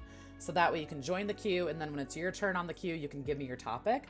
Because otherwise, I feel like I'm loving how successful this has been. And then also, again, I always say it's a lovely problem to have, but the problem is that I get so many topics every week, which is amazing. But I think I'm going to start a queue system for season 2 and have people do ! Join, and then when it's your turn, if you're still in chat, then we'll do your topic. Yeah. It's pink? I think so. Yeah, no. The pink flavor is so good. I didn't know it was supposed to be strawberry, but it is my favorite. Yeah. They are water cats. Purple is your favorite, Gaustus? Yeah, the grape one. May not be a rich pet, illegal unless you're helping it recover or something. Okay, interesting. Yeah. Yeah, wild animals in general, like exotic pets, right? Yeah, pink is the best one, for sure. Might be a good idea. Agree people as myself. I mean, no, it's fine. And it also helps because then it helps people to go, okay, I get to choose one topic, right? Because sometimes people are like, ooh, I have 3 words that start with the letter O, right? Which is really exciting. But then it also means that it's just, it's just things I'm thinking about for the future. Okay, where are we with these otters? This guy, classic otter, you know? You otter know. Have I already made that joke? Because I made it in my head. What is this? What is this? A genus of otters that lived in what is now Ethiopia. Yeah, but what is this picture? Oh, a skull? Skull. This is a skull. Okay, I was very confused by that skull. What are these? A skeleton? That's an otter skeleton. Another otter skull. Okay, good. Got it. Look at the European otter. So cute. Look at these little river otters. Guys, we're just going to do a picture time. And then I'll eventually read more stuff. This is a sea otter in Morro Bay, California. Utterly amazing. Yeah, like talk about my topic, which again, the problem is I'm such a passionately curious person that I want to read about everyone's topics. Even now I'm like, man, I kind of want to read about orangutans now, even though we can't do it. I gotta be strong. Otter. They're just so adorable. They hold hands when they're sleeping. I've heard that before. We'll get into, these are the different species. Once we skip species, I think it'll, real quick, let me go back to the top and see if I'm missing behavioral stuff. Let's see. Yeah, because these are just species. And then I guess we already did read about their behavior for the most part. So we'll read about relationships with humans. But yeah, and again, T. Miller, if there's specific ones you want me to read about, let me know. But they're so cute. There's a sea otter. Here's a giant otter. All right, relationship with humans. Otter crossing! This is a sign warning divers in Benbecula in the Outer Hebrides to be aware of otters on the road. Otters on the road, and they gift rocks to each other. Otters are too pure and too precious. Hunting. Otters have been hunted for their pelts from at least the 1700s, although it may have begun well before then. Early hunting methods include darts, arrows, nets, and snares, but later traps were set on land and guns used. Sad. There has been a long history of otter pelts being worn around the world. In China, it was standard for the royalty to wear robes made from them. People that were financially high in status also wore them. The tails of otters were often made into items for men to wear. These include hats and belts. Even some types of mittens for children have been made from the fur of otters. Otters have also been hunted using dogs, specifically the otter hound. Oh, look at this pup! How sad that this pup is known as the otter hound. It's like foxhounds, right? From 1958 to 1963, 11 otter hunts in England and Wales killed 1,065 otters between them. In such hunts, the hunters notched their poles after every kill. The prize trophy that hunters would take from the otters was the penis bone. Can never get away from penises in this chat, can we? Why was the penis bone the prize? And they wore it in their like a tie pin. Stop killing my friends. Traffic, the Wildlife Trade Monitoring Network, reported that otters are at serious risk. Oh no! In Southeast Asia and have disappeared from parts of their former range. This decline in populations is due to hunting supply and demand for skins. Oh man. Poor otters. Fishing for humans. God knows, gahag, gahag, gahag? What do you mean? Fishing for humans. For many generations, fishermen in southern Bangladesh have bred smooth-coated otters. Smooth-coated otters. These guys. Look at these guys. And use them to chase fish into their nets. What? I didn't know this. This is wild. Once a widespread practice passed down from father to son throughout many communities in Asia, this traditional use of domesticated wild animals is still in practice in the district of Narale, Bangladesh. So they use the otters for fishing. The otters help them. If the penis has a bone, it's a symbol of the penis. So taking the manhood from the animal. Okay, I see what you're saying. Yeah, no, that makes sense. Nice. Religion and mythology. Norse mythology tells of dwarf otter. Let's take a look. What? They don't have... All right, anyway. Habitually taking the form of an otter. The myth Otter's Ransom is the starting point of the Volsunga saga. Interesting. In Irish mythology, the character Lee Bon was turned from a woman into a mermaid, half human, half salmon, given 300 years of life to roam the oceans. Her lapdog assumed the form of an otter. That's cute. And shared her prolonged lifetime and her extensive wanderings. In some Native American cultures, otters are considered to be totem animals. The otter is held to be a clean animal belonging to Ahura Mazda in Zoroastrian belief. Interesting. Zoroastrianism is wild. That could be a Z-Week topic if we need. Although I have a feeling we will be okay during Z-Week, oddly enough. Z-Week and Q-Week I was like nervous about, but turns out that those are ones where we have plenty of topics, which is odd. No otters in Western cultural myths. Western meaning white. What do you mean when you mean Western? Because they did talk about it in Ireland. But yeah. And then if you mean like the Western Hemisphere, they just talked about Native American cultures. So what you mean, Gaustus? Let's see. The Zoroastrianism, taboo to kill. In popular Korean mythology, it is told that people who see an otter, suodao, will attract rain clouds for the rest of their lives. Interesting. In the Buddhist Jataka tales, the otters and the wolves, two otters agreed to let a wolf settle their dispute in dividing their caught fish, but it was taken away by the cunning wolf. Sad. that you've heard of? Yeah. I mean, it looks like in terms of Norse mythology would be white culture. When we say Western culture, often what we're talking about is white culture. So Norse mythology, Irish mythology, and then if we're talking about Western Hemisphere, Native American cultures. So apparently a lot, even though that's not something that you've heard of. I'm learning this too. I never knew. Learned that otters have a favorite rock and will keep it in a pouch on their bellies for cracking open shells. Why are otters so precious? Did we miss some of this amazing information earlier? Because maybe I need to go back and find it. I've heard that too. We're gonna search for rocks and see what comes up in a minute here. Japanese folklore. In Japanese, otters are called kuwauso. Kuwauso. In Japanese folklore, they fool humans in the same way as foxes, kitsune, and tanuki. Oh, tanukis are great. In Noto region, Ishikawa Prefecture, there are stories where they shapeshift into beautiful women or children wearing checker patterned clothing. What?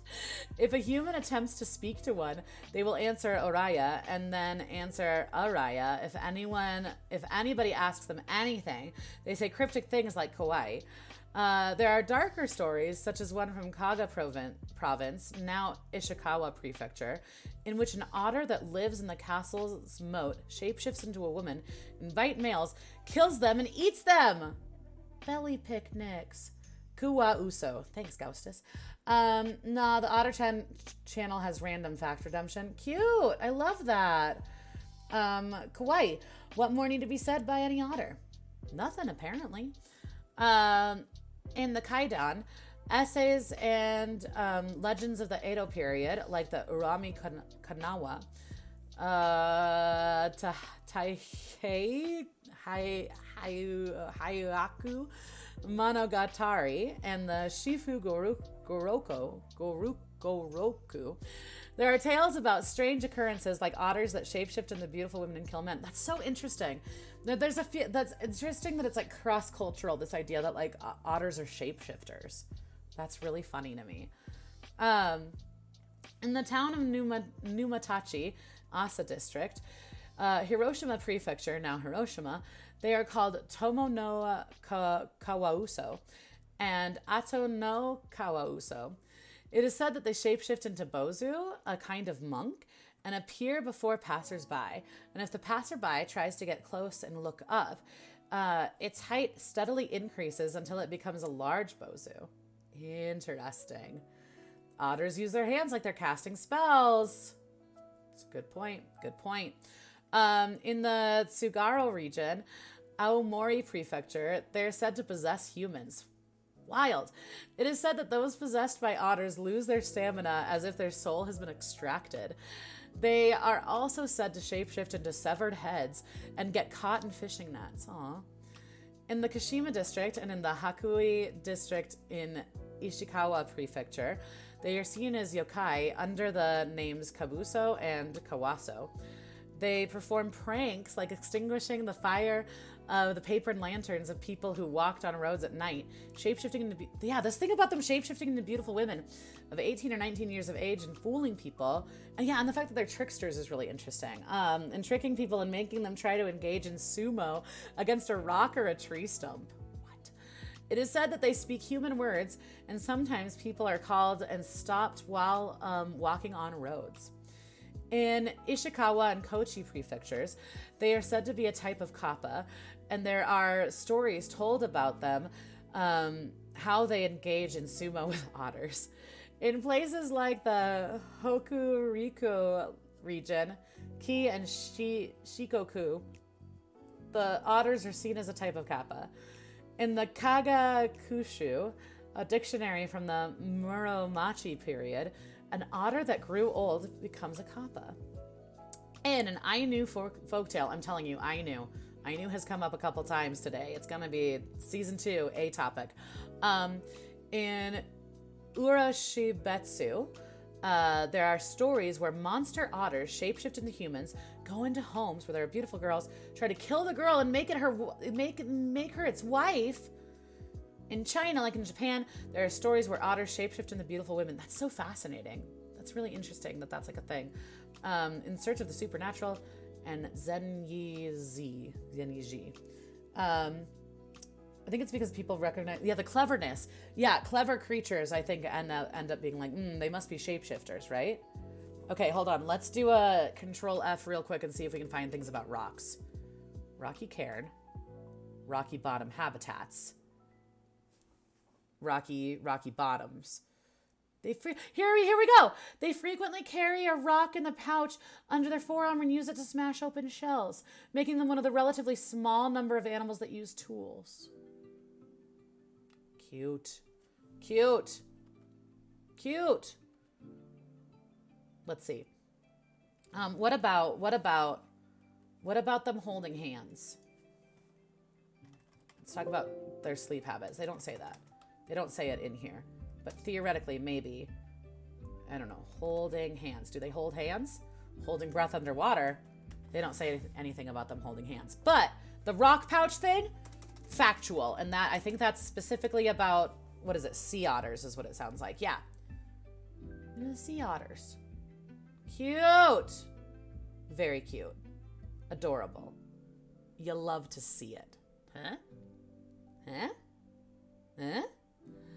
Want to see a YouTube video about an octopus making friends with an otter? That would be really cute. I mean, there might be one. You just got to search for it. You never know. There we go. Otters. You oughter know. Huh? Cute. T. Miller, was there anything else that you wanted to read about in the otters? Was there anything that we missed that you want to get into? Otherwise, we'll move on. But I feel like I didn't get a lot of the behavior stuff. Otters are cute. They're very cute. Don't try to teach a giraffe. Did you know that they fight each other with their long necks? Giraffes are wild. That's good. Are we good? You're welcome. I'm glad you enjoyed it. They're adorable. In conclusion, otters, very cute. Y'all, we want to read about object orientation programming? This was Zenith's topic. Zenith had to lurk and go. And it's a pretty short one, I think. So we'll be all right. That's so funny. It's not actually short, but we'll figure it out. It'll be fine. We'll do a little bit of it. All right. So object-oriented programming has to do with Zenith's job. Is programming paradigm based on the concept of objects, which can contain data and code. Data in the form of fields, often known as attributes, properties, and code in the form of procedures, often known as methods. Skip. Zenith, are you sure? Are you sure? We'll read the first part and then we'll move on with our lives, okay? Zenith, can you do me a favor if you're still there? Can you give me a TLDR? Can you explain it to me like I'm 5? Explain it to me like I'm 5, Zenith. Explain it to me like I'm 5, if you can. And if not, it's okay. We'll only read up until here and then we'll call it on this one, okay, Zenith? I promise.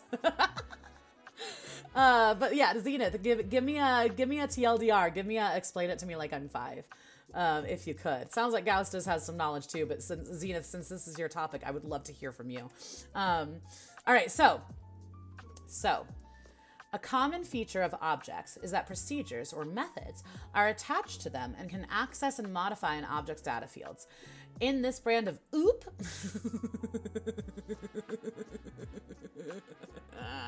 object-oriented programming, and I OOP, there is usually a special name such as this, or self, that refers to the current object. In OOP, computer programs are designed by making them out of objects that interact with one another. OOP languages, see, this is so much fun. Who knew that I would say OOP so much? OOP languages are diverse, but most popular ones are class-based, meaning that objects are instances of classes, which are also determines their types. Many of the most widely used programming languages, such as C++, Java, Python, etc., are multi-paradigm, and they support object-oriented programming to a greater or lesser degree, typically in combination with imperative procedural programming. Significant object-oriented languages include Java, C++, C#. Is it pronounced C# in this situation? When we're talking about music, it's C#, but I could be wrong.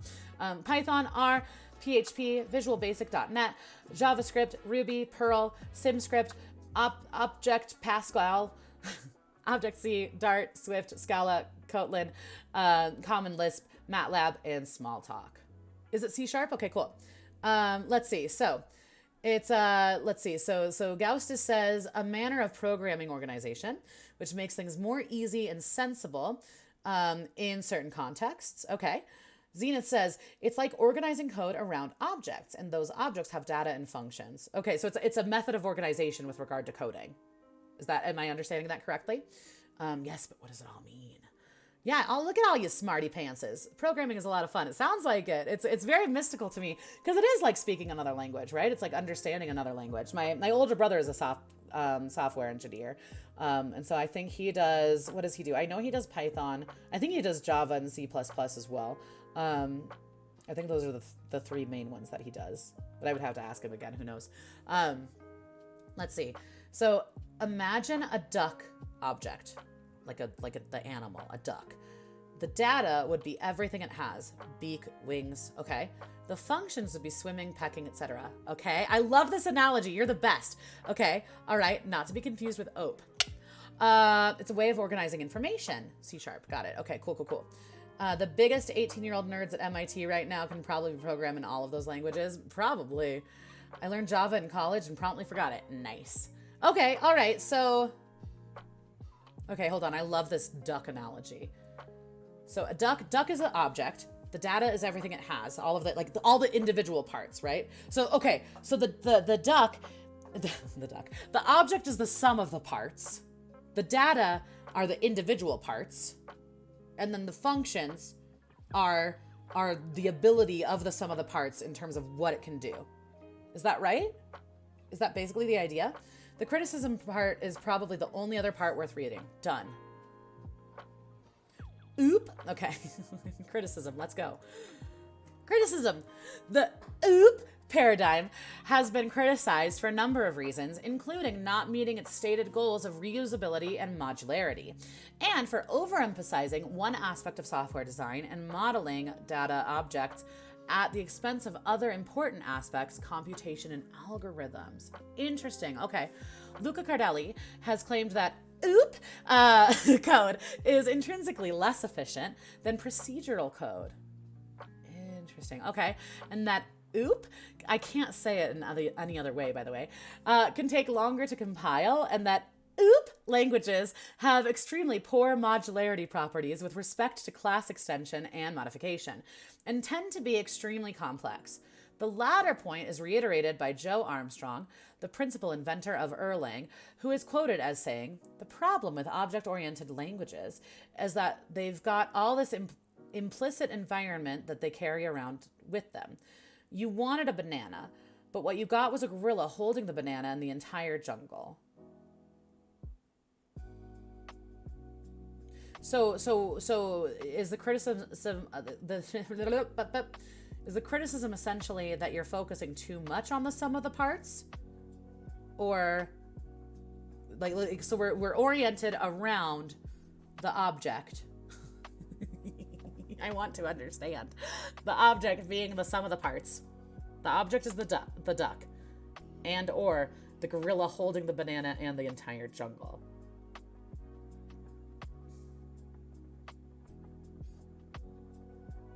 Let's see.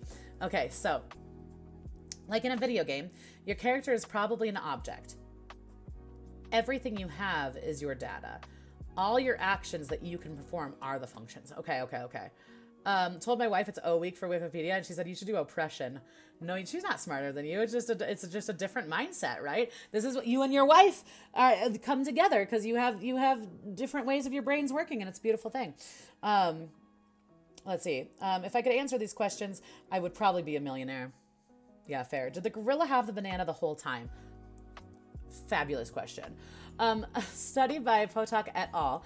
Has shown no significant difference in productivity between OOP and procedural approaches.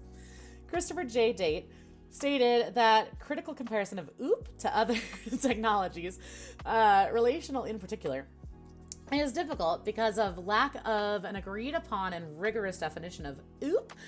However, Date and Darwin have proposed a theoretical foundation on OOP that uses OOP as a kind of a customizable type system to support RDBMS. Relational database.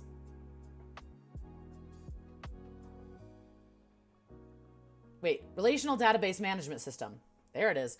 In an article, Lawrence Kruvner claimed that compared to other languages, Lisp dialects, functional languages, etc., OOP languages have no unique strengths and inflict a heavy burden of unneeded complexity. Okay, interesting. Alexander Stepanov compares object orientation unfavorably to generic programming. I find OOP technically unsound.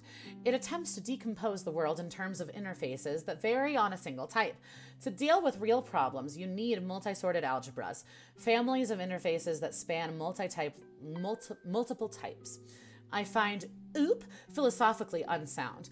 It claims that everything is an object. Even if it is true, it is not very interesting.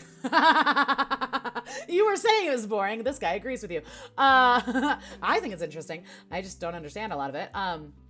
Saying that everything is an object is saying nothing at all. I get that. That makes sense. It seems like it's almost like so much information that it kind of bogs down the purpose of utilizing a language in the first place. Maybe. Let's see, the gorilla one is a good example. Sometimes you just want a banana or small task or function. In order to get at it, you have to make a lot of code around it. So yeah, it can get a little bit, bogged down is the only way I can talk about it. Yeah, so for certain things, it seems like it's not efficient. Oopsie. That makes sense. Okay. At some point, it's just easier to just write the banana. That makes sense. So honestly, it sounds to me like various languages exist in coding in order to address the needs of various projects. Does that make sense? Does that sound right? Let's see. Paul Graham has suggested that popularity within large companies is due to large and frequently changing groups of mediocre programmers. Wow. According to Graham, the discipline imposed by OOP prevents any one programmer from doing too much damage. Leo Brody has suggested a connection between the standalone nature of objects and a tendency to duplicate code in violation of the don't repeat yourself principle. Is that an actual principle? The don't repeat yourself principle. It's a principle of software development aimed at reducing repetition of software patterns, replacing it with abstractions, or using data normalization to avoid redundancy. I love that.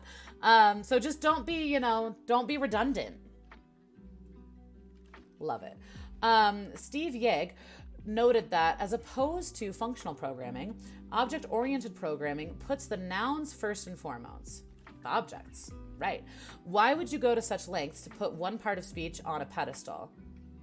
When we talk about linguistics and we talk about learning other languages, and Alina, if you're still here, you can weigh in on this. Often there's a school of thought that says you should focus on verbs. If you focus on learning verbs, the rest of the grammar actually comes into play more easily. Depends on the language that you're learning, but just to counterpoint this guy, I don't know.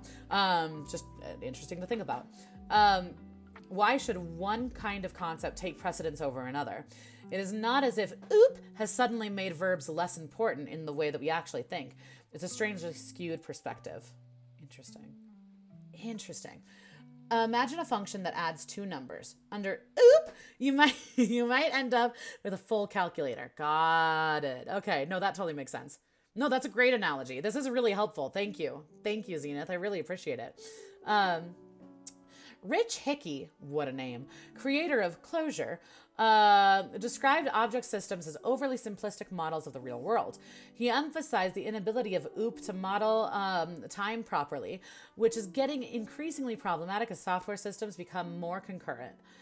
Eric S. Raymond, a Unix programmer and open source software advocate, has been critical of claims that present object-oriented programming as the one true solution, and has written that object-oriented programming languages tend to encourage thickly layered programs that destroy transparency. Raymond compares this unfavorably to the approach taken with Unix and the C programming language. Rob Pike, a programmer involved in the creation of UTF-8 and Go, has called object-oriented programming the Roman numerals of computing. That's interesting. And has said that OOP languages frequently shift the focus from data structures and algorithms to types. Furthermore, he cites an instance of Java professor whose idiomatic solution to a problem was to create 6 new classes rather than just simply use a lookup table. Okay. So the biggest criticism is that it overcomplicates things, is what it sounds like. Interesting. Zenith, anything else in here that you want me to look into, or anything else that you want to add to the conversation before we move on? This is actually interesting. This is really cool. I kind of want to go back here to just like look up examples of oop. Oop. So let's see. Multi-paradigm. Support object-oriented programming. So object-oriented programming is not the language itself so much as the means to organize said language. Am I understanding that correctly? It's a good one? That's good? Okay, cool. Thanks, Zenith. Does that make sense, though? So it's, let me read this one more time. So, programming paradigm. Ways to classify programming languages. There we go. Okay, cool. Amazing. Very helpful. This was very interesting. I know you said it would be boring, but I'm grateful that you were here, because I would not have been able to understand any of this without you. So thank you for that. I appreciate that. Yep, you can. You can use oop anywhere. I've got to go for good this time. Fun. Thank you again for hanging out. It's always so good to see you. Yes, go head over to the in-laws. I hope it goes well. I hope you have a lovely dinner. I'm sure I'll see you again real soon. Have a wonderful dinner. Friends, it's that time once again where I need to pee and take a break. But we have 4 topics left. Frank Oz, observatories, ocelots, and oboes. So if you want to read about Frank Oz with me, stick around. If you're sick of this, see ya. Thank you all for being here. Thank you for chatting and lurking and all that jazz. I'll see you in a few minutes, okay? And I oop.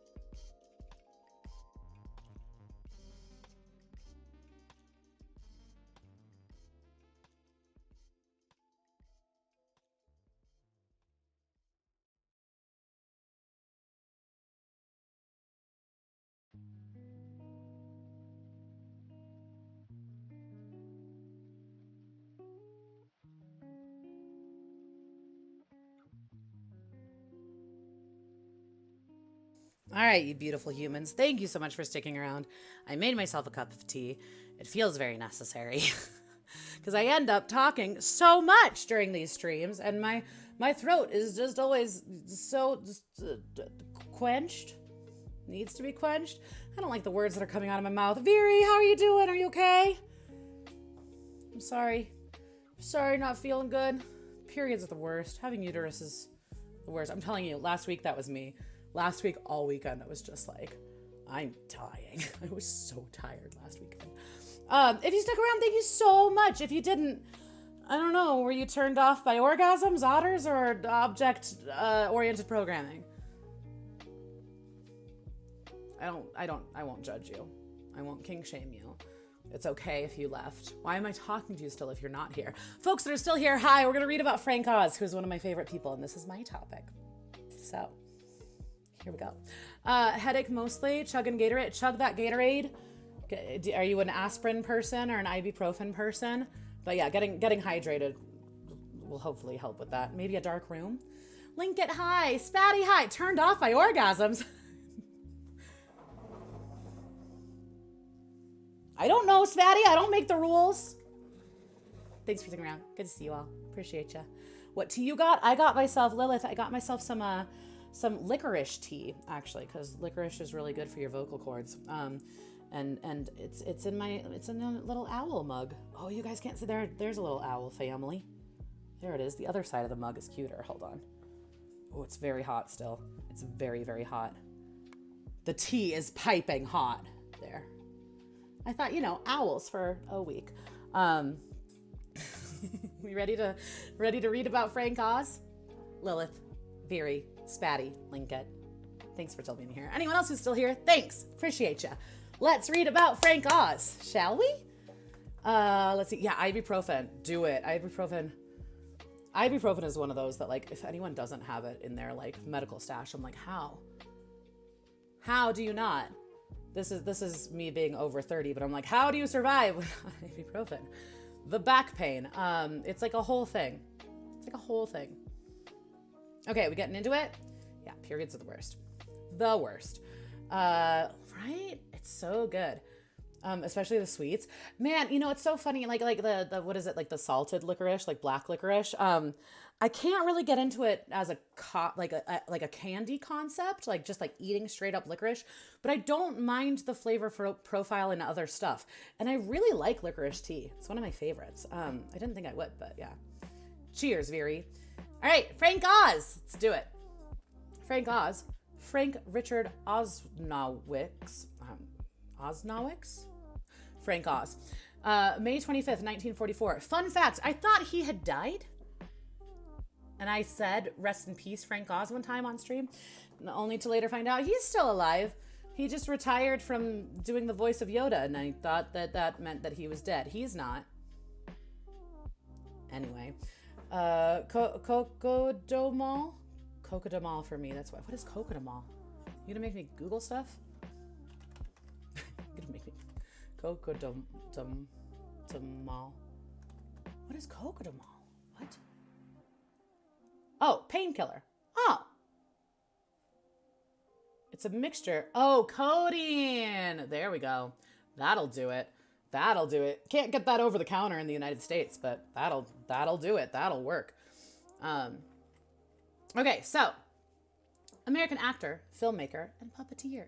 He began his career as a puppeteer, performing the Muppet characters of Miss Piggy, Fozzie Bear, Animal, and Sam Eagle in The Muppet Show, Cookie Monster, Bert, and Grover in Sesame Street. He's also known for the role of Yoda in the Star Wars series, having puppeteered and or provided the voice for the character in several films and the television series. His work as a director includes The Dark Crystal, 1982, The Muppets Take Manhattan. I don't know if this is controversial yet brave. I think Muppets Take Manhattan is my favorite Muppet movie.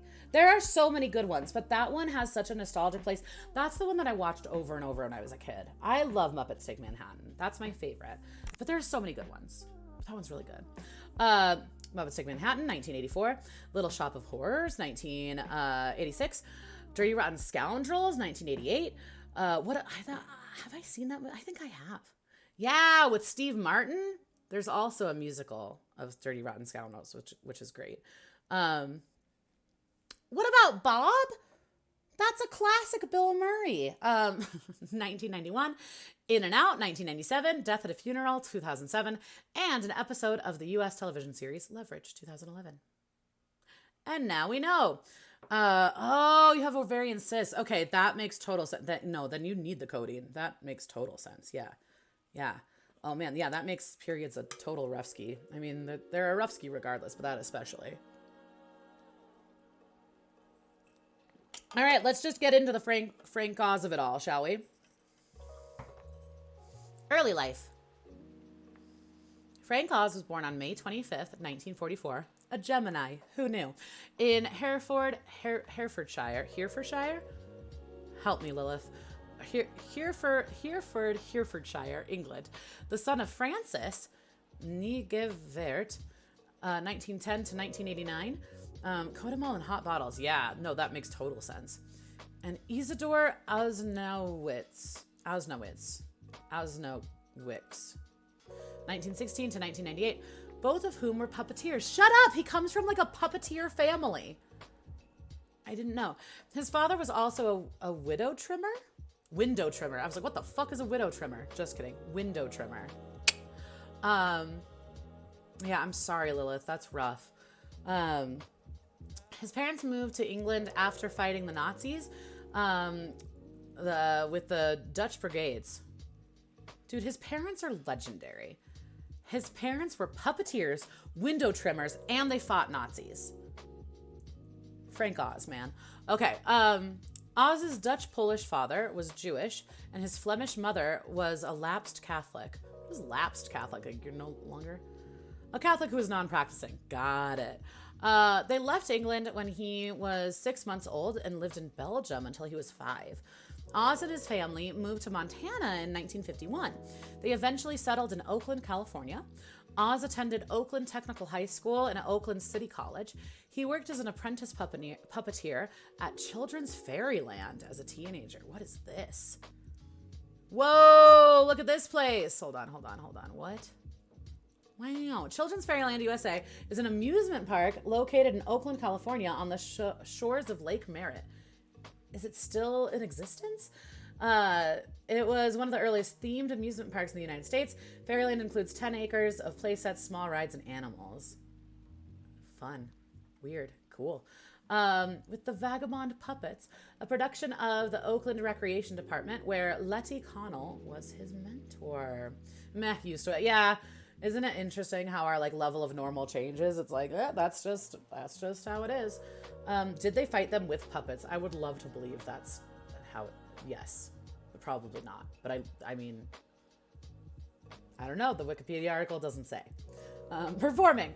Oz is known for his work as a puppeteer, performing with Jim Henson's Muppets.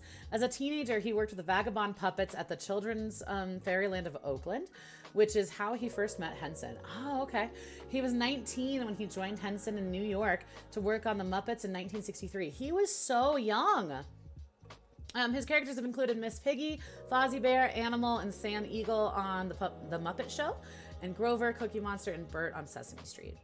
In addition to performing a variety of characters, Oz was one of the primary collaborators responsible for the development of the Muppets. Oz performed as a Muppet performer in over 75 productions, including Labyrinth, video releases, and television specials, as well as countless other public appearances, episodes of Sesame Street, and other Jim Henson series. His puppetry work spans from 1963 to the present, although he semi-retired from performing with his Muppets characters in 2001. In 2001, his characters were all taken over primarily by Eric Jacobson, with David Rudman as the Cookie Monster. Oz explained why he decided on leaving the Muppets in 2007 interview. One was that I was a dad. I have 4 kids. The reason was I was constantly asked to do stuff. And also, I had done this for 30 years and I'd never wanted to be a puppeteer in the first place. How do you end up being a puppeteer for 30 years and not wanting when you have 2 puppeteer parents, apparently? You know, I joke with my sister. I saw my sister the other day, but we were joking. Our parents, my mom's a retired chemist, but my parents are both very like artistic performer types. My mom, like, still to this day, like, does stuff with community theater. My dad is a musician as well as a photographer, as well as just a philosophical man. And so we very much were raised to be like eccentric artist types. And my sister, like, becoming a doctor. She's now a doctor. She originally got a degree in theater, but it's this kind of like joke of like her abandoning the dream of being a Broadway baby and becoming a doctor was like a disappointment to my parents. It's not true, but in some ways, kind of like me abandoning my music career to become a teacher kind of was like disappointing to my father. That's like the opposite of a lot of people's parents of like, you know, like you would be disappointed by deciding to like go the artist route instead of doing something practical. Us deciding to be practical is like the like disappointment. It's funny, no? Let's see. Drew a little Jason Voorhees for Friday the 13th on your calendar. Cute. I'm hoping I can get a little Friday the 13th flash art somewhere at some tattoo shop. It'd be fun. Okay, anyway, I just love the idea that he didn't actually want to be a puppeteer and ended up doing it for 30 years. I'd done this for 30 years. I never wanted to be a puppeteer in the first place. I'd wanted to be a journalist, and really what I wanted to do was direct theater and direct movies. So it was more of a slow progression working with Jim, but I felt limited. As an actor and a performer, you always feel limited because you're not the source of the creation. Interesting. And I wanted to be the source. That's a really good way to put it. I wanted to be the guy and give my view of the world. And if I screw it up, but at least I tried. And as a director, what you're really showing is you're showing the audience your view of the world. I've always enjoyed, more than anything else in the world, bringing things to life. Whether it's the characters or the actors in a scene or moments in movies, I've done so much with puppets that I always wanted to work with actors. That's interesting. That's really cool. It totally makes sense. Oz is known as the performer of Jedi Master Yoda from George Lucas's Star Wars series. Jim Henson had originally been contacted by Lucas about possibly performing Yoda. Henson was preoccupied and instead suggested Oz be assigned to the chief puppeteer of the character, as well as a creative consultant. Oz performed the puppet and provided the voice for Yoda in The Empire Strikes Back, 1980, Return of the Jedi, 1983, Star Wars Episode 1, The Phantom Menace, 1999, Star Wars Last Jedi, 2017. Director Rian Johnson decided to return to use a puppet instead of using CGI in Star Wars The Last Jedi, which was the best decision ever, by the way. Using the original mold. This was because he felt CGI wouldn't have worked as it wasn't true to the Yoda Luke knew in Empire Strikes Back. It's true. And it's so much more alive as a puppet. Empire Strikes Back, 1980.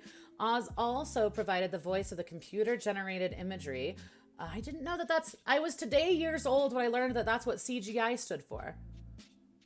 Computer-generated imagery. Yoda in Star Wars Episode 2, Attack of the Clones in 2002. Star Wars Episode 3, Revenge of the Sith, 2005. The conversion to CGI was met with some criticism among fans. Me. I am that fan. I criticize it. Anyway. But Oz himself said it was exactly what Lucas should have done. Oz had a great deal of creative input on the character and was himself responsible for creating the character's trademark syntax. Dude, that genius. His syntax is, Frank Oz is a genius. Anyway, Oz returned to voice Yoda in several Disney theme park attractions, Star Tours, The Adventure Continue, and within Star Wars Galaxy's Edge, as well as in the Star Wars Rebels episodes, Path of the Jedi and Shroud of Darkness. Oz voiced Yoda in 2020 Oculus Quest VR game, Tales from the Galaxy's Edge, alongside original C-3PO voice actor Anthony Daniels. That's cool. He directed the 2017 documentary Muppet Guys Talking, Secrets Behind the Show the Whole World Watched. Why have I not watched this documentary? I'm such a Muppet person. Can I Google it real quick? Please excuse me while I Google Muppet things so that I remember to watch this later. Muppet Guys Talking. Where can I watch this? I don't know where I can watch it.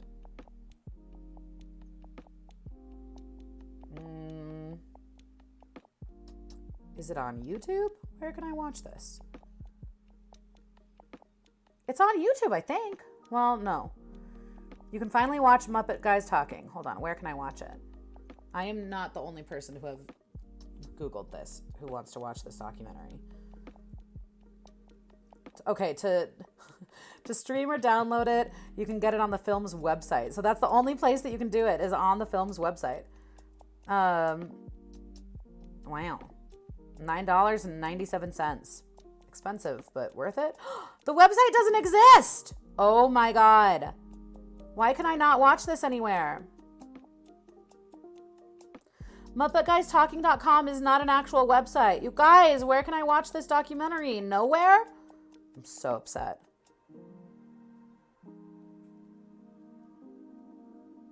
It says it's available. Why can't I watch it? Where can I watch it? Why can't I watch it? Why won't they let me watch it?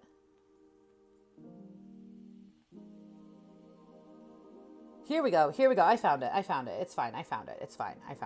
Don't worry. I found it. It's fine.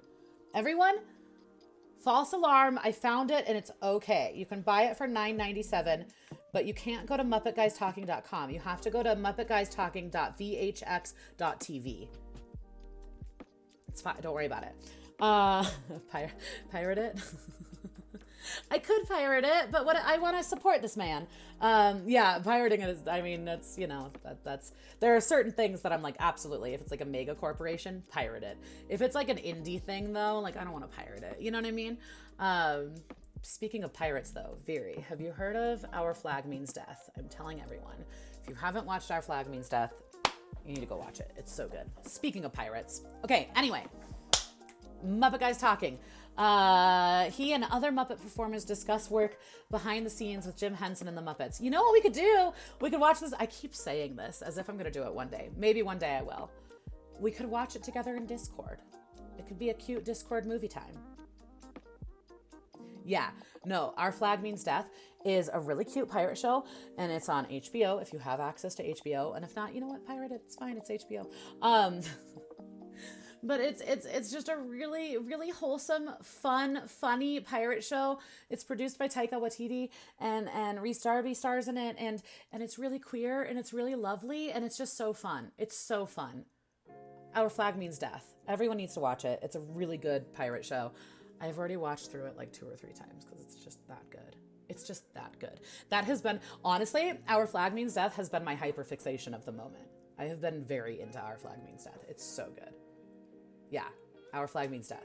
I'm just gonna type it so that people have a visual. This is like the second time that I've like done this. Our Flag Means Death. Highly recommend. Highly recommend. It's so good. I told my dad about it yesterday. I was like, you need to watch this. Okay, anyway. Directing. Inspiration as a filmmaker came to Oz upon a viewing of Orson Welles' film Touch of Evil in 1958. The director told Robert K. Elder in an interview for The Film That Changed My Life, "I think it opened up my view of film. There's so much more that could be done. Actually, by breaking so many rules, he allowed other people to say, hey, I can maybe think of some stuff too. He opened up the possibilities more for me. That's what he did."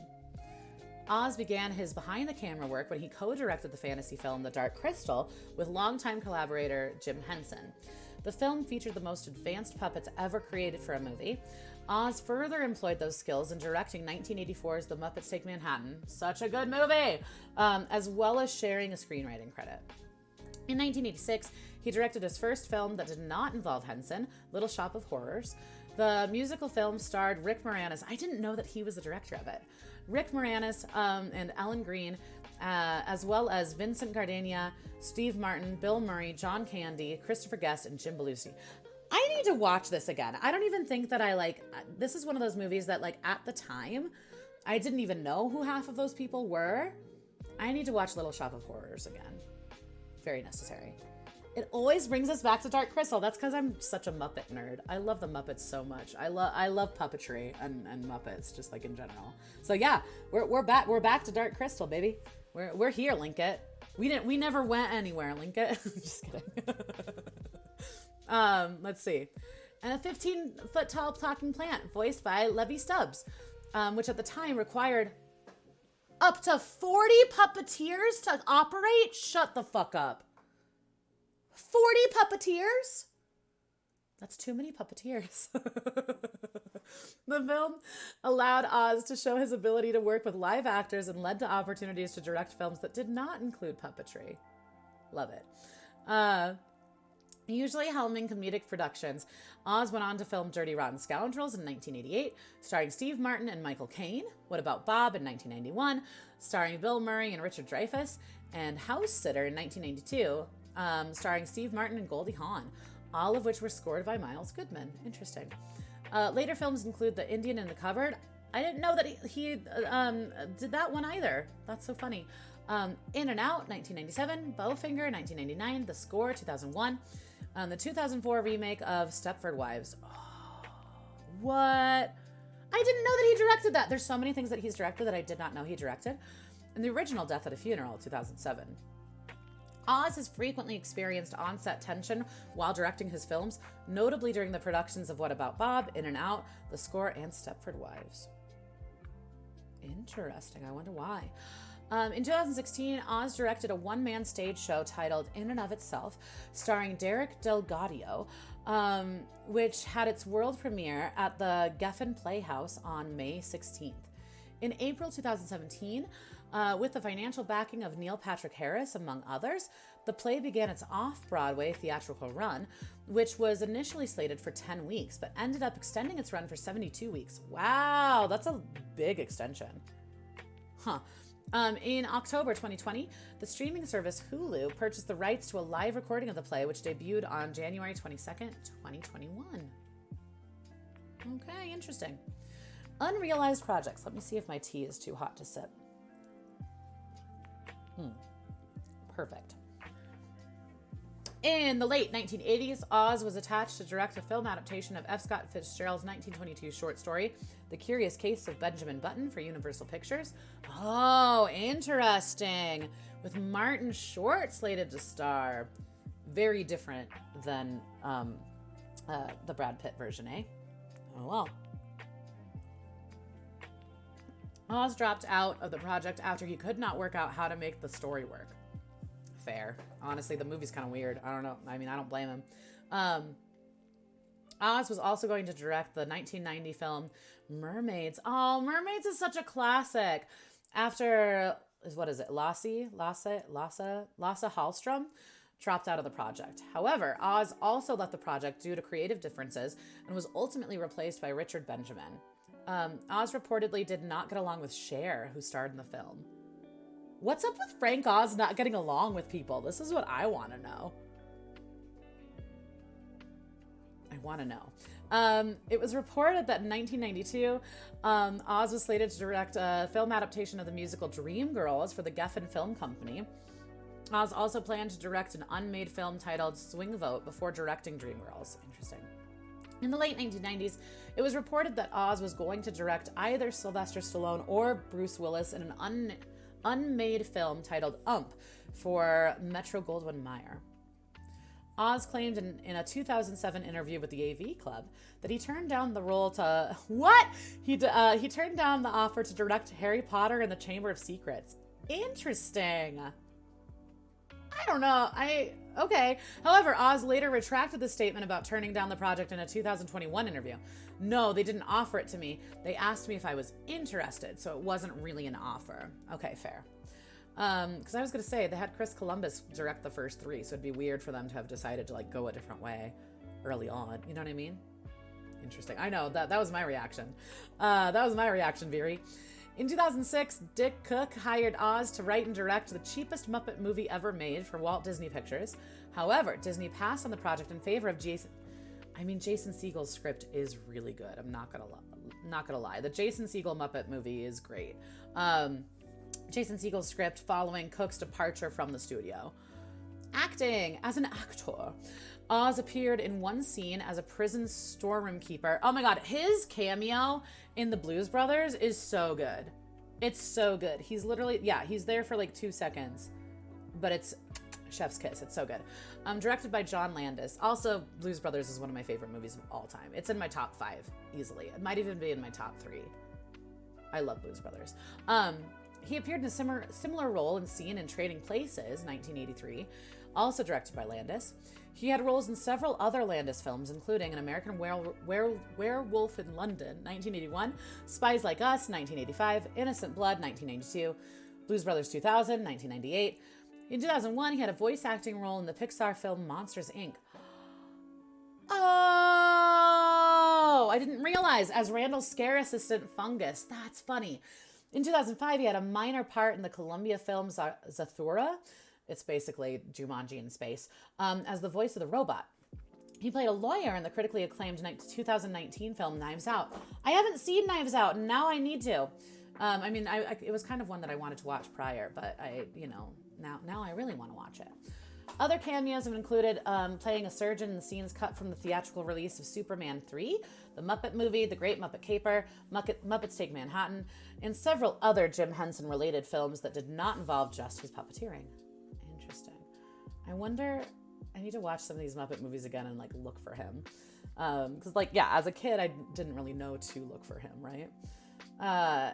Even if he does not appear in a Landis film, his name is often spoken in the background. During airport scenes in Into the Night and Coming to America, there are announcements on the PA system for Mr. Frank Osnowitz. It's probably Osnowitz. Could be saying it wrong. Probably. Oh well. Personal life. Oz was previously married to Robin Garson. He married Victoria LeBaum in 2011. Oz is the father of four sons. He maintained a residence in England for 9 years, and as of 2012, lives in Manhattan. And now we know. All right, here's his filmography. So much. We got The Muppet Movie, Blues Brothers, Empire Strikes Back, Great Muppet Caper. Great Muppet Caper, for whatever reason, is a Muppet movie that I haven't really watched all that much. I probably need to. American Werewolf in London, Dark Crystal, Superman 3, Return of the Jedi, Trading Places, Muppets Take Manhattan, the best. My favorite.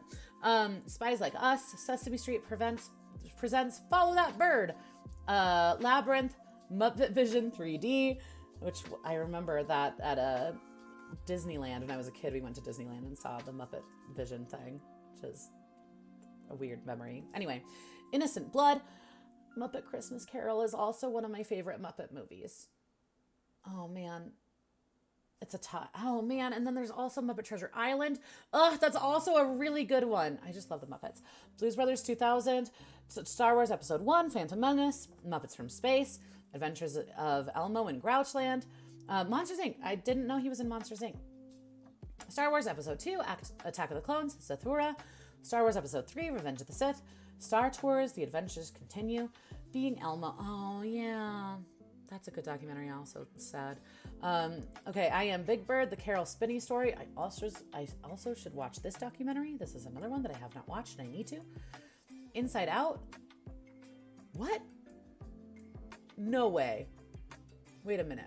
Oh, okay, so he's... Wait, Subconscious Guard Dave? Who? What? I didn't know he was in that. Okay, sorry. Star Wars, Force Awakens, Muppet Guys Talking. I'm gonna watch it. So Muppet Guys Talking, Secrets Behind the Show, The Whole World Watch, Star Wars, Last Jedi, Knives Out, another one I want to watch, Star Wars, Rise of the Skywalker. Nailed it. Filmmaking credits, so many. We're not even gonna, listen, he's everything. He was in Saturday Night Live? Great. There's too much. We're not gonna go through it, but he's so many things. Frank Oz. Incredible, prolific, amazing. Also, didn't get along with people on set. I want to know the hot goss. Okay. We're moving on. Viri, are you still there? We're going to read about observatories if you're into it, if you're here for it.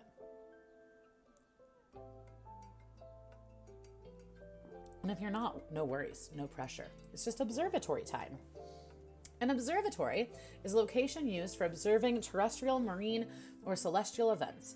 Astronomy, climatology, meteorology, geophysical, oceanography, and volcanology are examples of disciplines for which observatories have been constructed. Historically, observatories were as simple as containing an astronomical sextant for measuring the distance between stars, or Stonehenge, which has some alignments on astronomical phenomena. Wow, space! I didn't even really think about like these other like forms of observatories. I really like my initial reaction is astronomical observatories. Is there anything in particular? You know what? This is a short one. I don't think we need to necessarily like hone in on things. This is a picture of the Sphinx Observatory on a mountain in the top of the Swiss Alps at 3,571 meters, 11,716 feet.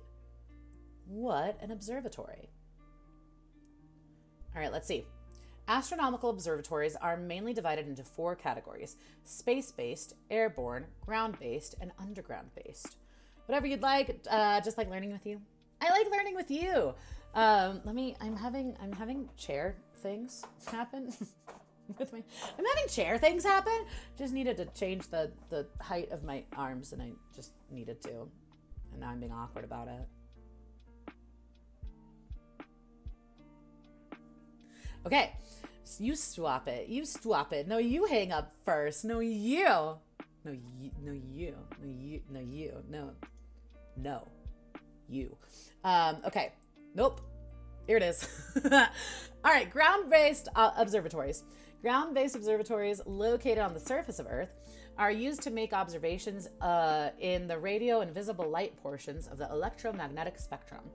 Most optical telescopes are housed within a dome or similar structure to protect the delicate instruments from the elements. I was always wondering why it was a dome. I never knew. Telescope domes have a slit or other opening in the roof that can be opened during observing and closed when the telescope is not in use. In most cases, the entire upper portion of the telescope dome can be rotated to allow the instrument to observe different sections of the night sky. That makes sense. Now it makes sense. Now thinking about it, it makes sense. I just never really thought about it before. Radio telescopes usually do not have domes. Okay. Got to use one at my school the other night. Cool. I love that. So here at the top, this is Atacama Large Millimeter Array, Chile, at 5,058 meters, 16,594 feet. Wow. This is the Paranal Observatory in Chile, home of the VLT at 2,635 meters, 8,645 feet. This is the Mauna Kea Observatories in Hawaii, home of several of the world's largest optical telescopes, 4,205 meters, so 13,796 feet. Wow. Wild. Haleakala Observatory at 3,036 meters, 9,961 feet, Maui, Hawaii. Speaking to my ignorance, I never thought about how observatories need to be, not necessarily need to be, but it's more effective if it's high in elevation. I never thought about that. Never thought about it. Let's see. Missed going to Hawaii. Went on my trip there too snowy. That's another thing. Speaking to my ignorance, I did not realize that there were places in Hawaii that were high enough elevation to have snow. I had no idea. Man, I would love to go to Hawaii at some point. For optical telescopes, most ground-based observatories are located far from major centers of population to avoid the effects of light pollution. That makes sense. The ideal locations for modern observatories are sites that have dark skies, a large percentage of clear nights per year, dry air, and are at high elevations. At high elevations, the Earth's atmosphere is thinner, thereby minimizing the effects of atmospheric turbulence and resulting in a better astronomical seeing. Sites that meet the above criteria for modern observatories include, the regular Val again with the raid? Regular Val. We have to stop meeting like this. Thank you for the raid. How are you? How was your stream? What's going on? Also, am I following you? Because now I feel like I need to make sure that I am. I hope you're doing well. Welcome. Regular Val fans, I'm Abers. I play video games sometimes. But on Sundays, we go down Wikipedia rabbit holes and we do a different letter of the alphabet every week. So this is O week. Right now, we're reading about observatories. Welcome. Thank you for the raid. It was fantastic. Good old Elder Scrolls. Oblivion. Okay, I've never played Oblivion. How do you feel? how do you feel about Oblivion? What are your thoughts? My first Elder Scrolls game is Skyrim. That's the first one that I've really, I guess at some point in my life, I made a character in ESO just for fun, like in a trial version of ESO. Hold on, let me find you. I'm finding you on my phone so I can follow you and make sure I'm following you. Because if I'm not, I need to be.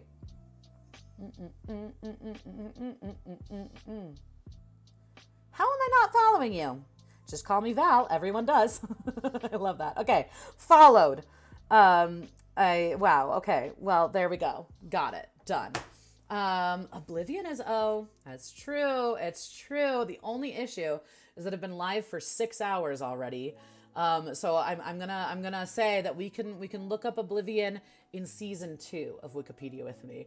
Unfortunately, at this point in time, I can't take more topics just because I've been live for so long already. But in the future, I start these on Sundays around 12 o'clock EST. So if you have a topic that you want to hear about, just get here a little earlier next time. And for season 2, when we get to the letter O, we'll look up Oblivion, I promise. But it's good to see you. Thank you for the raid. I really appreciate it. ESO is free, except I'm on Xbox, so I have to have the online membership.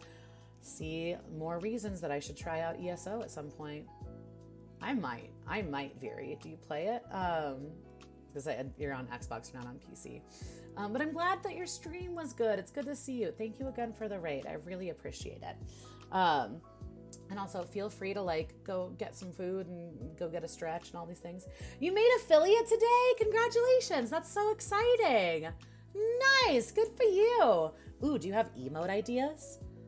I'm excited to see your emotes. I bet they'll be good. Let's see. What am I? Okay, no, I'm caught up. I got all the things. Did I do the things? Xbox currently considering moving to PC and buying it. It's a possibility. Lots of ideas. Well, just on Sundays, get here closer to 12 o'clock EST, and then you can give me all the ideas. Well, you can give me one idea per week, per person, one per person per week. P week next week. It's Mother's Day here in the United States, so I won't be here next week, but in 2 weeks we'll do P week. So regular Val, you can think about a P topic. Go with it. That said, shall we get back to observatories? I imagine you have lots of ideas.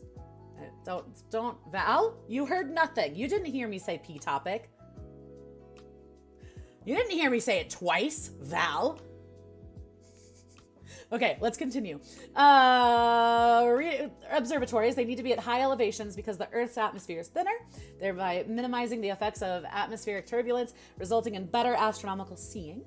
Sites that meet the above criteria for modern observatories include the southwestern United States, Hawaii, Canary Islands, the Andes, and high mountains in Mexico, such as Sierra Negra.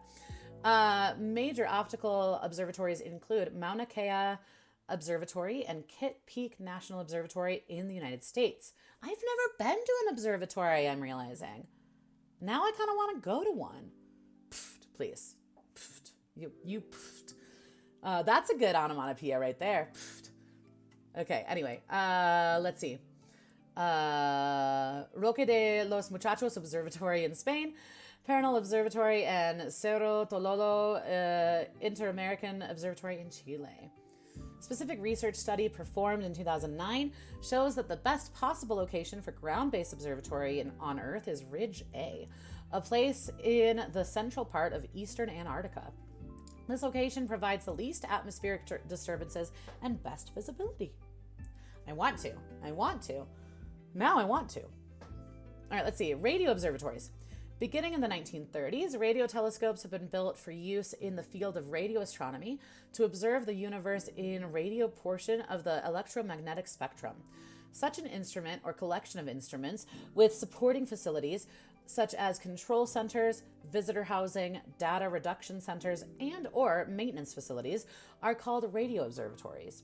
Radio observatories are similarly located far from major population centers to avoid electromagnetic interference, EMI, from radio, TV, radar, and other EMI emitting devices. But unlike optical observatories, radio observatories can be placed in valleys for further EMI shielding.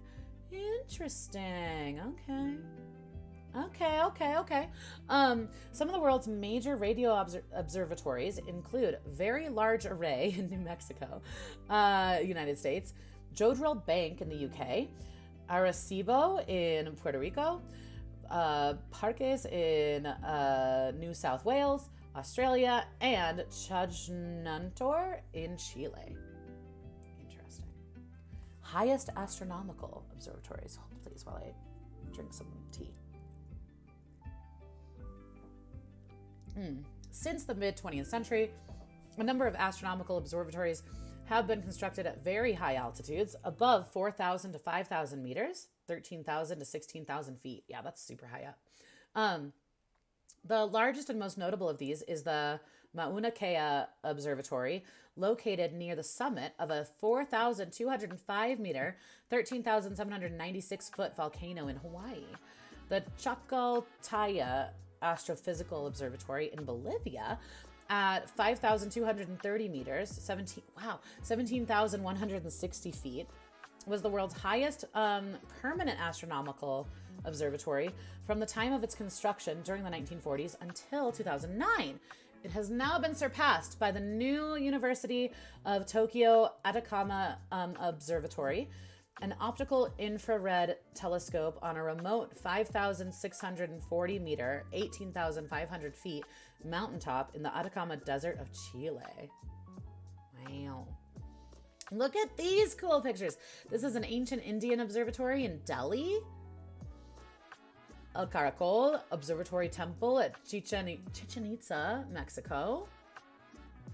Remains of the Marageh Observatory Underdome in Marageh, Iran. The Jantar Mantar in Jaipur, India.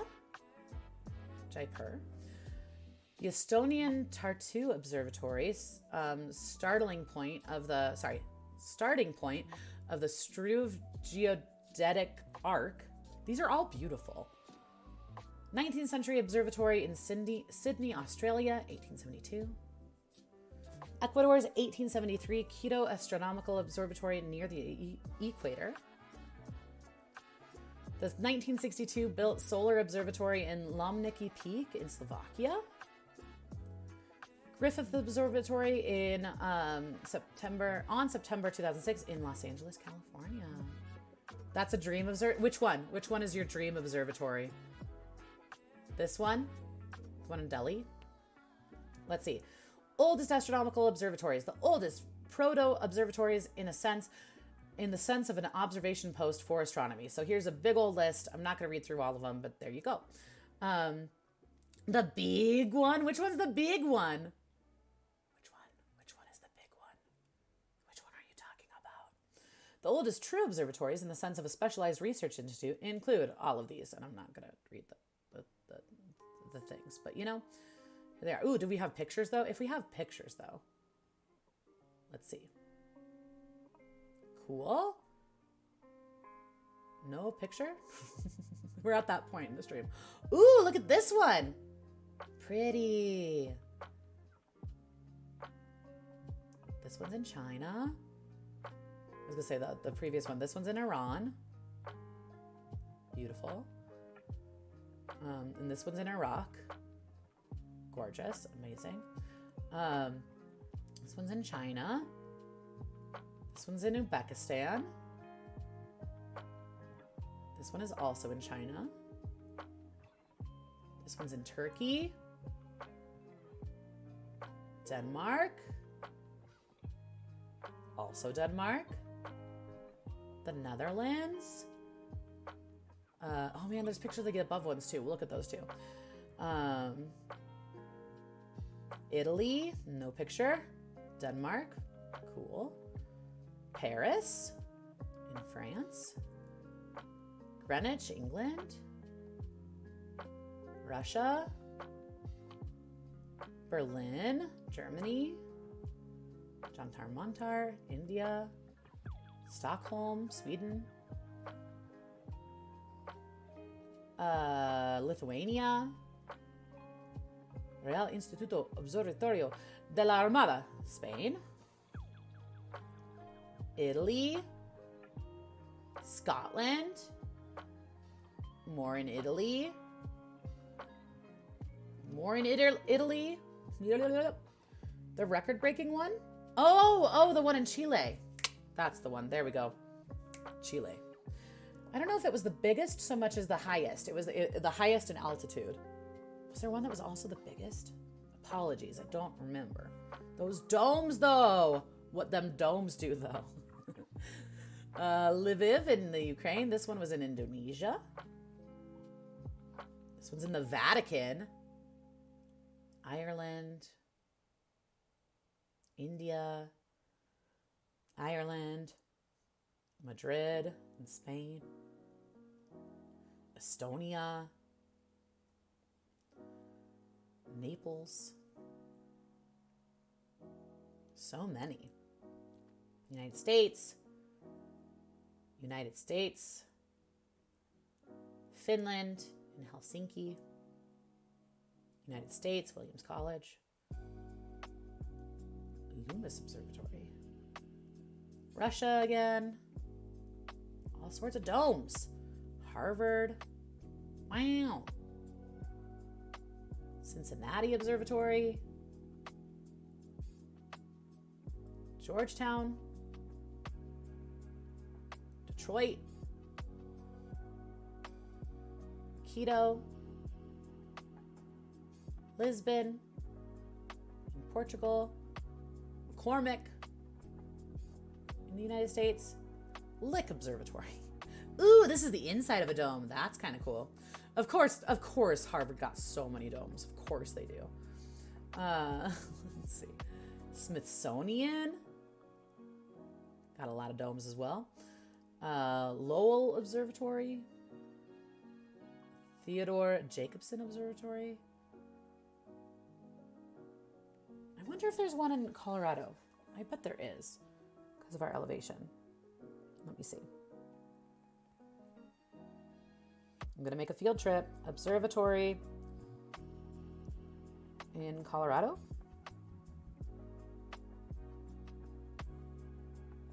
The Somers-Bausch Observatory.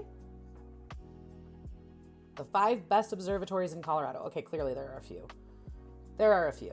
Colorado Springs. Of course the Springs has one. Okay, that makes sense. Okay, cool. All right, one of these days I'm going to go to an observatory because there are a few in my state, so why not? Jacobson looked like a castle wall, right? Some of them are really cool. Let me go back to that one. Yeah, it's neat. This is Yerkes. That one's beautiful. They're all beautiful. This one's in India. Cool. So many observatories. So many observatories, so little time. You know what I mean? Space-based observatories, which this is wild. Space-based observatories are telescopes or other instruments that are located in outer space, many in orbit around the Earth. Space telescopes can be used to observe astronomical objects at wavelengths of the electromagnetic spectrum that cannot penetrate the Earth's atmosphere and are thus impossible to observe using ground-based telescopes.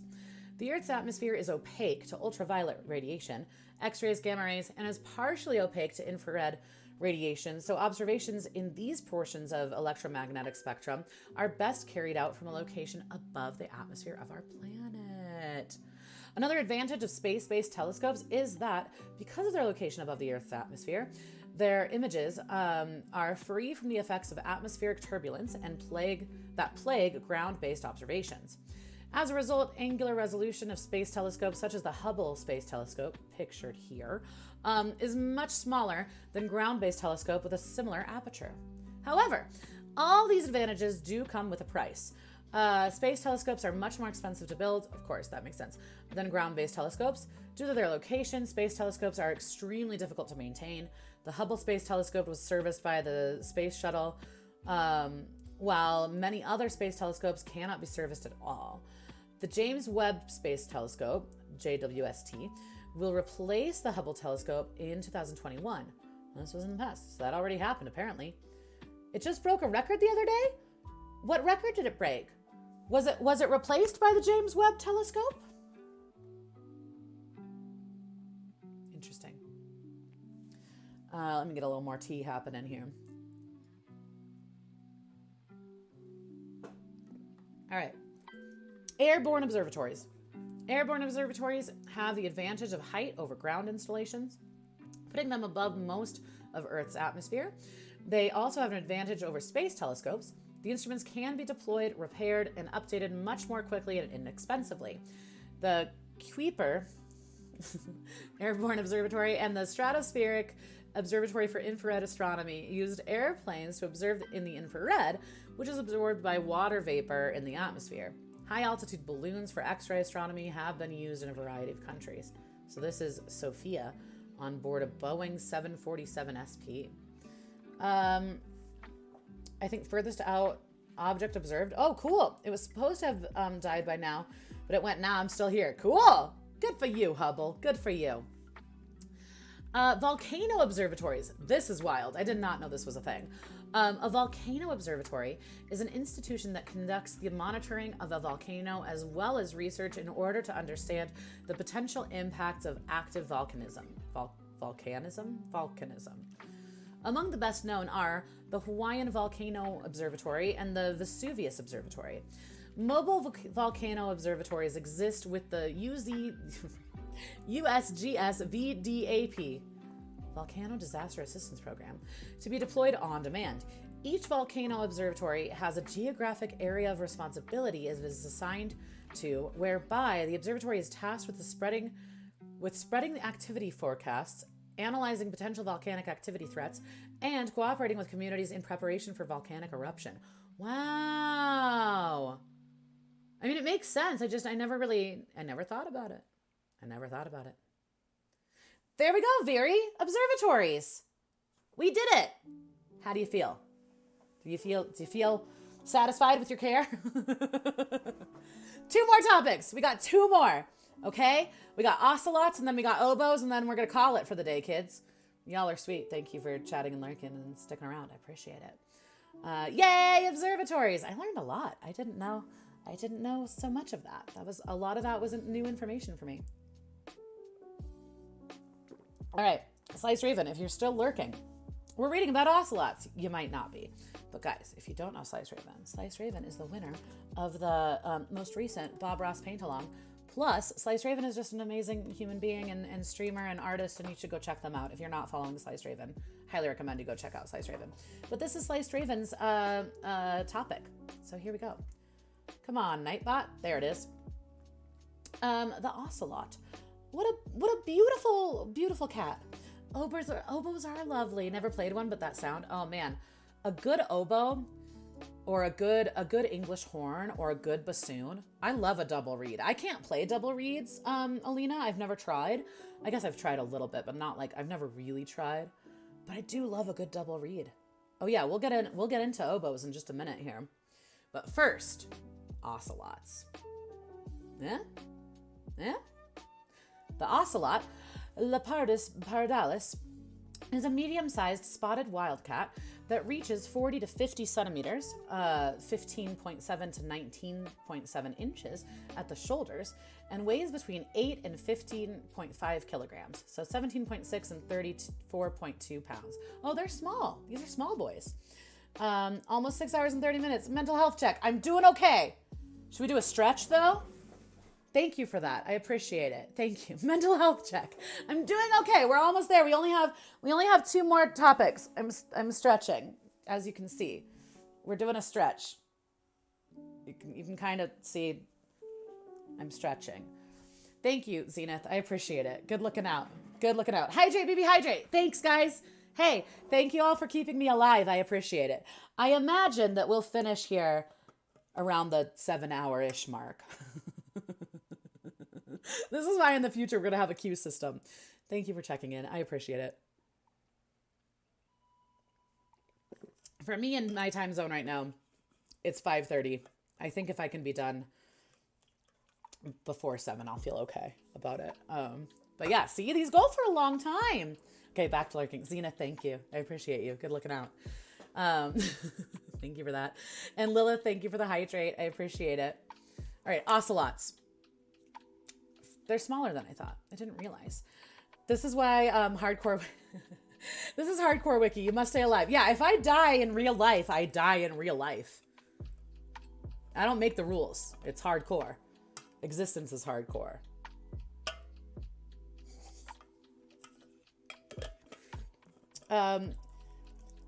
Keep out. Gorgeous girl hydrated. Hey, thanks. Keep hour. There it is. I was like, I don't know what that typo was. There it is. Thank you for keeping me hydrated. I appreciate it. And thank you for calling me gorgeous. Oh my God. Okay. So first described by Carl Linnaeus in 1758. 2 subspecies are recognized.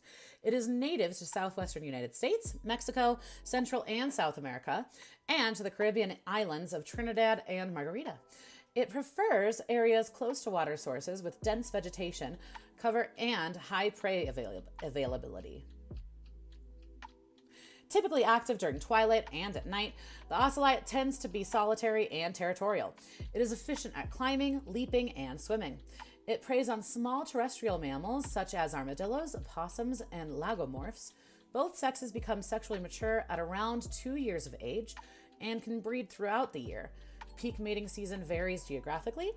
After a gestation period of 2 to 3 months, the female gives birth to a litter of 1 to 3 kittens. It's just a cat. It's just a beautiful cat, you know? They stay with their mother for up to 2 years. Wow, a long time. After which they leave to establish their own home ranges. The ocelot is listed as least concern on the IUCN Red List and is threatened by habitat destruction, hunting, traffic accidents. Populations are decreasing in many parts of its range. The association of the ocelot with humans dates back to the Aztec and Incan civilizations. It has occasionally been kept as a pet. Also, your laugh is infectious. I love it. Hey, thanks. Hey, thanks. Appreciate that. Things I never knew about myself before streaming. It was one of those things that, like, I found out from streaming that my laugh is infectious. Who knew? I did not. I had no idea. Okay. Etymology, taxonomy, subspecies, characteristics. I think we'll do etymology. We'll skip taxonomy. We'll go to characteristics, maybe distribution and habitat. Characteristics and ecology. Man, I'm so bad at just picking and choosing things. Oh my God, you got back just at the perfect time, Raven. We're reading about ocelots. Raven, help me. What are things that you want to hone in on? Help! And also welcome back. Good. I'm glad you had a nice park walk. I hope you had a nice park walk. Let's see. So yeah, we've got all sorts of stuff. If there's specific things you want to focus on, let me know. Okay, so etymology. The name ocelot comes from the Nahuatl word ocelotl, which generally refers to the jaguar rather than the ocelot. That's interesting. Another possible origin for the name is the Latin ocelotus, having little eyes or marked with eye-like spots in reference to the cat's spotted coat. They are pretty kitties. They're beautiful.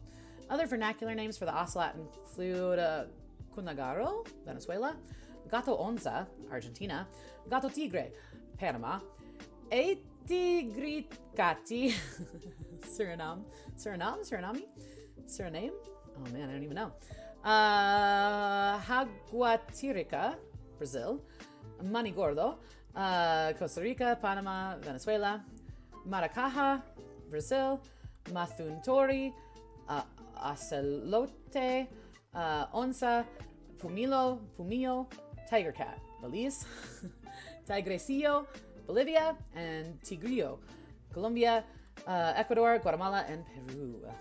It was very nice. Good. Nothing specific. They are very pretty. Agreed. I'm going to skip taxonomy. I'm going to skip subspecies. I'm going to skip phylogeny. Here, look pretty. Cute. Ocelot, the Osceola, is not significantly sexually dimorphic, varying only slightly in mature maximum weight. Interesting. Let's see. The largest member of its genus, the ocelot, is a medium-sized cat with a head and body length of between 55 and 100 centimeters. So that's 21.7 and 39.4 inches. and 30 to 45 centimeter, 11.8 to 17.7 inch long tail. It's a long tail. Typically reaches 40 to 50 centimeters, 15.7 to 19.7 inches at the shoulder. The weight of the females ranges between 7 to 12 kilograms, so 15 to 26 pounds. And of males, between 7 and 15.5 kilograms, so 15.4, 34.2. Yeah, these are smaller than I was imagining. They're very cute, though. Very cute. Its footprint measures nearly 2 centimeters by 2 centimeters, so 0.8 inches by 0.8 inches. The ocelot's fur is extensively marked with solid black markings on a creamy, tawny, yellowish, reddish gray or gray background color. I just realized, did my closed captions stop? Why did they stop? Probably, you know what I think happens? After a period of silence, they just automatically stop. So I need to check that when I come back from BRB breaks. Anyway, we got spots. That's what we're reading about. The spots on the head and limbs are small, but the markings on the back, cheeks, and flanks are open and closed bands. Are open or closed bands and stripes. A few dark stripes run straight from the back of the neck up to the tip of the tail. Its neck and undersides are white. The inside of the legs are marked with a few horizontal streaks. Its round ears are marked with a bright white spot. Its fur is short, about 0.8 centimeters, 0.3 inches long on the belly, but about 1 centimeter, 0.4 inches long guard hairs on the back. The body has a notably strong odor. Interesting. Each ocelot has a unique color pattern which can be used to identify individuals. Cool. That's interesting. The ocelot can easily be confused with the margay and the oncilla. What is this guy? Ooh, another cute one. Very cute. And then this guy. I can see it. They are all very similar looking. Though the ocelot is noticeably larger and heavier with a shorter tail. Okay. Though all three have rosettes on their coats, the ocelot typically has more of a blotched pattern. The oncilla probably, has dark spots on its underbelly, unlike the other two. Other differences lie in the facial markings, appearance of the tail, and fur characteristics. The ocelot is similar in size to a bobcat. Here we go. Look at this distinguished boy. Though larger individuals have occasionally been recorded. The jaguar is notably larger and heavier and has rosettes instead of spots and stripes.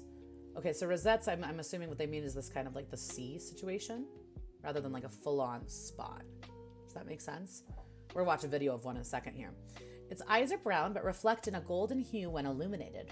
It has 28 to 30 teeth with a dental formula. I don't remember how to read dental formulas. Don't worry about it. It has a bite force quotient at the canine tip of 113.8. I imagine that means it can chomp hard. Yeah? Yeah? They're kind of smaller guys. They're like the size of like a medium dog. All right, here we go.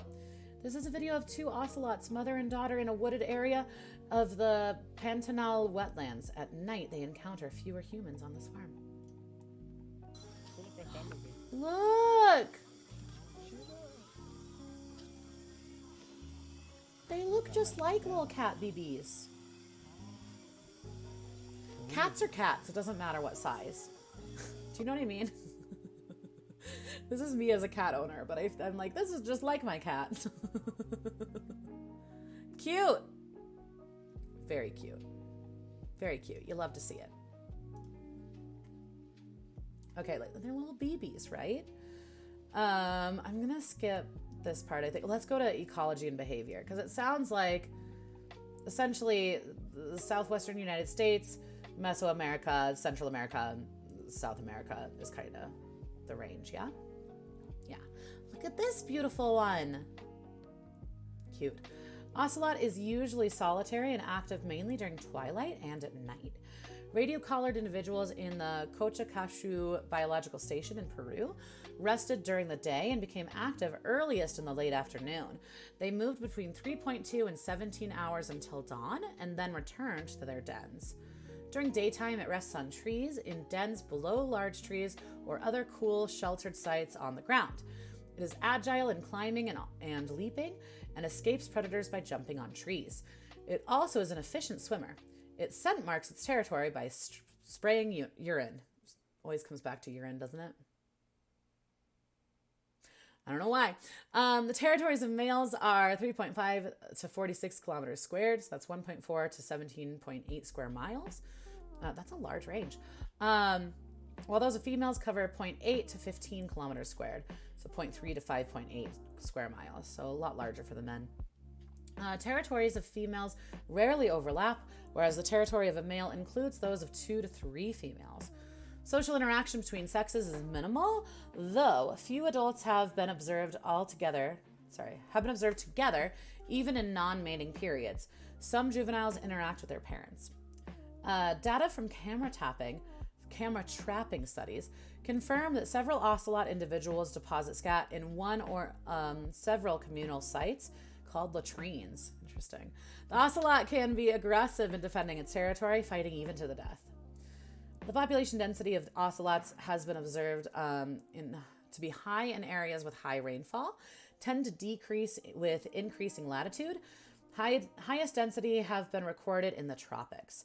In 2014, the ocelot population density in Barro Colorado Island was estimated to be 1.59 to 1.74 kilometers squared, 4.1 to 4.5 square miles, greater than 0.984 kilometers squared, 2.55 square miles, recorded in the northwestern Amazon in Peru in 2010, which was the densest ocelot population recorded thus far.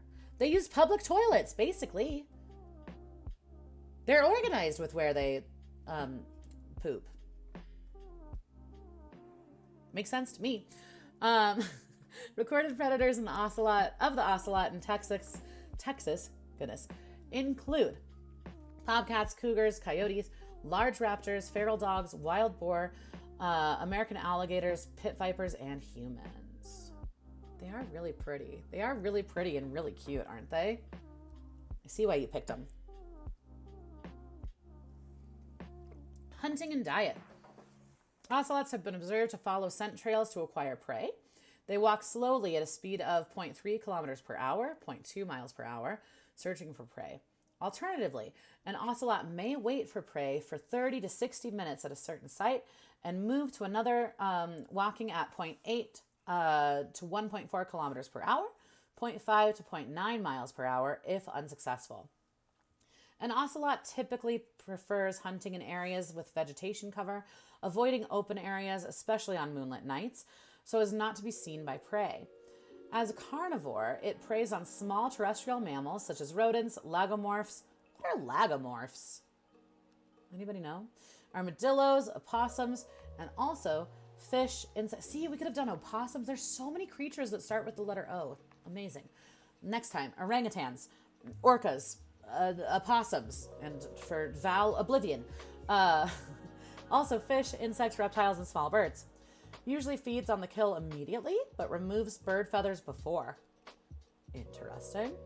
It typically preys on animals that weigh much less than 1 kilogram, 2.2 pounds, but rarely targets large ungulates such as deer and sheep and pecaries. Pecaries? Oh, look at this guy! A little hooved mammal. Well, F's in chat for the pecaries. An ocelot requires 600 to 800 grams, 21 to 28 ounces of food every day to satisfy its energy requirements. It's a lot. I know, they kill these guys. Thank you, Lincoln. Thank you for paying your respects. Primates prevail in the diet of ocelots in southeastern Brazil, and iguanas in tropical deciduous forest in Mexico. The composition and diet varies by season. In Venezuela, ocelots are found to prefer iguanas and rodents in the dry season, then switch to land crabs in the wet season. Fancy. In southwestern Brazil, ocelots have a similar prey preference as margays and oncillas. The oncillas focus on tree-living marsupials and birds, while the margays are not as selective. And now we know. I'm going to skip reproduction and lifestyle. However, look at this kitten.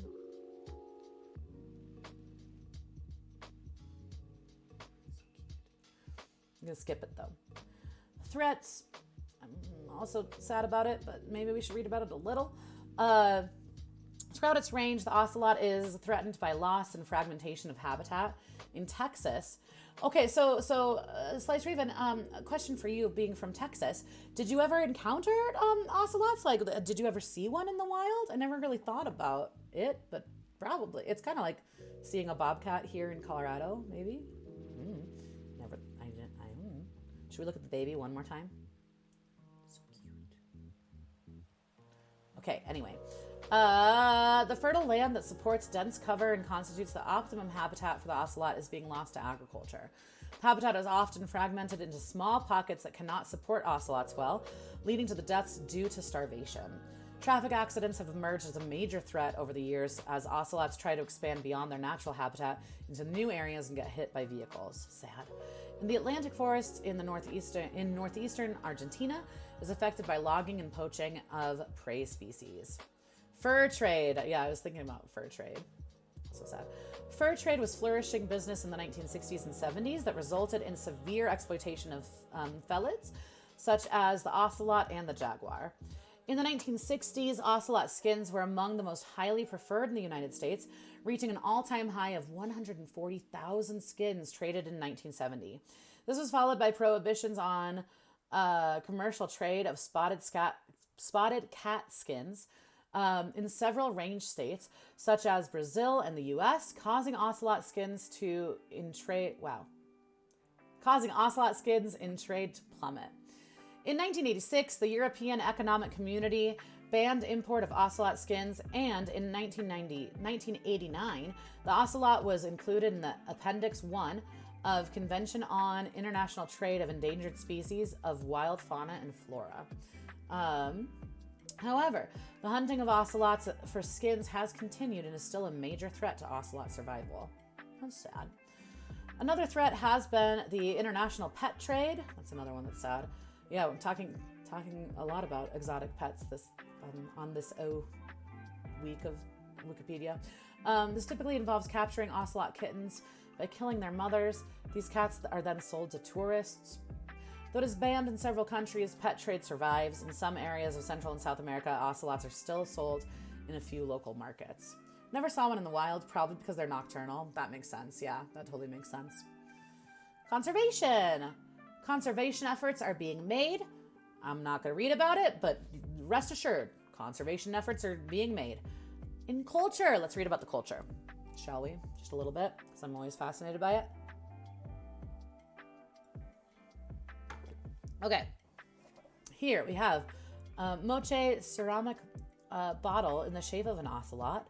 And this is in the Musée d'Ethnographie de Genève in Switzerland. Ocelots have been associated with humans since the time of the Aztec and Incan civilizations, who depicted ocelots in their art and mythology. Representations of ocelots appear in every artistic medium, from moche ceramics. I didn't know that this was a thing. Moche civilization. Oh, in Peru. Okay. Cool. Moche ceramics to murals, architectural details, and landscape features. Ocelot bones were made into thin, pointed instruments to pierce ears and limbs for ritual bloodletting.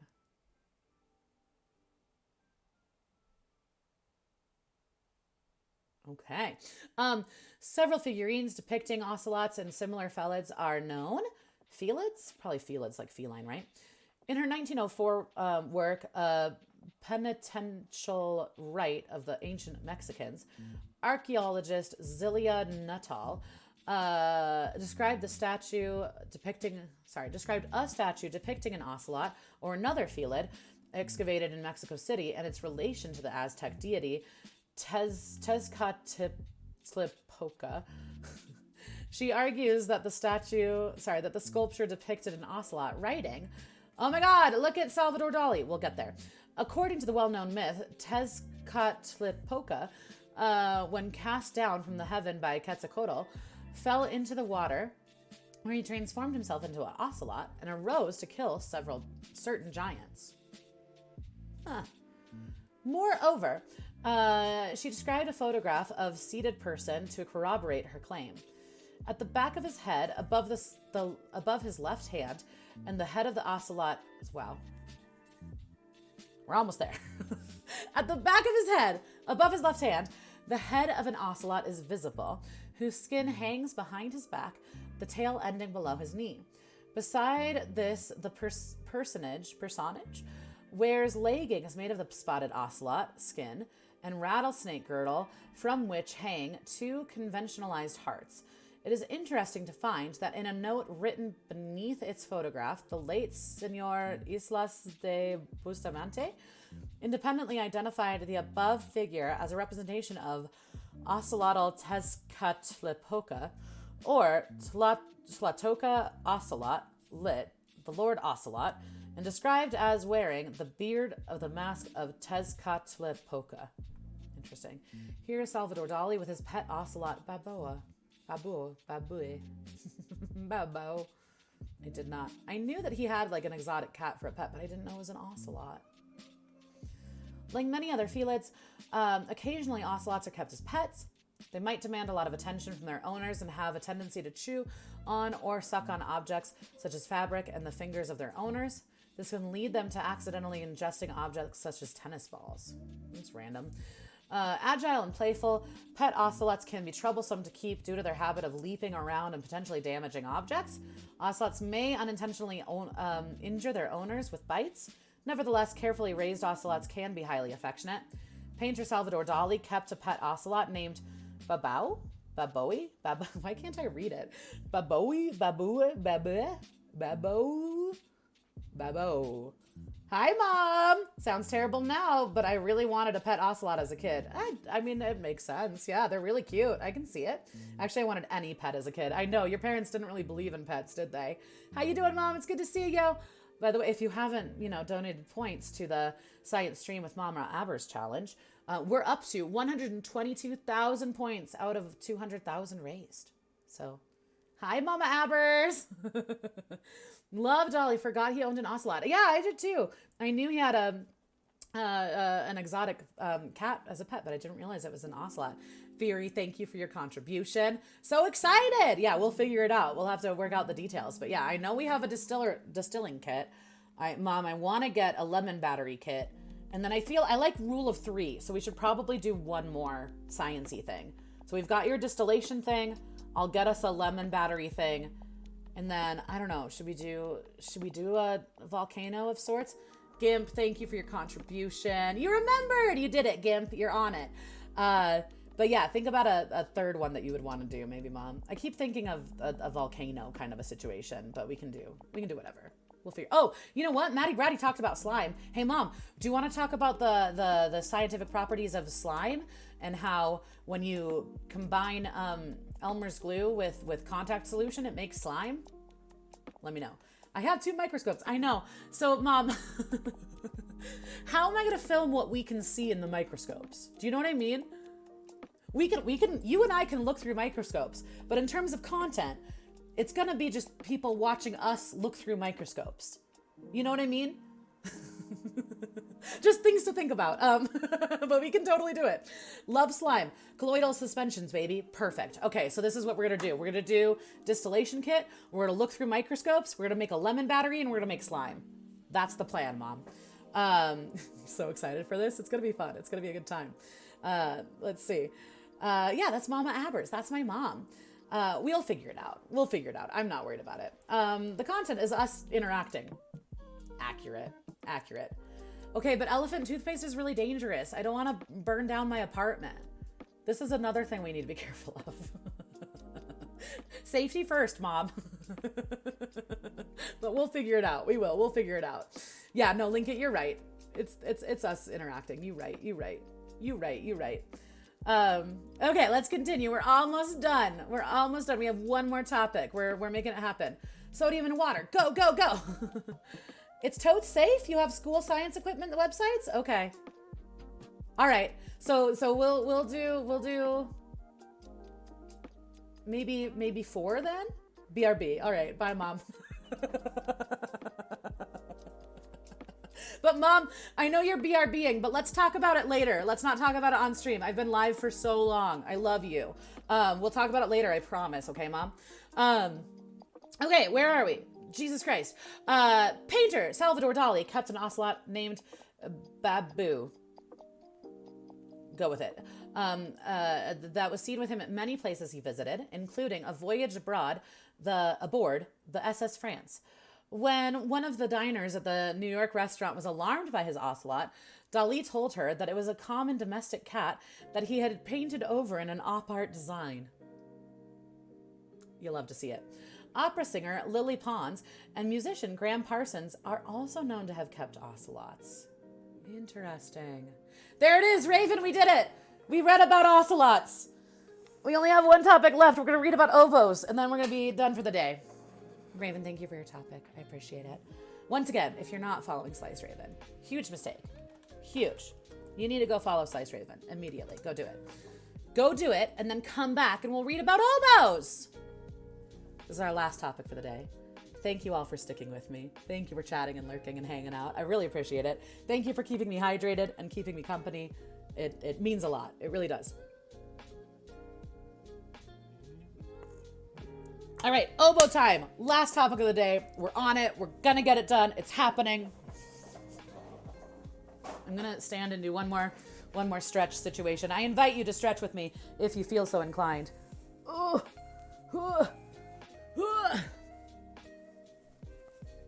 Okay. All right. Stretched. Ready. Did it. Lilith, thank you for contributing your points to the Mama Aber Science Challenge. Let's see. Oboe time, baby. Last topic of the day. The oboe is a type of double reed woodwind instrument. Oboes are usually made of wood, but may also be made of synthetic materials. Also, shout out Fun. Fun is now at a dinner with her in-laws, but if you don't know Fun, y'all should go follow Fun. Go follow Fun. Fun is great. Let's see. So, what's happening? My brain is broken. Usually made of wood, also made of synthetic materials, such as plastic, resin, hybrid composites.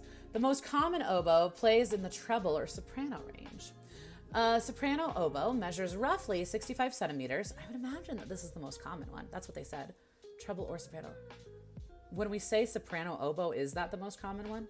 They'll tell us. Okay, so 65 centimeters, 25 and a half inches long, with metal keys, a conical bore, and a flared bell. Sound is produced by blowing into the reed at sufficient air pressure, causing it to vibrate with the air column. The distinctive tone is versatile and has been described as bright or shrill, depending on who's playing it. You know what I mean? Let's see. I was going to say, link it. My mom has done all the science. She's done all the things. This is why I have to tell her that we need to be safe, because I'm more worried about her than I am me. Anyway, back to oboes. I'm gonna make it. It's gonna be fine. Cool. Described as bright, shrill. Got it. Okay. When the word oboe is used alone, it is generally taken to mean the treble instrument rather than other instruments of the family, such as the bass oboe, the cor anglais, the English horn, or the oboe d'amour. Oboe d'amour? The hot boys d'amour. That's not how it's pronounced. Did they say what it means etymology-wise? It's fine. What is a musk strawberry? Okay, anyway, I can't. My brain is, I can't. Today, the oboe is commonly used as an orchestral or solo instrument in the symphony orchestras, concert bands, and chamber ensembles. The oboe is especially used in classical music, film music, some genres of folk music, and is occasionally heard in jazz, rock, pop, and popular music. The oboe, I like how they distinguished pop from popular music. Are they not the same thing? I can't. The oboe is widely recognized as an instrument that tunes the orchestra with its distinctive A. It's probably not an actual A. Now I wonder if it is. Oh, I was like off by like a half step. Oh well. All right, a musician who plays the oboe is called an oboist. Here's a picture of an oboe. Here's its range. Oh, and then an octave above. I was like, it's got a wider range than that. That makes sense. Okay. So almost a 2-octave range. Interesting. Okay. Sound, reeds, history, other stuff. Let's go. Ooh, look at the reeds. So I never got into double reeds. I only played single reeds when I was doing woodwind stuff. So double reeds are kind of cool. As you can see, it's 2 reeds tied together. Makes a noise. I want to say the duck in Peter and the Wolf is an oboe. Maybe it's a bassoon, though. It's probably a bassoon. They're related. All right, sound. In comparison to other modern woodwind instruments, the treble oboe is sometimes referred to as having a clear and penetrating voice. The Sprightly Companion, an instruction book made by Henry Playford in 1695, describes the oboe as majestical and stately, and not much inferior to the trumpet. In the play Angels in America, the sound is described as that of a duck if the duck were a songbird. The rich timbre is derived from its conical bore, as opposed to the generally cylindrical bore of flutes and clarinets. As a result, oboes are easier to hear over other instruments in large ensembles due to its penetrating sound. It is really like tinny. It's like in your face. I bet they'll have an example for us to listen to. You think it was an oboe? Okay, cool. Right? Peter and the Wolf is a fun one. Okay, I was thinking oboe, but it's always possible it was a bassoon. Maybe a bassoon played something else in Peter and the Wolf. But yeah, I bet it was an oboe. Let's see. The highest note is a semitone lower than the nominally highest note of the B-flat clarinet. Oh, interesting. Huh. Since clarinet has a wider range, the lowest note of B-flat clarinet is significantly deeper. That makes sense. A minor 6th than the lowest note of the oboe. Got it. Okay, because in my mind I was like, oboes are higher pitched, which they are, but clarinets go lower. So, yeah. You're gonna go buy chemicals and stuff? Okay, Mom. Mom, you just let me know what we're doing for your stream, and I will be here. Everyone say bye, Mama Abers. Thanks for coming by, Mom. It's good to see you. So goofy.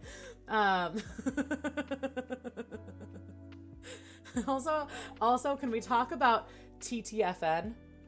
Does anyone else use that? Ta-ta for now. Love you, Mama Abers. We love a good ta-ta for now. I'm dying.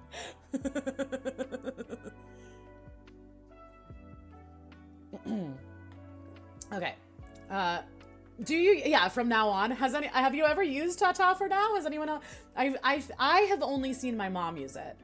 I'm sure other people use it. You're using ta-ta for now always now? Love it. Do it. I do in real life, but not often in messages though. Do you say TTFN? Or do you, because there's, what I mean is, because I've heard ta-ta for now, totally. What I mean is like using like BRB for be right back. Like TTFN for ta-ta for now. The abbreviation. Or the acronym, I should say. We love TTFN. Okay, anyway. Clarinets, oboes, clarinets, bigger range, lower than oboes. The highest note is a semitone lower than the nominally highest note of the B-flat clarinet. This is fascinating because I thought that oboes were higher than clarinets. They're not, they're just more shrill. You say ta-ta for now. Right. But I mean, now you need to start abbreviating it in text messages. It goes over like gangbusters, I'm telling you. Music for the standard oboe is written in concert pitch. Oh yeah, that's right, they're concert pitch. It is not a transposing instrument. And the instrument has a soprano range, usually from B-flat 3 to G6. Orchestra's tuned to a concert A, played by the first oboe. According to, that's the thing that's so fun, it's usually an oboe, unless it's only strings and then it's violin. Your oboist has to be in tune, because everyone relies on the oboe to make sure that they're in tune. Fun fact, my favorite noise. I have 2 favorite noises in the world. One is when students have a eureka moment and go, oh, I love that noise. And then 2 is the sound of an orchestra tuning, because it's like the coolest thing, because you hear everyone kind of like noodling around and then all of a sudden it like all just like zooms into focus. The best noise in the world. Anyway, according to the League of American Orchestras, this is done because the pitch is secure and its penetrating sound makes it ideal for tuning.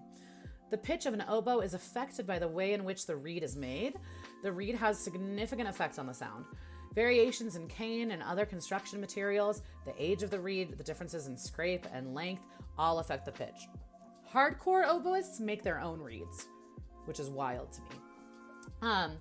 German and French reeds, for instance, differ in many ways, causing the sound to vary accordingly. Weather conditions such as temperature, humidity also affect the pitch. Skilled oboists adjust their embouchure to compensate for these factors. Subtle manipulation of embouchure and air pressure allows the oboist to express timbre and dynamics. Timbre. You got it. Let's talk about reeds, baby. The oboe uses a double reed, similar to that used for the bassoon. Most professional oboists make their reeds to suit their individual needs. By making their reeds, oboists can precisely control factors such as tone color, intonation, and responsiveness. They also account for individual embouchure, oral cavity, oboe angle, and air support. So it can be like much more personalized to the way that you play, which is kind of cool. So this is oboist Albrecht Meyer preparing reeds for use. Novice oboists rarely make their own reeds, as the process is difficult and time-consuming, and frequently purchase reeds from a music store instead. This reminds me that I need to buy some reeds for my clarinet and for my saxophone. Anyway, commercially available cane reeds are available in several degrees of hardness. A medium reed is very popular, and most beginners use medium soft reeds. These reeds, like clarinet, saxophone, and bassoon reeds, are made from Arundodonyx. I did not know this. Cane. Tall perennial cane, one of several so-called reed species. Interesting. Huh. I did not know. As oboists gain more experience, they may start making their own reeds after the model of their teacher or buying handmade reeds, usually from a professional oboist. And using special tools, including gougers, pre-gougers, guillotines, knives, and other tools to make and adjust reeds to their liking. The only thing I've done like that is sanding a reed, but that's not, actually I've clipped reeds before, I guess. But even then, it's really not all that necessary for single reed instruments. It's much more, double reeds are much more particular, I feel like. The reed is considered to be part of the oboe that makes the instrument so difficult because the individual nature of each reed means that it is hard to achieve a consistent sound. Slight variations in temperature, humidity, altitude, weather, climate can also have an effect on the sound of the reed, as well as minute changes in the physique of the reed. Look at all these oboes. This is very cool. You did hear guillotines. I don't even know what that means, to be honest with you. It didn't have a link. It's just like, yep, guillotines. Yep. Medieval torture devices in order to make oboe reeds. The more you know. Oboists often prepare several reeds to achieve consistent sound, as well as to prepare for environmental factors such as chipping of reed or other hazards. It's true, you gotta have a backup reed always. Oboists may have different preferred methods for soaking their reeds to produce optimal sounds. The most preferred method is to soak the oboe reed in water before playing. I've never heard of anyone doing something different than that. Okay, so here's what we've got, I believe. Left to right, we've got a Renaissance oboe. We've got a Baroque oboe. The Baroque one is beautiful. I mean, they all are. We have a classical oboe. We have a Viennese oboe, and then a late 20th century oboe, and then a modern oboe. Cool, huh? Neat. Plastic oboe reeds are rarely used. Plastic reeds suck. Never use a plastic reed. Why would you use a plastic reed? They sound terrible. They're hard to play on. Plastic reeds are the worst. And less readily available than plastic reeds for other instruments. Yeah, it makes sense because, again, like oboes and double reeds are so particular. But even for like saxophone, like don't use a plastic reed. Some people, I guess, I know kids that used plastic reeds for marching band, but like, no. When you get flavored, are flavored reeds a thing? Shut up. Those are not a thing. Also, Veery, what kind of reed do you use? Now I want to know. Let's talk reeds. I use Van Doren ZZs. Right now, because my chops are terrible, I would probably buy a 2.5. Back in the day, I was playing more like a 3 and a 3 or a 3.5. But generally speaking, right now, probably a 2.5 because my embouchure is just not what it used to be when I was playing like all the time. You know? Van Doren 4, nice. Couldn't tell you. It's been 4 years. Yeah, no, you're good. Yeah, Van Doren 4 sounds about right. That sounds about right. History. Okay, we need to read about this real quick. In English, prior to 1770, the standard instrument was called a hautboy. It's not hautboy, or hautboy, or French hautboy, hautboy. I'm losing it. I gotta end soon. I can't. The word was borrowed from the French name hautboy. Au bois. Au bois. Au bois. Au bois. Au bois. It's gotta be au bois. Which is a compound word made up of haute, meaning high or loud, like haute couture, like high fashion, right? And bois, meaning woodwind. Literally translated, the French word means high-pitched woodwind, which it is.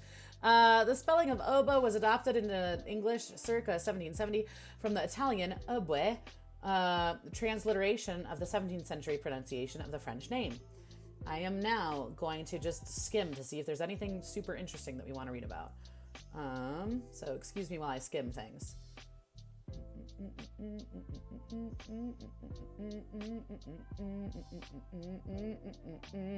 Yeah, I'm gonna just skip here.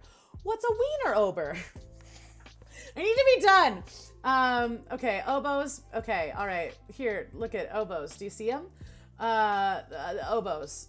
Let's listen to this guy play oboe, and then we're gonna call it because I can't anymore. I can't. Okay, but I love you all. But also, let's. Do you guys want to listen to / watch a guy play oboe? Also, I want to read about oboes and jazz. We will in a minute. I can't. I don't even listen. It's fine. Here we go.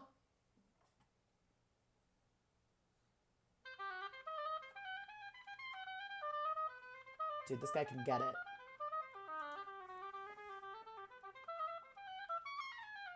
Damn. I mean, a well-played oboe is pretty dope.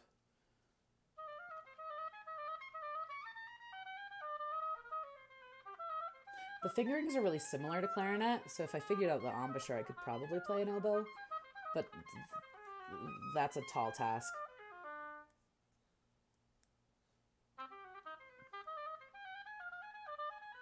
What is he playing? Does it say?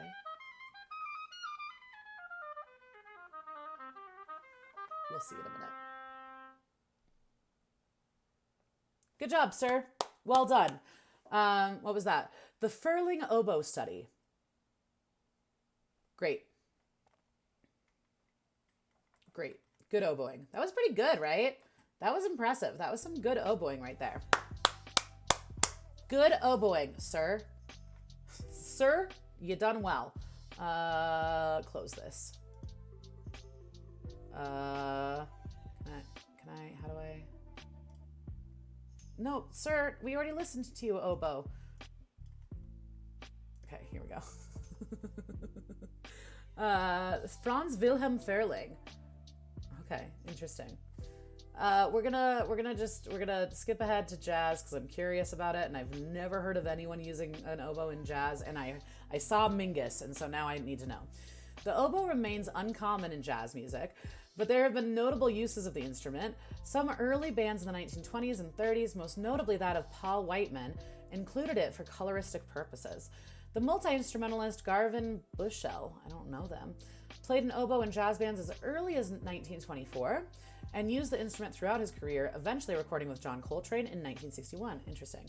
Gil Evans featured oboe in sections of his famous Sketches of Spain. Interesting. Collaboration with trumpeter Miles Davis.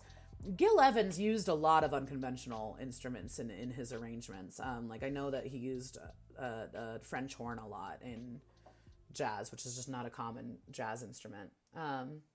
Though primarily a tenor saxophone and flute player, Yusuf Lateef was among the first in 1961 to use the oboe as a solo instrument in modern jazz performances and recordings.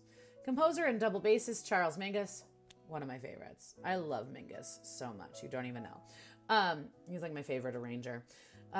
Gave the oboe a brief but prominent role, played by Dick Hafer in his composition Nine Love on the 1963 album Mingus Mingus Mingus. I need to look up that song. Good to know. With the birth of jazz fusion in the late 1960s and its continuous development through the following decade, the oboe became somewhat prominent, replacing on some occasion the saxophone as the focal point.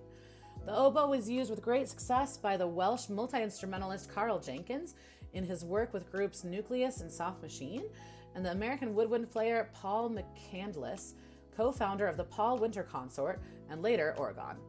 I like jazz. It's relaxing, but not in the same breath. It's one of those things, it like totally depends on like what kind of jazz you listen to, because some jazz is super relaxing and other jazz is just like in your face and intense and wild. But I love me some jazz. I'm a big fan. We're going to talk about Maria Schneider. The 1980s saw an increasing number of oboists trying their hand at non-classical work, and many players of note have recorded and performed alternative music on an oboe. Some present-day jazz groups influenced by classical music, such as Maria Schneider Orchestra, feature the oboe. Yeah, that makes sense. Maria Schneider would. She would. Sufjan Stevens. Okay, hold on. Indie singer, songwriter, and composer Sufjan Stevens, having studied the instrument in school. I didn't know that Sufjan Stevens played oboe. Did you all know this? If you don't know Sufjan Stevens, so good. His music's amazing. He's one of my favorite. I love Sufjan Stevens. Okay, he does include oboe a lot in his music. I never noticed it until they just said. Sorry, okay. Often includes the instrument in his arrangements and compositions, most frequently in his geographic tone poems, Illinois, Michigan. Come on, Feel the Illinois. It's a really good album. He uses it all the time in that album. I never even realized it till just now. I love Sufjan Stevens. Okay, Peter Gabriel played the oboe while he was a member of Genesis. I did not know this either. Most prominently on the Music Box. Wow. Amazing. Okay, you know what I want to do? Since we were talking about it, I just want to see if Peter and the Wolf comes up here. It is the duck. Slice Raven. It is the duck on Peter and the Wolf. All right, that's it. Team, we really did it. From orgasms to oboes, I think we've learned a lot today. I really appreciate all of you for being here. Thank you so much. Shout out again, congratulations to Sliced Raven for winning the Bob Ross Art Times. So I will get you your painting when I see you next, or I'll mail it to you, whatever we want to do that way. And shout out again to everyone else who made art, Fenaria and Pip and Zenith's Kiddo and Strawberry Shortcake. I think that was everybody. Y'all did fantastic. Your art is beautiful. Thank you guys for hanging out. Viri and Lilith and Linkit and my mom and everybody, y'all are very sweet. Also, the wild hype train earlier. Shout out to all the beautiful people that gave out subs, and you're just all very sweet and beautiful, and I love ya. And now I gotta figure out who we're gonna raid. Who's online, my dear friends? Linkit, always a pleasure. Thank you for being here. We did it, guys. It's only 6:17 my time. That's not bad. Plenty of time to decompress before work tomorrow. I'm feeling, love you, BB. No, you. All right, who's online? Where are we going? Who are we hanging out with, guys? Let us take a look, huh? Just got 4 go live notifications. Okay, so you've got some people. You've got some places to be. Who's online? Who do we want to go hang out with? Let me see.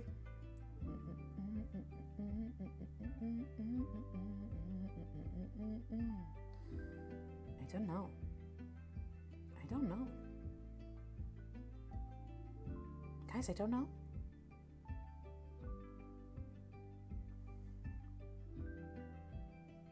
You know, there's someone that I've never really hung out with before, but I met her through a different streamer. I know one that might fit your vibe if you're down for a new friend. Yep, Viri, tell me who the new friend is. Let's do that instead. Tell me their name. Yeah, let's do that instead. If they fit my vibe, I'm down, and I trust you, Viri. And I love meeting new friends. Let's do that. Yeah, will you throw their name in chat? We'll absolutely go hang out with them. I'm down. Thank you for that suggestion. I was like, I have no idea. My brain is broken. Alyssa Marie AMS. Okay, cool. Alyssa Marie AMS.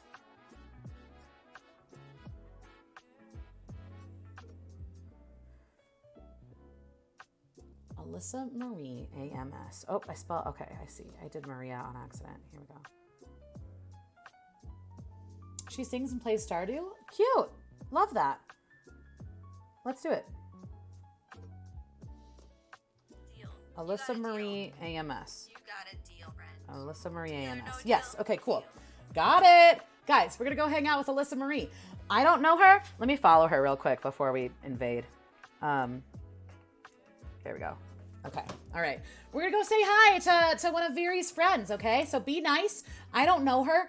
And so we need to make a good impression, you guys. Okay?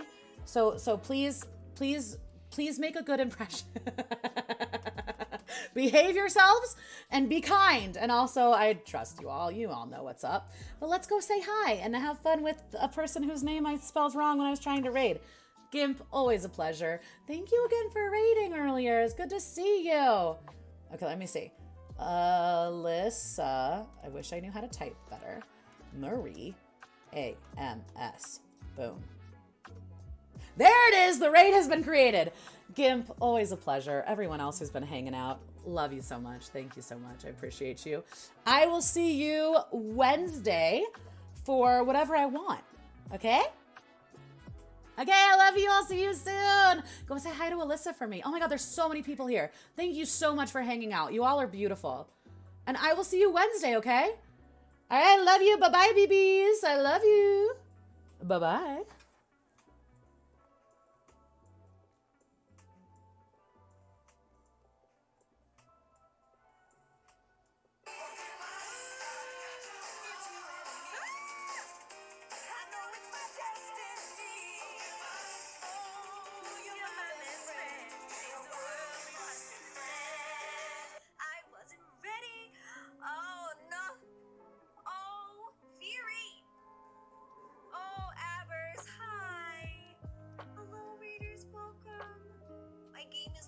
It's just taking so long. I'm so sorry. Welcome on in. Viri told me we should come hang out. Viri! I love Viri. Nice to meet you too, Abers. I'm gonna follow you so I can come watch your stream. I just follow you.